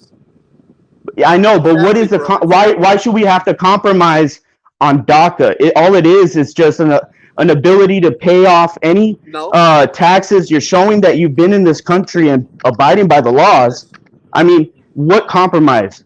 He went to court to try to stop it. And there's nothing wrong with that. Your cousins would have, or your family would have been affected, and there's nothing wrong with that. To me, this is a crab in a bucket mentality right there. Like, that's one of the things that pisses me off, and probably why we as a people, we can, you know what? And it's not a unique concept, man. There were people like you during the Chicano movement that were looking at those Chicanos going, why are they out there protesting? Why are they walking out of schools? Why are they doing this? Why are they doing that? There's a lot of people. There's a lot of Mexicans that were against Julio Cesar Chavez, and I'm not talking about the boxer. I'm talking about the activists. There were a lot of people against it, and they were using your arguments. Did Cesar Chavez not discriminate against Mexicans himself? Did he have Mexican citizens not beat up? Did he not call them wetbacks? So what's your point? Did he? Yeah, he did. He did. He was actually a socialist too. As a matter of fact, the United Farm Workers flag, which he admired so much, if you look at it, it's a red flag with a white circle and a black eagle. That's actually modified. That's modified from the Nazi flag. He was a socialist. No. What's your point, bro? What's your point? You're talking about the Aztlan flag, which has nothing to do. It has nothing to do. No, that has nothing to do. That's an Aztec symbol, bro. That's an Aztec symbol. Do you not know what United Farm Workers are? It was a union to help protect those workers that were out on the farm being exposed to different chemicals, and then they were also being also attacked on the street. Police officers were systematically putting over and incarcerating a lot of these field workers. Eventually, the groups got together, the ones that were able to get lawyers involved and get other activists involved. They got involved and were able to push forward a way to get citizenship for those workers. Those workers were put in a position to fail. Right now, you're talking about DACA. We're talking about kids that were brought here. It's a little bit different. We're talking about kids that were brought here when they were young. They are as American as you and me. The only difference is that they were brought here as children. Now, there's only two routes. Either they stay here illegally, or we allow them to go to school, pay taxes. How can you be against that? I never said I was against that, did I? You're saying that it's good that he tried to shut down DACA. Okay, are you gonna let me finish? Go for it. Okay. First of all, I said there had to be a compromise between both. He was gonna allow a certain percentage to stay in. Democrats denied that. That's a known fact. I'm not lying about any of this. Now, would you rather have a certain percentage come in, or none of them at all? Wait, certain percentage that were. Why would I have a program that allows these kids to go to school, and then say only a percentage of you are actually going to be able to continue to go to school? Well, that's the way life is, bro. Sometimes life is a compromise. But you're compromising on behalf of someone else, and you're not showing the responsibility that you should have for your people. Guatemalans, even the other governments, Salvadorian, said for those people to come back, and the jobs open for them coming in. I would rather at least have an education, be taken out of my country. What yeah, go ahead. Guys, I apologize. Go ahead. What do you guys want? And that's the big question, you know. What do you guys want that we can support you guys with? That's going to be difficult because if you ask individually, we're going to want different things. And Collectively, if we I'm try to talking ask us as a collectively. whole, as a collective, you see how split we are. Well, we you know we all have been split on the phone, but we have an understanding that you know it's we have to unify for some goal, and reparations is a conversation. You get there by having a conversation. So what I'm saying to you guys is, what is it? I mean, just think about what you want. What do you guys need most of all? We know what we need, and see that's the thing that confuses me with people. They always worried about laws for other people in their business. See, it's Yeah. real hard when somebody asks you, what do you want? See, it's easy to hate on somebody and say, no, women shouldn't have rights, or these blacks shouldn't have rights, Mexicans shouldn't have rights. It's easy to say that then when you say, okay, then no one will interfere. What do you want? The government will supply it because that's what we're supposed to do. What do you want? Should Mexico, this is my question. Okay. I got, should Mexico become part of Oh, the United States? Should No, we just okay? Go ahead. Go ahead. Educate me. Go ahead. no. I don't think Mexico should. They shouldn't. They throw away their independence to be part of the American establishment and just get absorbed. Nah, that's not why good. not? Why Yeah, not? they're already Why not? dependent on the United States, so they should actually become a little bit more dependent. I don't think they need to get absorbed. Um, Then that's just my answer. why does Mexico want to take away Utah, New Mexico, Texas, California? They actually want to reclaim it. If you don't want to be part of the U.S., why do you want to reclaim U.S. territories? Why don't you talk about that? I mean, Mexico wants to reclaim. I used to be a Chicano activist. I actually was a part of all that stuff, and they would always tell me that they want to get those lands back. And when I finally left, and I actually gained the brain, and I was actually smart enough to see it for what it was, you know, they were all socialists. I told them, okay, bro, let's see if this is true. So let's say we reclaimed California, Arizona, New Mexico, Texas, and Utah, and part of New Orleans. Uh, would you guys be paying them the minimum wage? You know, what is in the United States? Or would you be paying them the wages in Mexico? The guy didn't even know what to answer me, bro. And then the simple fact is, if you're Well, gonna make them the simple wage of Mexico, might as well leave it in America. They already hold have on, hold on. they already have messed up wages over there. So a lot of the I things get you it. I guys get are what you're doing, saying, and you guys are I've too heard. liberal, and you're not even open minded. Now, me, if you ask me, I will answer your question, bro. Not you. I'm sorry, bro. Uh, EJ, I will answer your question. What do I want for Mexican Americans? I can't say I want anything, I was bro, for the simple that was fact. Coach that was Coach Yeah, K by the way, by friends. yeah. Go ahead. Go ahead. Go ahead. Okay. Coach K, I will answer you. What do I want for Mexican Americans? I can't say, bro, because as of now, according to everybody, Joe Biden won. I don't feel he has the best interests of Mexican Americans. I don't. I don't believe it one bit. But okay, that's fine. If he wins, if this goes to court and he wins, I'll accept it. But I can't answer anything right now because I don't feel he has our best interest in mind. So Okay, that's there's my respectable. answer for you, bro. That's That's my All right. answer. Yeah. You. so anything Aztec says, I'm taking in consideration because he's saying he's talking through answers. You saying you don't know right now, so that's fine. So I mean, Aztec, what is I also want to. I also want to add. I also want to add this. Look, it seems like probably you went from one extreme group to another. You went one from one extreme side to another. Well, I can't That help it. whole I can't help it, bro. Mexican people are extreme. no, You go that's you, bro. Don't put you that on okay, us. but Hold you go on. by the name Aztec, right? Aztec. Yes, Okay. What's Mexican people? What's the mixture of Mexican? It's Spanish mixture, mix, mixed with Native bro, American, bro, right? bro. Where does the word Mexican come from? Mexican? Yeah. Mexica. Mexica. Okay. Okay. Okay. And who were the What's Mexica? Who were Mexica? Mexica? What's Mexica? What is it? Go That's ahead. the real name of the Aztecs. There you Mexica, the go, word bro. originates That's my tribe. kids That's being it. born. That's my That's not your tribe. tribe, bro. That's not your tribe. Be That realistic. No, you're not, no, bro. no. Get the Hold fuck on, out of hold here. on. The You're an Mexican, Aztec, the bro. Mexican, the Get the Mexican. fuck out of here. No, see, this is where you have your own education has been influenced by extremists. Hold on. By By extremists. my tribe. Hold on. Okay, Hold on.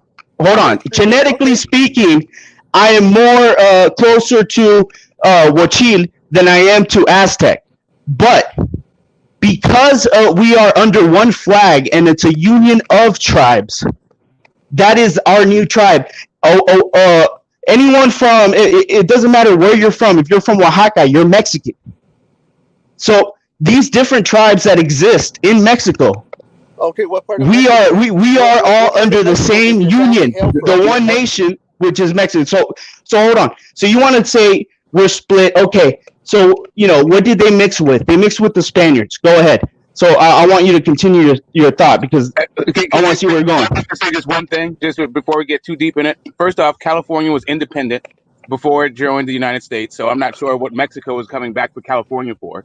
But the other part of it is I wish indigenous people would stop referring to each other as tribes, right? That whole thing is just about being uneducated and not having a culture. And that's a whole Roman thing when they came to Oh, colonize.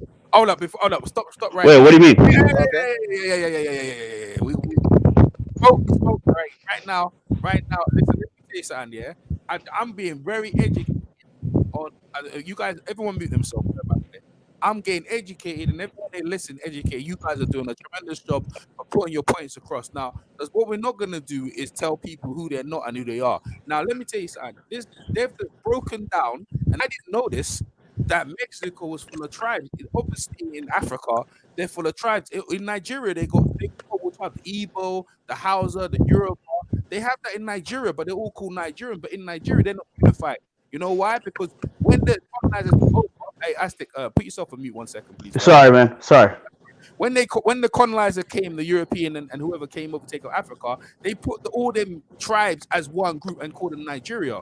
But that they're not Nigerian, they're Igbo, Yoruba, Hausa, all different tribes. Now, what he's saying then is very important now, yeah, because I understand how this works in Africa, how they don't get along. There's different in the different tribes, they have different outlooks and stuff like that. So as you looking out on the outside, looking in, you can't tell them not to call themselves by how their tribes. He's broke it down of how. 1 minute. Destiny's funny, He's breaking it down of how he sees it. So smoke. So I don't think it's a good idea to judge them on how you see it at this point. This is what. No, EJ, you're misunderstanding. I'm talking about the word tribe. That's it. I'm saying that the word tribe, not how Yeah, you describe the people, but yeah, the fact that we characterize like indigenous people all over the world. The fact yes, that we use the word tribe, what yeah, that yeah, connotates is that we yes. actually didn't have a culture, and it's the colonizers actually Okay, it's yeah, actually the you're right. colonizers' word for the people. The Hausa people, the Yes, Igbo people, the yes. Mestizo people, they were people, they were a nation, they had a culture. They weren't a tribe.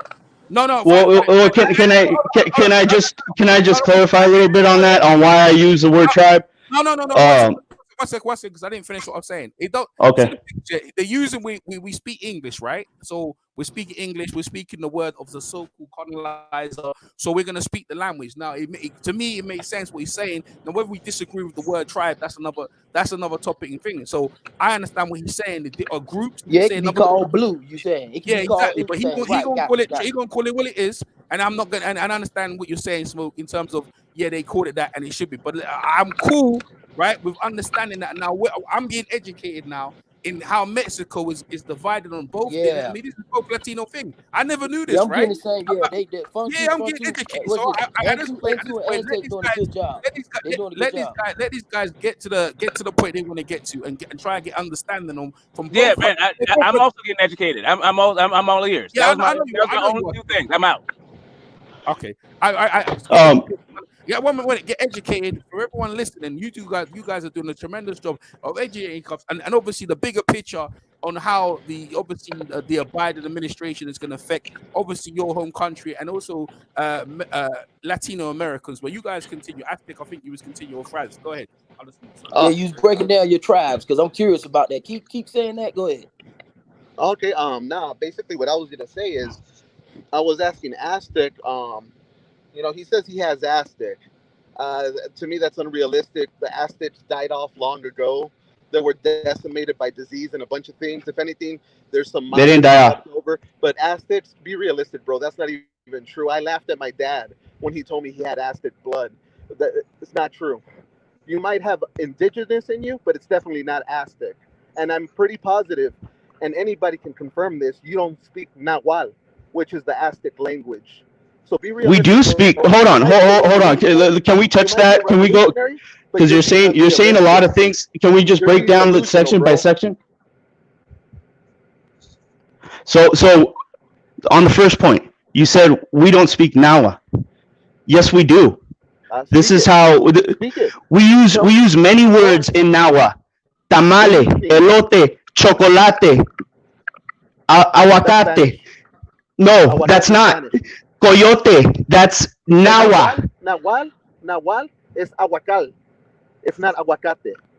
You And have they it didn't even totally have mixed up. aguacate You or have no idea aguacal what you're talking in Europe. about. This it's an look. All right, so Okay, a little bit let of me ask you another education. question. Let me ask you another question. You're Mexican. Okay, That's a so you mixture of never heard of Spanish. the name Sochi? That's We have Nawa names that's a all mixture of over Mexico. Spanish with indigenous. How come you only say you're Aztec, Michoacan. but you don't embrace your Spanish side? Me, I embrace both sides. I'm proud of both sides. I'm definitely proud of being indigenous, and I'm proud of being Spanish too. Why do you just take your Aztec side? Is your white side a little bit too stupid or what? I've never been to Spain. I've never been to Spain. I've never been to I Spain never either. grew up around Spanish people. I grew up around Mexicans. See, this is a difference. You love your Spanish side. How many times have you been to Spain, bro? What does that have to do with anything?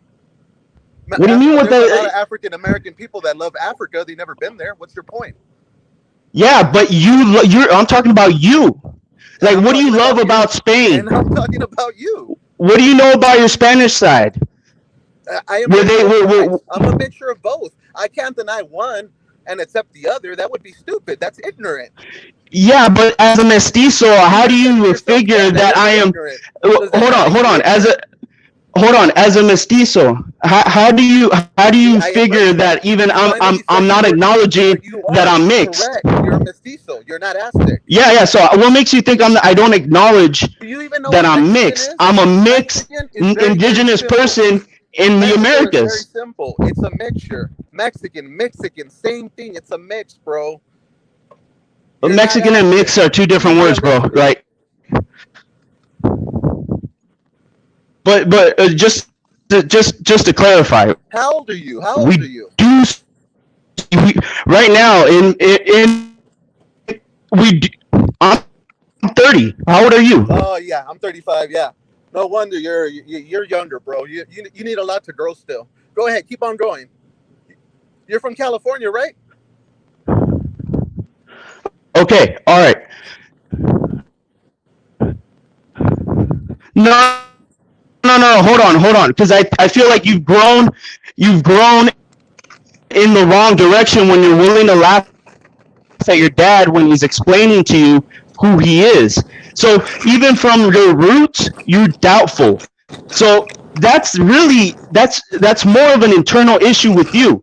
Me personally, I understand the tribe I'm from, and you want to get specific. Oh, there's a good chance that you're not Aztec because they died of diseases. First of all, the Aztecs were split.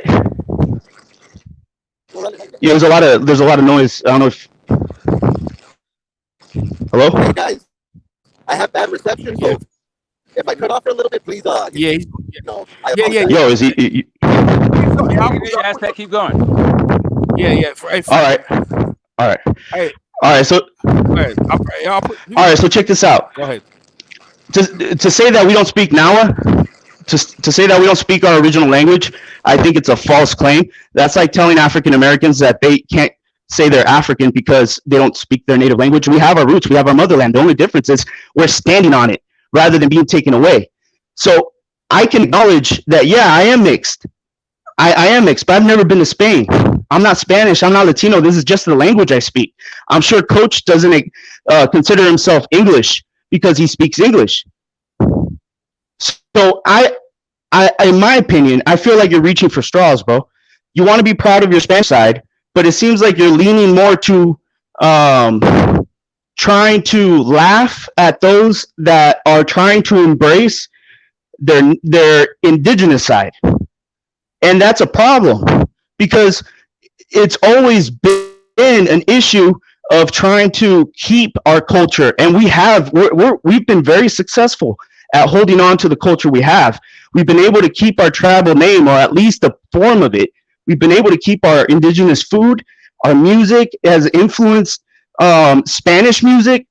I mean, at the end of the day, we've tried very hard at keeping our traditions, and to laugh at that, or to kind of act like as if we're wrong for doing that, to me it's self-sabotage.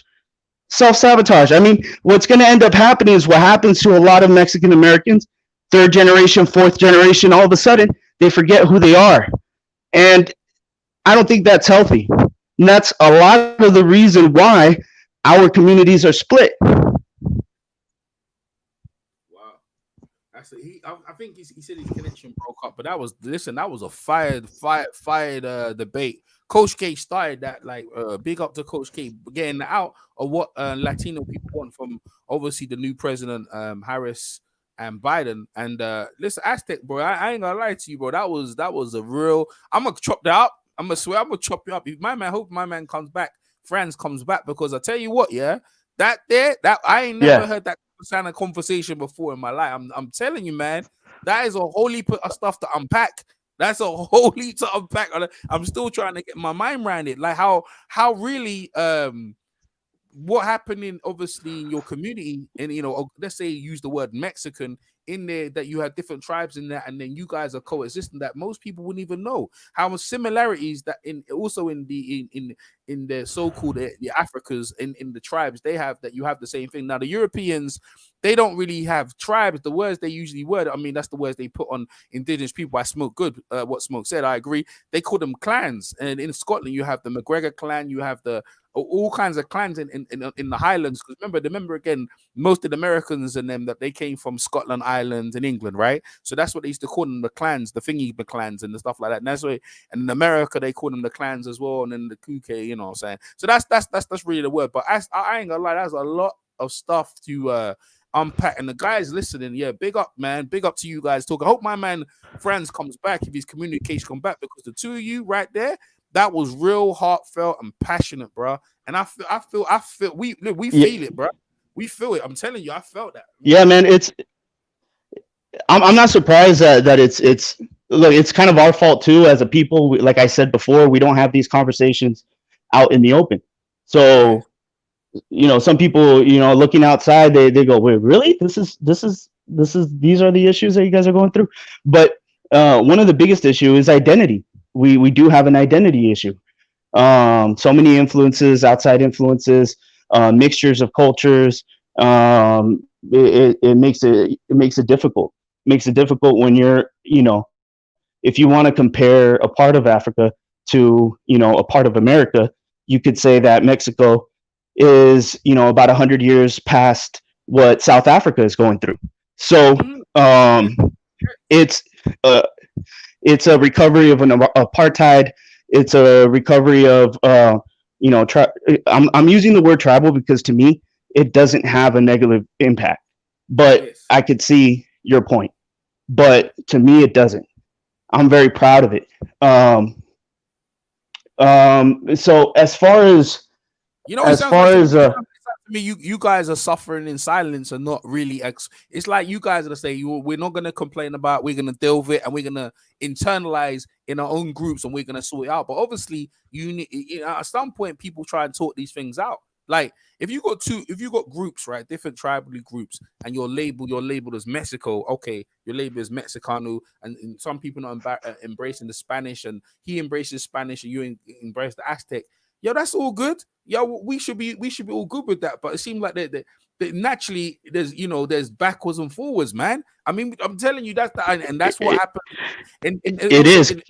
Also in the so-called black communities, where you have people from West Indian background, Barbados background, people from Brazil and so forth, people from Puerto Rico, you know what I'm trying to say? You have them kind of back, but even though you on the outlook, they're so-called as black, yeah. But in that is some real in-depth information that the people listening, they are really there's a lot to unpack, man. There's so much to unpack. You got to think about it. Christopher Columbus, landed on the islands, And since then, that was that's about 500 years of conquest and battle between indigenous and European. So when we talk about white supremacy, Mexicans have been fighting white supremacy for a long time. Yeah, see, and that's For a long the time. my issue, and I understand the whole thing about tribe, right? And the way the word has been reclaimed, the way it's used today. But even evoking it, you get this sense of a community of people that don't really have a structure, right? That didn't really have a nation of thing. And that's the whole idea of the colonized view of yourself. And that's the identity crisis that I think uh, people need to unwrap.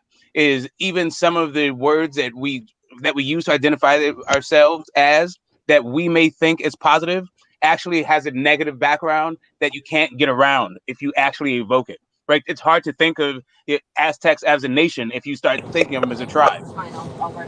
And France is back. Right, but then it's also something that we want to preserve. We want to preserve the Right, it's concept the of a cultural tribe heritage, right? because Right, it's the cultural heritage and the genealogy. It's the heritage, right? But it's not the well, heritage is of a people that's connected to a land that had a national that actually had a national identity before a colonizer came in and reduced them into a tribe. well, no, because we're talking about there. Even when the Spanish came, there were hundreds of tribes in Mexico. It wasn't just Aztecs or Mayans or the ones from National Geographic, and hundreds of those still exist. So Right, but the when we're point is that talking they about didn't this, consider and so the point is that they didn't call themselves tribes, right? It's the colonizer who came in and classified them as tribes. I get what you're saying, and you're right. Because it's the English language, so obviously, their word had a different familiarity to them as they spoke it in their language. But if we're translating to English, um, I have to only disagree because No, not every identity, group, not every identity. group I'm not saying not the every concept. group was part of a large nation. There are, officially there are small tribes. There's small tribes. They exist in Mexico, Central America, South America. But speaking specifically with Mexico, the way I've always viewed the word tribe, it has always been mostly a sense of community. So Hey, it's not necessarily taking something away from someone and saying, well, you guys weren't good enough to build a nation, so you're at the beginning stage, which is tribe. I never looked at it that way. I always looked at this was my community. This is a tribe. that's the great thing about Yeah, having an open mind. yeah. And you got to understand, Smoke. Yeah, but remember again, we're all from different parts of the world.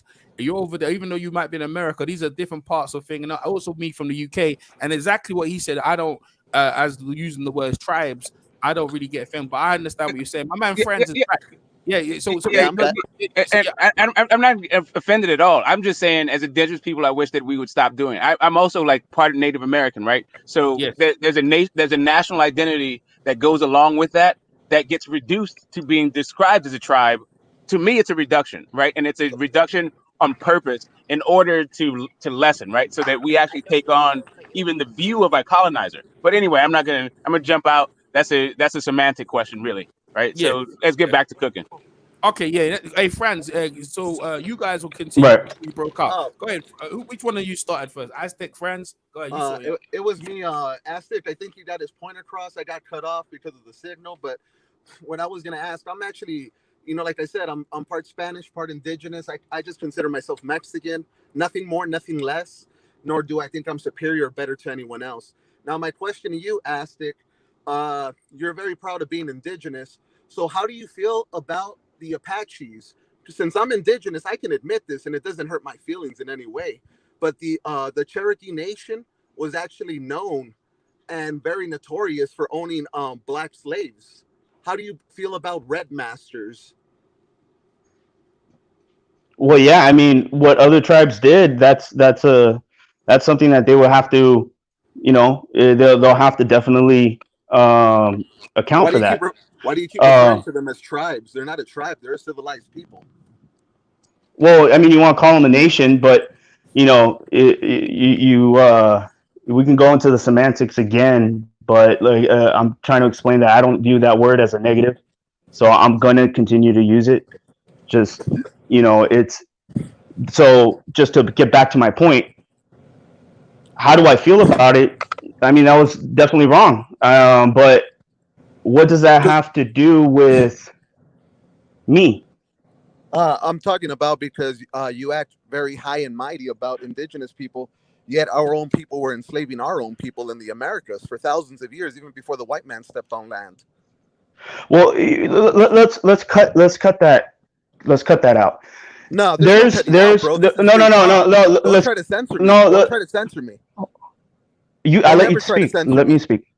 Okay, just don't Hold try on. to censor me. I don't appreciate that. You're talking to I a can't grown mute you, man. bro. I don't Okay, have you're that talking to a control. grown man. All I'm saying is that I'm about to torch that. There's Yeah, right, bro. You haven't torched anything. Don't play yourself, kid. Don't give yourself too much credit. okay. All right, you're gonna let me speak. Go ahead. All right. So all over the world, there's wars, there's battles, there's fight for territory, right? Oh, this is the point where you try to justify it. Go ahead. Go ahead. No, it ain't no justification. That's It what it ain't no sounds like. justification. No. But Hold on, Ain't is what? not a word. we Just want so you to. know, Oh my ain't is God! not a Can I word. finish my sentence, Go dog? ahead. Yo, 1 second. So what we're gonna do? So obviously I'm the moderator and I can control the view. Franz, yeah. Yeah. I'm gonna put you on mute. I know you. Yeah, and yeah. You, Go you ahead. can say what you want to say, but you'll just be on mute. And when he's finished, I'll let you jump in. Yeah, Yeah. go ahead, bro. Go ahead. Yeah. Go ahead, Aztec. You continue. All right. So what I was getting to is it's not a justification. What I'm explaining is there's points in history where there are mass killing attempts at genocide. This is a completely different conversation between political powers, between two different nations, tribes, or whatever you want to call it. What we're talking about when we talk about the conquest, when you have the conquistadors and the damage that they caused, it extended beyond them taking over a nation. They tried to genocide not just our people, but our religion, our culture. You literally just told me, hey, you don't speak Nawa. Well, duh. Why? Why do you think that happened? Why am I not speaking the language that was spoken on this land for thousands of years? I mean, it's almost like you can run around in circles, but at the end of the day, this isn't about you know uh, somehow pointing the finger and going, well, you saw that tribe and that tribe did that, and the Aztecs used to sacrifice people and this and this and this. What the Spanish did was a completely different sin. They killed more people within the first 50 years than anybody has ever died on this land in the Western Hemisphere. Hundreds of millions of people died. That no war, no sacrifice, no nothing that the Spanish, the Aztecs, the Mayans, all the way back to the Olmecs. There has never been this amount of death as when the Spanish showed up. So do not try to connect little comparable. Oh well, they did their own version of killing, whatever. It's not comparable, bro. It's not. So you can miss me with that. That's my point. Let him back in. Let him back in. I want to hear what he's got to say.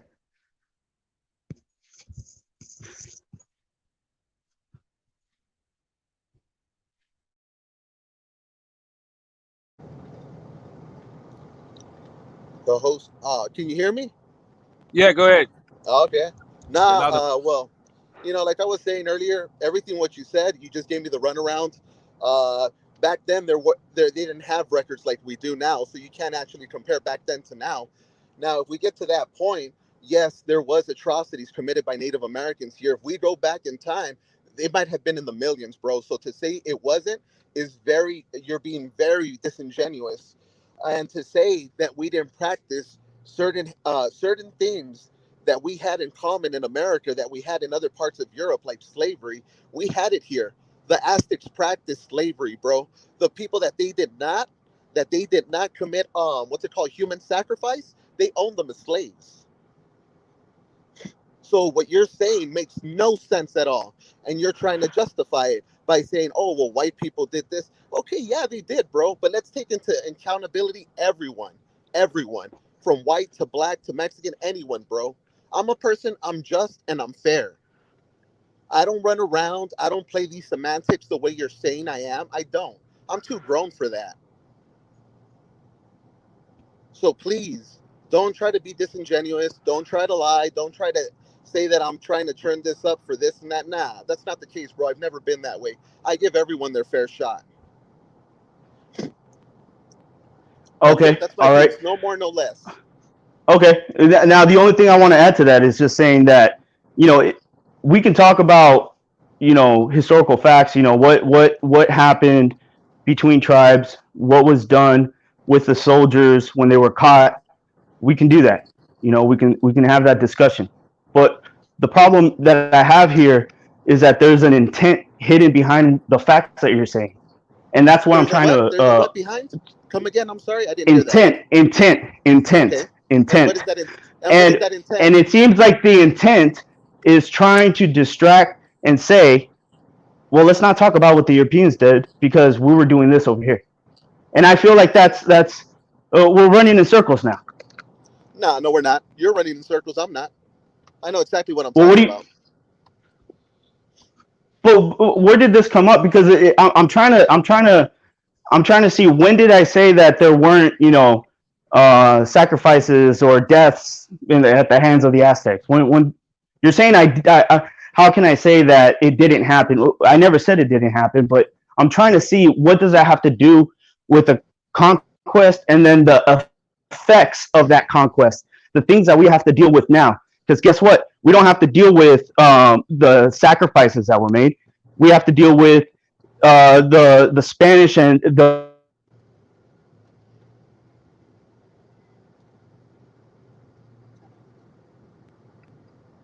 Aztecs. He cut out for a second. I think his connection got lost. Yeah. He'll probably come back. Franz, want to say anything? I'm still here. No, I'm listening, bro. Just so everybody, understands, I'm a very level-headed guy. I just don't believe in bullshit. And I apologize for using that word. I'm sorry. I know I'm not supposed to use curse words, but this dude's young. I know I'm 5 years older than him, but he's the age of my little brother, bro. And my brother's very heavily indoctrinated, and a lot of things that he says, I just say, like, what you're saying makes no sense. A lot of these things are just common sense nowadays. But that's neither here nor there. Well, I want to let everybody know, if I said anything that you guys, took it the wrong way or whatever, I apologize. I'm just trying to get my point across with this dude. I know he's a part of your community, so I apologize for that. Everyone's a part of the boxing community. Like, I think when Tommy had you in the group, it's boxing group, so we talk about other things other than boxing. But at this point, the president, Bima's got in there. Now, you and Smoke were going backwards and forwards in the group chat. That's kind of why I brought you out here, because it was relevant to what we're talking about. What was that about? Do you guys want to continue talking that, Smoke? Yeah, I was about to get to it. Right, I was. Go ahead.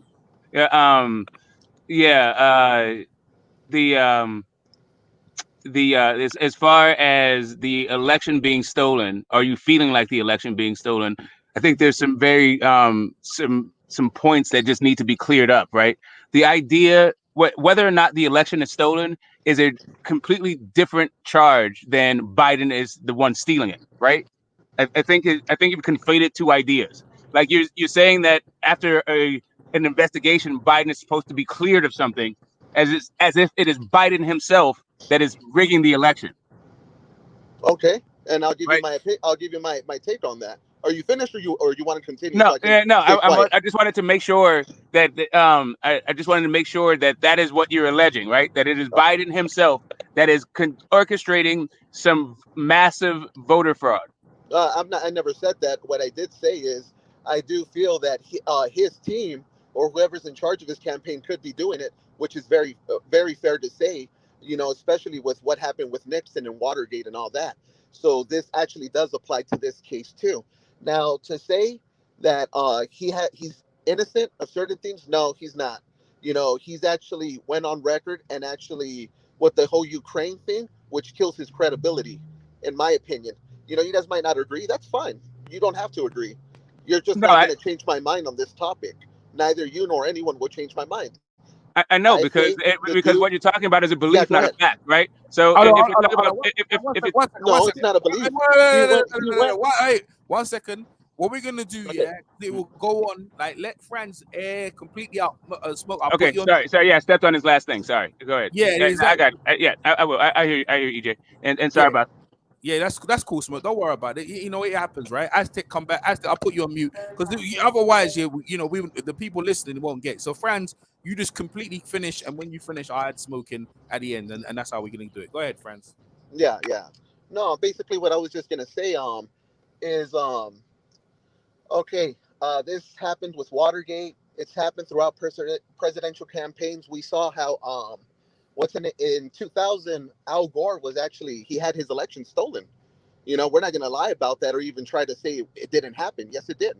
So anybody who tries to put a notion that this can't happen or this is a conspiracy, I think that's very disingenuous. That's even lying because things like this do happen.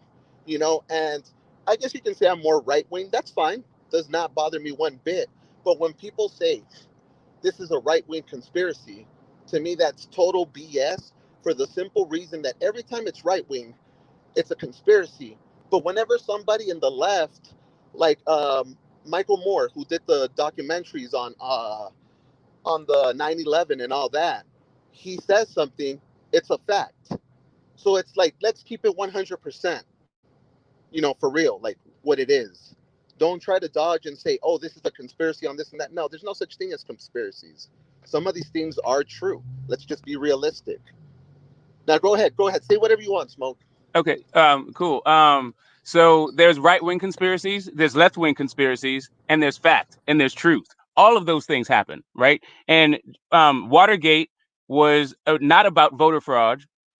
Neither was really about, neither was Florida, right? What you're accusing Biden of, right, would be, for me, doesn't work with the way that elections work, right? Like the idea that somehow he is manipulating Republican-run states to to massively to win the election by millions of votes, right? 4 million votes is somehow orchestrated by Biden, even in Republican-held legislatures. I don't get how you're coming to this conclusion. It sounds like you're echoing what Donald Trump is saying about it. But what Donald Trump is saying about it is also flies in the face of logic. What makes more like right. So there's the idea of what is more reasonable, what is more likely than not, right? Is it more likely that all of the votes are tallied up on the night of the election, or is it more likely that votes it'll take a while to tally up votes when a bunch of them come in mail in, and then if you do even a historical, you drag that out historically. If there's a bunch of mail-in ballots, who does those ballots historically um, tend to who do they tend to trend towards? Are they Do they tend to trend Republican, Democrat, or is it a mixture of the two, or maybe it's just a mishmash? There is no correlation. But if you find there is one, and it is consistent with what we always see, I don't understand how all of a sudden it's fraud just because the guy lost happens to say it is. And it's the same thing that he said the last time when it was close. If I win, then it's legitimate. But if I lose, it's fraud. And there's a difference between right wing conspiracies and right wing propaganda. And what I'm hearing is just an echoing without even really like even thinking about it or understanding the process about allegations about this dude's character. It doesn't make sense to me. Go ahead, Franz. Your turn.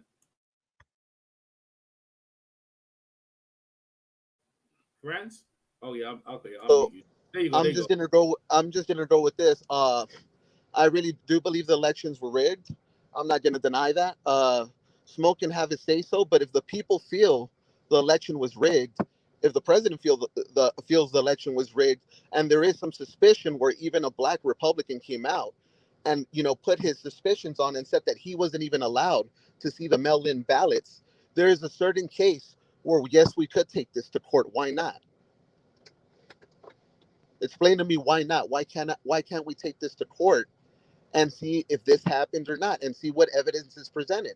And if, regardless of Biden, did this mass voter fraud, or he didn't, or if it was his campaign, it was still manipulated for his win. You can't deny that, bro. You can never deny something like that. The point is, Okay, he won. so here's a difference between like a fact and a belief, right? A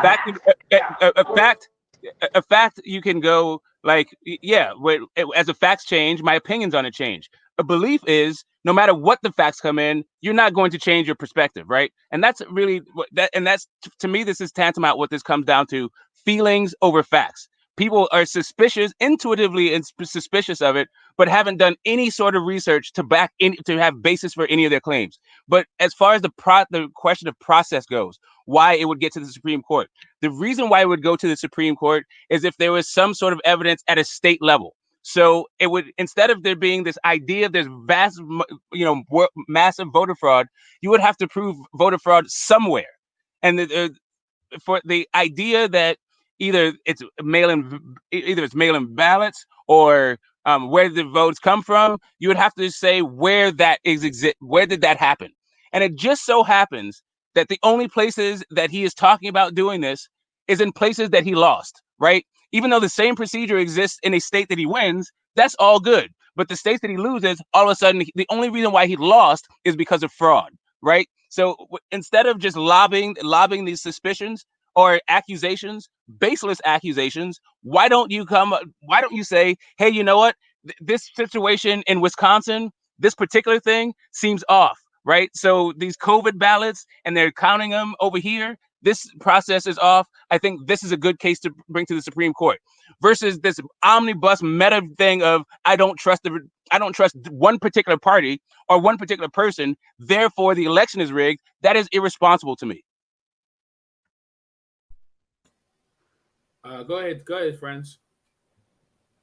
Okay, like I said, if there's suspicion, there's videos where they're covering the walls where people can't see what's going on inside. That's highly suspect to me. All these things coming out, but they're going to be labeled conspiracies anyways. So it doesn't really matter. Does it, Smoke? The fact that people are mad that you couldn't see that a Joe Schmo couldn't walk up to a thing and see the votes were counted, you can be mad about it. But does that equal there's voter fraud? No. Like first off, like look at the law in that particular country. I mean, that particular state where they're counting the vote. If that particular state says, guess what, we're gonna black out the windows when we count the vote, then go get mad at that particular state for that particular rule instead of accusing Joe Biden of fraud. Okay, so it's just it's too much of how do you say it? So they block out the windows. You're saying that that's okay to do. Why do you even have open windows in the first place? And why are you even blocking the walls? And you can't even see the ballots anyways. That makes no sense. So you can't see the ballots, yet you're closing the windows. You're blocking them out for people to see. And this is a fair and balanced, supposedly election, yet you're blocking the windows. They did that in Venezuela, bro. Okay, the question is whether or not a particular state has blacked out the windows, because another state had video of the entire count, right? The state that actually matters, Pennsylvania, when they were counting them, it was a feed that everybody can see, that you can go to their website and check it out, right? Yeah. So it depends, like regardless of what happens in these particular states, the actually states that mattered, right, that actually put him over the top. Even if you say, hey, you know what, there's some irregularities in Nevada, let's take a look at that, and then they threw out the entire Nevada vote, he still loses. Okay. So that's the problem I see with this whole deal about, hey, you know what, there's massive fraud. Come with a specific state, right? Where you think that there's actual irregularities happening that would actually even rise to a Supreme Court challenge, versus my guy lost, He's now complaining about it and complaining about the irregularities and the messiness of a U.S. election, which they're all messy, right? They all have some kind of thing that you can complain about. It doesn't mean that they all rise to the level of a Supreme Court challenge. Okay, that's fair. That's fair enough. Now let me ask you this. Let's say they do come up with this goes to the Supreme Court and it's proven otherwise that they did cheat. Let's say it does. Will you accept Donald Trump as your president? Just yes or no, simple yes or no. Would I accept him as my president because you said they cheated? What it depends on how they cheated. What are you describing as cheating? And then was it determinative in the outcome of the election? But like here's the whole thing. Like if you ask me, do I think Donald Trump won the election legitimately the first time? I'll tell you no. So then why, if I don't think he won the election legitimately, I would say that he's my president because some other guy didn't win the presidency legitimately. Okay, that's fair enough. Now, okay, can I say something? Yeah. Yeah, I wouldn't mind this going to the Supreme Court, to be honest, because if that's what it takes, to get people to wrap their head around the next 4 years, because we can't have it 50-50. We can't have it this much of a split. Some people are going to have to wrap their head around that their guy lost, and if it has to go to the Supreme Court and there's a fair trial, that's one thing, and that's another thing you gotta depend on. Hopefully, you get a fair trial. As far as voter fraud, it's this voter fraud happens. It happens in every year. What we're talking about is organized voter fraud, right? That's what you're trying to say. So there is right now. Exactly. If there isn't any evidence that they can present, then there will be no trial. So just know that if it doesn't go to the Supreme Court, it's not because there's not conspiracy. There's something going on. It means that there wasn't evidence. Okay, and you're just gonna have to accept that. And at the end of the day,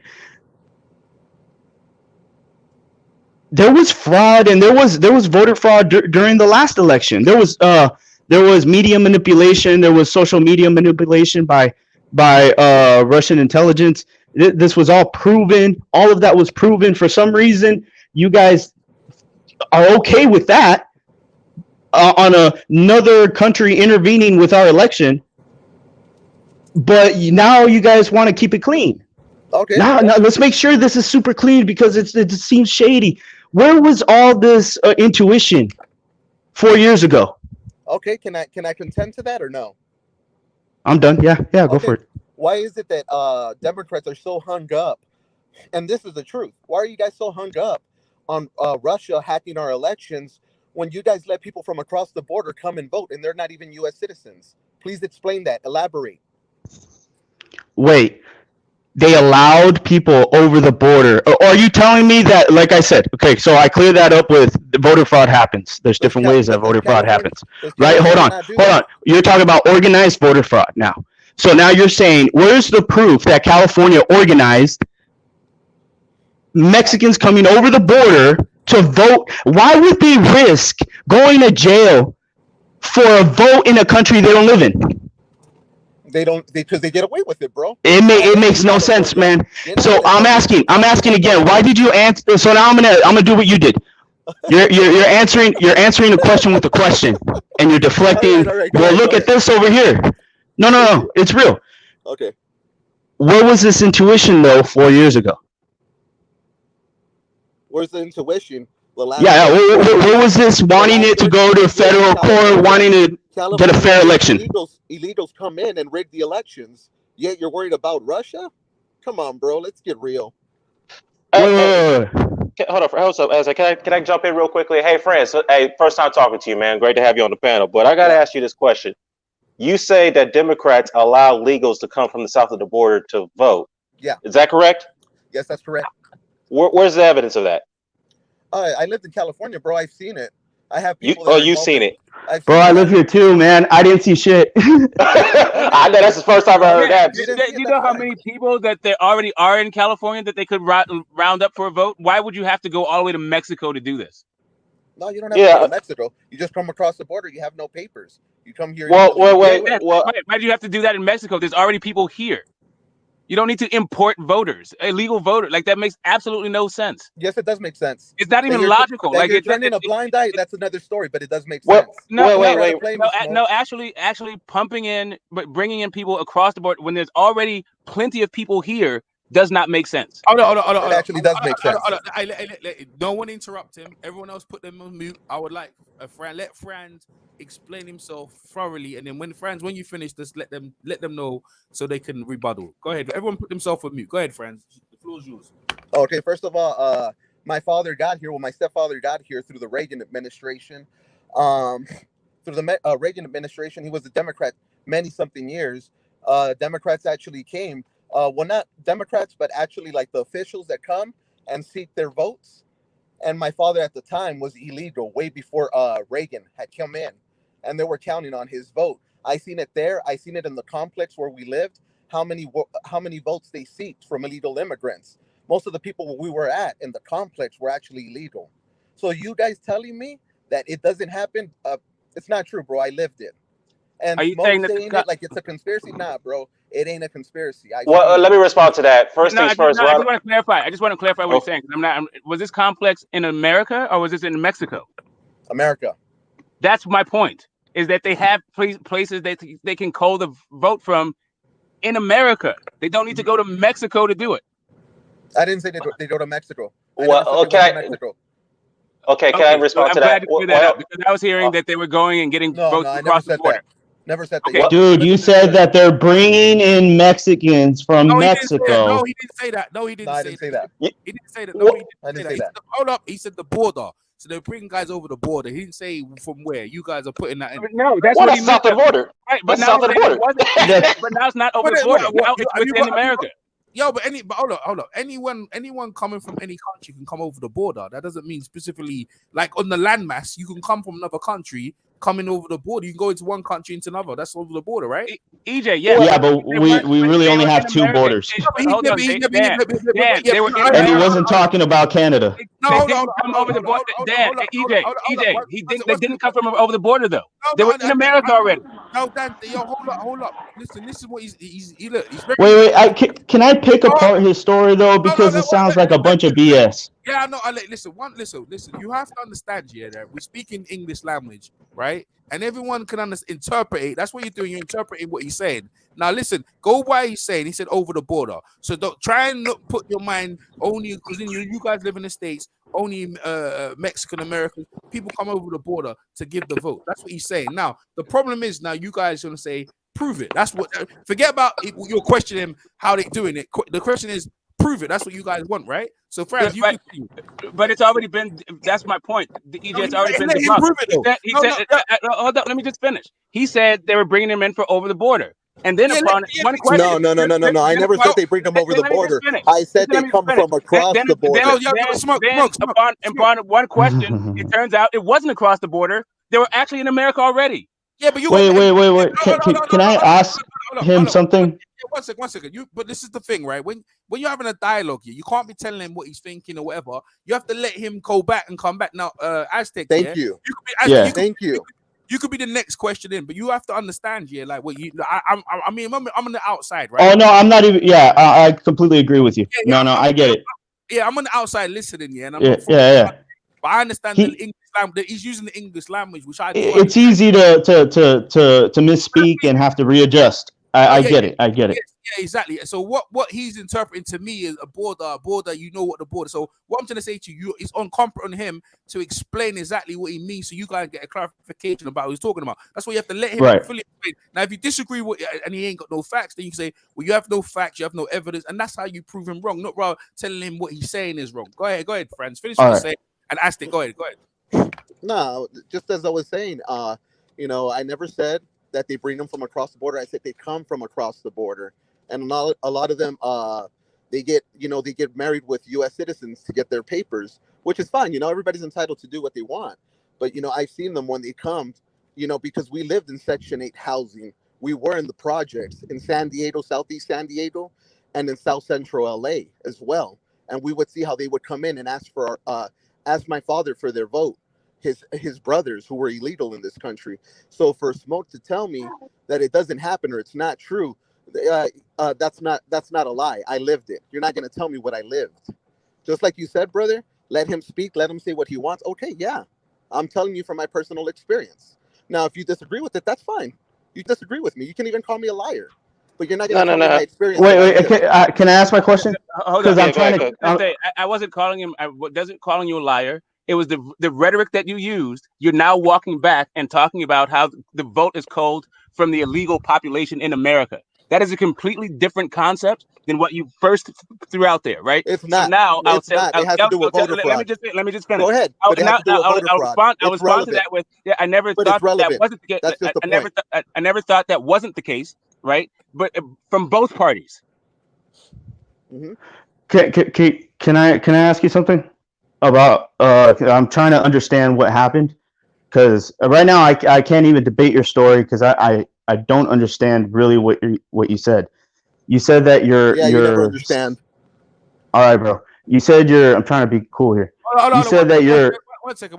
Franz, yeah, like I understand that you got information about Aztec that is a bit younger than you, but we all have to respect each other and like rather like little attacks. I'm not trying to say. No, I'm not trying to. I'll apologize. What I mean is he acts like he's incoherent. All right. So, but I'm not even gonna ask a loaded question or anything. I just want to clarify your story because I'm having a hard time understanding. So, you said that your stepdad and he was here illegally, and you said they were trying to get him to vote, right?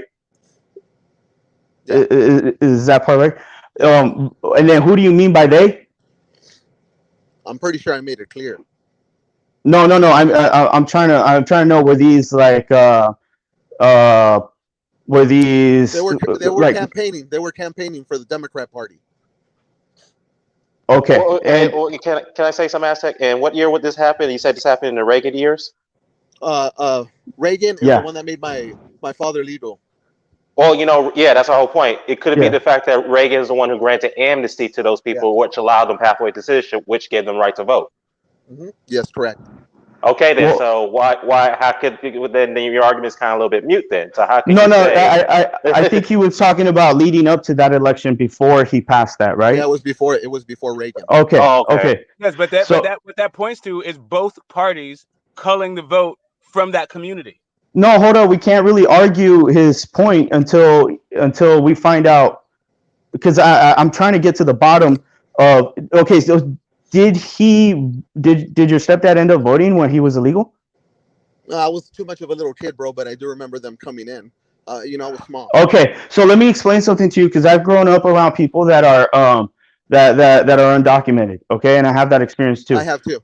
Yeah. I know you do. And one thing that you and I both know is that sometimes our family members will act as if they're citizens and walk, just do the whole conversation, so there's no suspicion. So they're not going to fully admit, hey, I'm here without papers. It's not like Jehovah's Witness, is knocking on your door and you just go, oh no, I'm an atheist. Like you can't really just admit or expect them to go, no, I can't vote. Let me tell you why.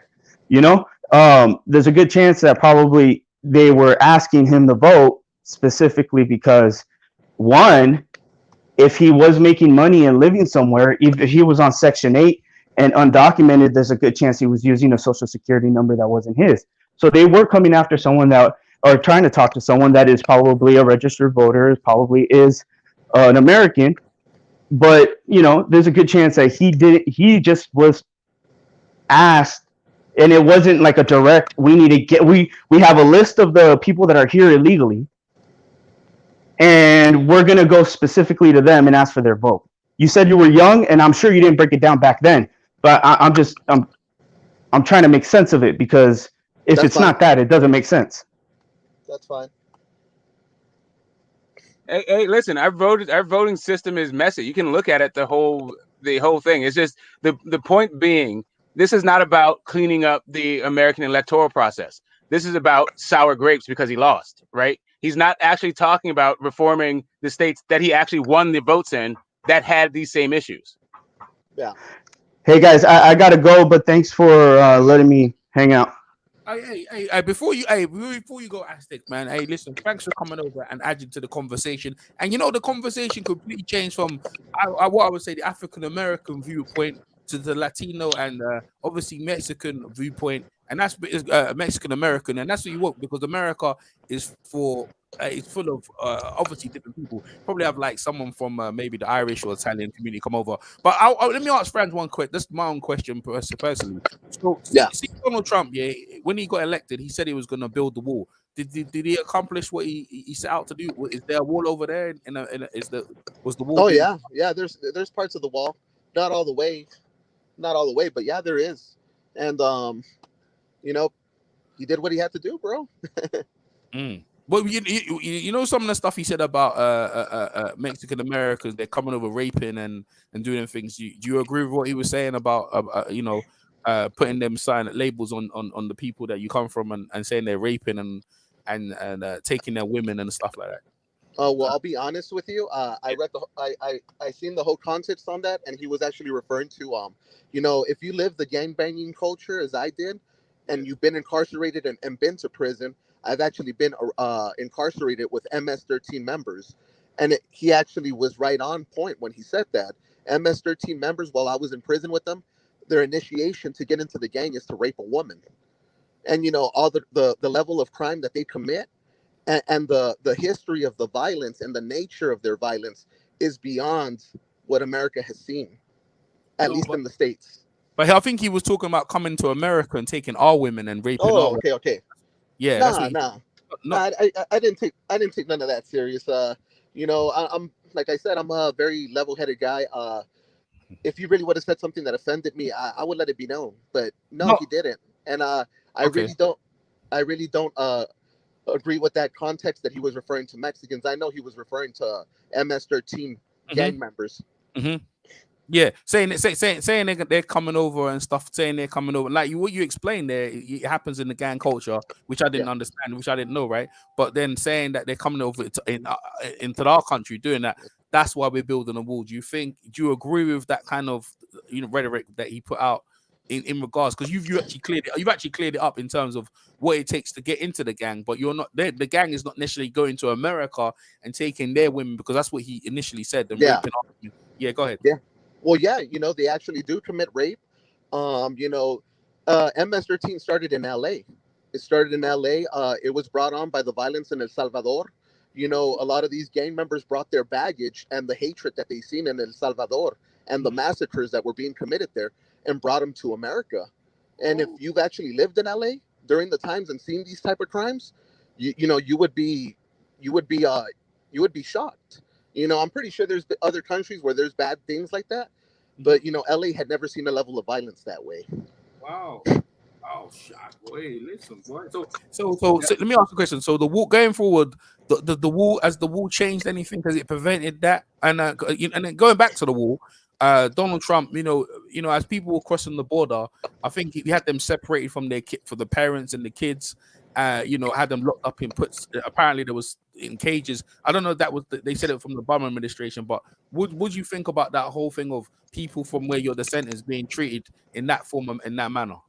Well, he actually signed some papers to not have them separated, and that was actually the cages were built in 2014 under the Obama administration. So to blame it 100% on Trump, that's very misguided and that's very misleading. Anybody who propagates that.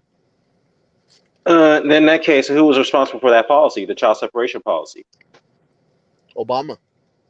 How so? Obama's not in office. He's not in office, but it was granted back in 2014. That wasn't that wasn't Trump exactly. Well, first of all, that's been debunked. Barack Obama has never implemented a policy where child separation occurs at the South when migrants cross over illegally. Okay, tell me how's it been debunked? Please elaborate. The problem with the prison system is not who built the walls. Yeah, exactly. So again, that was debunked. This has been addressed already by key officials at the Obama administration who worked at the Homeland Security. So it was debunked by the Obama administration then. What funding? Wait, hold up. Again, who implemented the child separation policy? Okay, Barack but Obama's team didn't do that. So okay, who that's did? fine. That's fine. I'll accept everything you're saying. But who was it debunked by again? Just please tell me that. No. I'm asking funding. Funding for what? What exactly is funding coming from? No, I'm telling you. Who was it debunked by? Who exactly was it debunked by? You said it, not me. Who was it debunked by? Funded. Where's funding coming in? He said debunked by. Oh, He debunked. said debunked. He said debunked. that it came from 2014. Yeah, it was debunked by fact checkers who looked into the policies very closely. They said that's not true. Even the former Obama administration members that came out and had to verify that point. That's not true. We never implemented that policy. That was Trump. Trump was one who put that out there to take the pressure and criticism off him for that situation. Did he also erect the cages? Well, he didn't set up the cages, okay. But the fact is, the cages have nothing to do with the child separation. It actually does. Well, really. You don't have to put them in really. Cages. You don't have to put them in cages. Where were the kids put in? So wait a minute. Right? Because let me get this straight. Because Obama built cages, he is responsible for the fact that Donald Trump put kids inside them. What did he build the cages for? Okay. No, was it to put? What did he build the cages for? Well, answer this question. What did they build the cages for? Answer that question. Who the hell knows? Who put them in there? Do you know what they built them for? The question is, let's say. Let me ask you a question. Let me ask you another question. Let's say Obama built them to put children in them. Is it his fault that Trump actually put kids in them? Is it his fault? No. Come on. Sobrans, you can't answer the question with a question, man. Everything you say is true. No, Obama built the cages. Is that what you're saying? Let's say everything you say is true. Obama built the cages, and he built the cages to put children in them. Is it his fault? Is it his fault? Now I'm gonna answer you. You're gonna let me answer or no? I didn't hear what you said, but go ahead. Okay. We're both talking. I'll answer your question. I'll very well answer your question. If Trump put kids in it, guess what? It's his fault. I'm not denying that. But he did build the cages, and there's no denying that. Okay, but what does that have to do when we're talking about Trump put the kids in cages? Why are you now talking about who built them? Well, here's a better question. Wait, Fritz. I got a better question for you. What does the cages have to do with the child separation? Where do you put the kids then? In the cages? No. Well, wait. Okay, first of all, there's many ways of detention other than putting them in cages. But the point is that does nothing to do with separate them from their families. So what does the cages have to do with that? They're being separated from their family, bro. What is the purpose of separating? Wait. What is the purpose? Obama, whether it was Trump, they're being separated. Well, what is the purpose of separating kids? Wait, hold up. Faults? Maybe in a way, yes. But let me ask you this: one person is being very dishonest. Well, what is the purpose of? Well, if you're an Obama supporter, that's fine, bro. You can that has nothing to do with us being an Obama supporter. Don't be disingenuous either. I get that. It's nothing. It has nothing to do with us being Obama supporters. It's all about rationale. Sounds like it. Wait, hold up. I'm trying to be fair here. I'm asking is what is the purpose of the child separation policy for migrant children? What is the purpose of it? I don't know what you want me to answer you, bro. I answered you. Well, that's the whole point of the question because there's no constitutionality. Okay, wait, hold up, If I commit a crime, am I going to be separated from my family? Yes or no? Well, first of all, separate from your family. What crime was committed other than they crossed the border legally? That's a crime, bro. That's a crime, but they came with their children. Border illegally with their children who are also illegal as well. So they committed a crime as well, right? That's not my fault, bro. I don't make the laws. This is a nation. Well, you do understand. There are asylum laws. Wait. You do understand there's international asylum laws that protect people that do have rights, by the way, even though they can't. They have crossed the border illegally. They have to have a right to trial, okay? But at the same time, to separate them from their children like that and not unifying them when their parents do that process is totally wrong. You cannot do that. Okay. Right, and that's why they have to stop it, right? Right. The other thing is these unilateral policies, like it's not just child separation. It was actually taking people off the streets and like unmarked cars, right? There's any number of things that are actually not legal, right? And they had to stop them, and now we have to deal with the fact that they're actually illegal. So it's not about like who wrote the laws; it's actually about who violated the laws. Yes. Hey, this is serious stuff now. So you go. Yeah, it is serious stuff. It is serious stuff. I'm on the outside now. So you have one guy or group of guys in terms of obviously people are not supposed to come over, but they coming over, right? So you have one guy who built the cages, one guy put them in and separated. So apparently this is why I heard obviously in the UK. The reason why they separated them, and I don't know, putting them in the cages is awful, yeah. The reason why they separated because apparently the kids were being stolen so they wanted to work out who were the parents of the kids really there. But in any case, yeah, but on both sides, you could say are to blame for that. But having cages is inhumane. You'd have to think that is inhumane. And the stuff what happens in Guantanamo Bay is another thing as well. So at this point, you can point the finger, but both people, when you look at that whole thing is terrible. I mean, because someone's illegal doesn't mean they have to be treated inhumane, putting people in cages. You know what I mean? That's traumatic. Yes. Yeah. I like that you said that. Both parties are responsible. Now, just blaming Trump is very misleading and disingenuous. Yeah, and I love agree with that. comment, bro. I love that comment. I agree with that assessment. Yeah, building cages is. I don't see no purpose to that because there's many ways of detention. But other than because there's far more better detention than putting people in cages. I totally agree with that assessment. But the fact is put this solely on Barack Obama. That's totally wrong right there. No, but totally wrong. That's a fair assessment. And also putting children in them has nothing to do with building them. No, but listen. We've gone both for that. But the reason why I'm trying to say to you, a lot of guys, obviously, you guys are passionate about what you're on, but you got to understand, yeah. And let's try and put it like this: in the UK, we have conservative. You have conservative, you have Labour, right? Now their politics is we kind of be what's the word they use, civil or respectful, but we go at it hard in that. You guys, you come from a different culture, so we're gonna prove our point no matter what. But what I will say is that this consistently Queens of the Theme is keeping you guys divided. The both of you and all of you, whether you're on both sides, and it's called bipartisan, you both all agree that the cages are unhumane. But all of you will have to say yes to that, right? Now, Yes. the representation of how people are being treated as they come over is inhumane. All of you have to agree that needs to change as well. You couldn't, none of you would disagree on that. Now, I agree. Who's Yeah, I agree. So what we're saying is that, right, is that you guys most times have to find a common ground rather than to go at loggerheads. You should find a common ground where both of you can agree and which is better for humans. And this is where I comes into it in my whole thing about between Trump and Trump supporters and Obama supporters or Biden supporters, they're really the same thing. They want the best for humankind. Right, that's what it comes down to. They want the best for humankind, but they think their way is better than the other way. Rather than say, you know what, let me see it that way. What he's doing is good, and rather that we could work it over. But the whole point is that to keep divided and keep people going at each other, and then us as the humans on the outside, we suffer.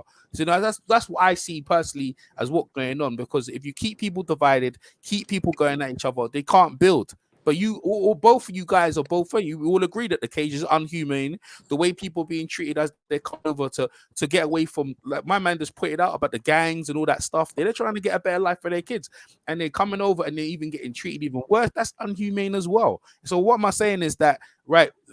Any solution we got the best solution for the humans. And that's what we've gone away from on how empathy from one another and how we're being treated. You know what I mean? If you put, like I was saying to friends, yeah, the way Trump is, he's labeling obviously people from his background, and he broke it down that stuff does exist, and he doesn't like it as well. And you could say that stuff over in obviously the African American community, in terms of some of the gangs and some of the things that are going on, the violence and stuff like that. People would agree with that. So what do we do as a people to come together and say, you know what, how do we resolve that? Not parties, just as humans, how do we resolve some of these issues? And I think that's where America's lost in the empathy, where we sit down and say, yo, this is not good for the human race. I mean, what's going on here? And I think sometimes when we're debating, we lose sight of that rather than trying to prove someone wrong. And that's my take on the whole thing that's happening today. Biden, is he going to be better? Was Trump better? Because I'm not going to lie to you, from me looking the outside, I think Trump was good for the whole world, because Amen. it was refreshing to have someone come out and actually say what's really on their mind and not being a politician. But at the same time, if you look on the other side, they like stability. They don't like the idea. Most people living their lives. They don't want to be ruckers. They don't have to think about certain things. They don't want to have to get their brains to have to be changing certain things. And that for them, it was a culture shock. But you have to understand that humans, us as humans, we're evolving. What we are evolving into is our society going to be better for all these changes or not? And that's what it comes down to. Because what happens in America happens in the UK, and that's why I have to keep my ear close to the ground and listen to what's happening over there, because we simply just copy whatever you're doing and the rest of the world, and name calling and the way certain people are conducting themselves. People say that's not presidential, but at the same time, America was built on blood, guns, and killing and slavery and a whole heap of vicious stuff. But so was the UK. England was built on the same thing. In fact, England was the one who started up most of England, and King George, we started up most of your structure of what you guys still continue, and also with slavery. But England is hold accountable like that. But America, they have to do things. So if you're talking about reparations, if you really want to get to the heart of reparations, England should be paying the reparations because they benefit the most. Like you mentioned, the Lloyd's banks. Why does America have to pay? And when England who started the whole damn thing, but no one puts the finger at England. We rather put in. I'm just saying. But that's my take on just being as a humanitarian, looking on both sides of the point where really and truly it's rarely looked at that as humans. I mean, look, if you look at my man Franz, he's a human. Dan the man's a human, and so is Smoke. But we don't look at each other like that. We look at it like he's in opposition, he's on that side, and I have to go at him. Really, and that's not really the case. He's a human, and he's trying to do the best. They're trying to do the best he can. It's just that I just don't agree with what his point of view is. That's my take. Yeah, man. So I respect, like, whether or not we agree and all, like, even on whether it be about boxing points or things that are even more personal to us and mean more to us and may mean more to the world. I think we all respect each other as human beings, right? I don't think it goes down to you're despicable and you're not worthy of life, right? It's not that. It's actually the marketplace of ideas. So it comes down to when we are all on the same page, there is an energy that comes from that kind of unity, right? And the idea that we're going to be that we're fractured or disconnected from that sort of group dynamic, and the fruits that we can achieve, the fruits that we can enjoy from that kind of interaction. Instead, it comes down to just a lack of taking accountability for when it is time to be responsible, right? Like there's, I feel like there is criticisms to be had and praise to be had all over the place. There shouldn't be 100% vilification or 100% deification, right? It's not like these dudes are above reproach. And so when it comes down to the real issues that people have a problem with, instead of like glossing it over and doing a whole bunch of whataboutery and all that crap, just like own up to what is actually right in front of your face, right? And then move on so we can get to actually healing and what we need to do. Like, if it is a Republican thing, like I may be upset about any number of like cultural things, but when it comes down to the polluting of the earth, that is a human issue, right? So it's not just about us fighting amongst each other and following America, right? There's also the policies that go behind that also should affect everyone that maybe nobody's looking at. Like like the idea that Trump is like this individual that and is one of a cowboy and a maverick and all that stuff. He also was the guy that took us out of like Paris Accords, and we actually need to not be using fossil fuels.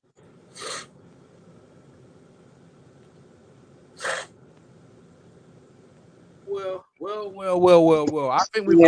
I think we've come to the end of the show, right? I'll be honest with you. We have to do a part, but I know my StreamYard minutes are gonna be done because I think 20 minutes per month. But listen, I ain't gonna lie to you. I thoroughly enjoyed that. I'm gonna chop this up. I'm gonna chop it up and put it, vote fraud. We're gonna add that bit. We'll probably do another bit on obviously we'll talk about how it affects black people. But this has been a tremendous debate. I really appreciate all you guys in the chat and you guys here for the first time, friends. A great a contribution coming into to the hangout, and you're holding your own on your perception. Yeah. Really appreciate that, man. No, thank you, EJ. It was a pleasure. You're a very nice guy, and I really appreciate that you're a very fair moderator. Yeah, man. You know, that's the, you know, we try to be. I mean, we do boxing all the time, and I'm telling you, some of the boxing gets wicked out here. Talk about boxing, we got some fights later on. We got a Devin Haney fighting Euroscombo coming on later on, so we're gonna probably stay tuned for that. But I probably won't go live for that. But hey, man, really great debate. Dan the man, always great having over. Smoke, Coach K, Phil Walker, Destiny added in. Who else we had over here? We had we had D Styles, and we had Aztec 101. We had, who else? I don't want to miss anyone out. Who else we had over here? Do you have anyone That's else? it. That was it, man. Yeah, that was it, man. Hey, listen, it's a film-packed show. If you got time to sit down and watch the whole 5 hours of your life, then yeah, this is a good one. It was a good one. There's parts that that interaction between Franz and Aztec was classic. I haven't heard that. That was brilliant. Classic stuff. Yeah, I caught that on playback. That was a classic debate. Shout out to you, Franz. Shout out to Franz and Aztec. Hey, pleasure to meet you, Dan the man. I've been wanting to meet you, bro. You're a real nice guy. Thank you. You're a gentleman. Oh, likewise, man. Thanks, man. Appreciate it, man. And that's man, you already know. I'm gonna hit you in a minute. And that's the way you guys want to end it. Like, you guys all in the group. So Dan the man has hangouts as well. So you know, Fraz, I'm sure he'll invite you on at some point. And this is the thing. Yeah. Us as human beings out here, we're not all gonna agree, but we can try and come up with what people say civil. Let people air out their points, you air their points, and let people make their judgment. But the bottom line is that as humans, we're trying to make the best for ourselves. And is Biden and Harris going to be better than Trump, where they have 4 years to make up? Is Trump? We know what Trump brought in. We know what Obama brought in. So they all have to be held accountable for whatever's going on. So from this point, we're probably going to come revisit this. When's the inauguration? Is it in January? Is it in January, right? I think it's in January. January 20th. We're back in January the 20th, without no doubt. In the meantime, it's gonna be boxing from now on. But hey, really appreciate you guys coming over. Thanks very much, man. Yeah, thank you, EJ. All right, peace. Thank you, man. Yeah, man. You already know. Peace.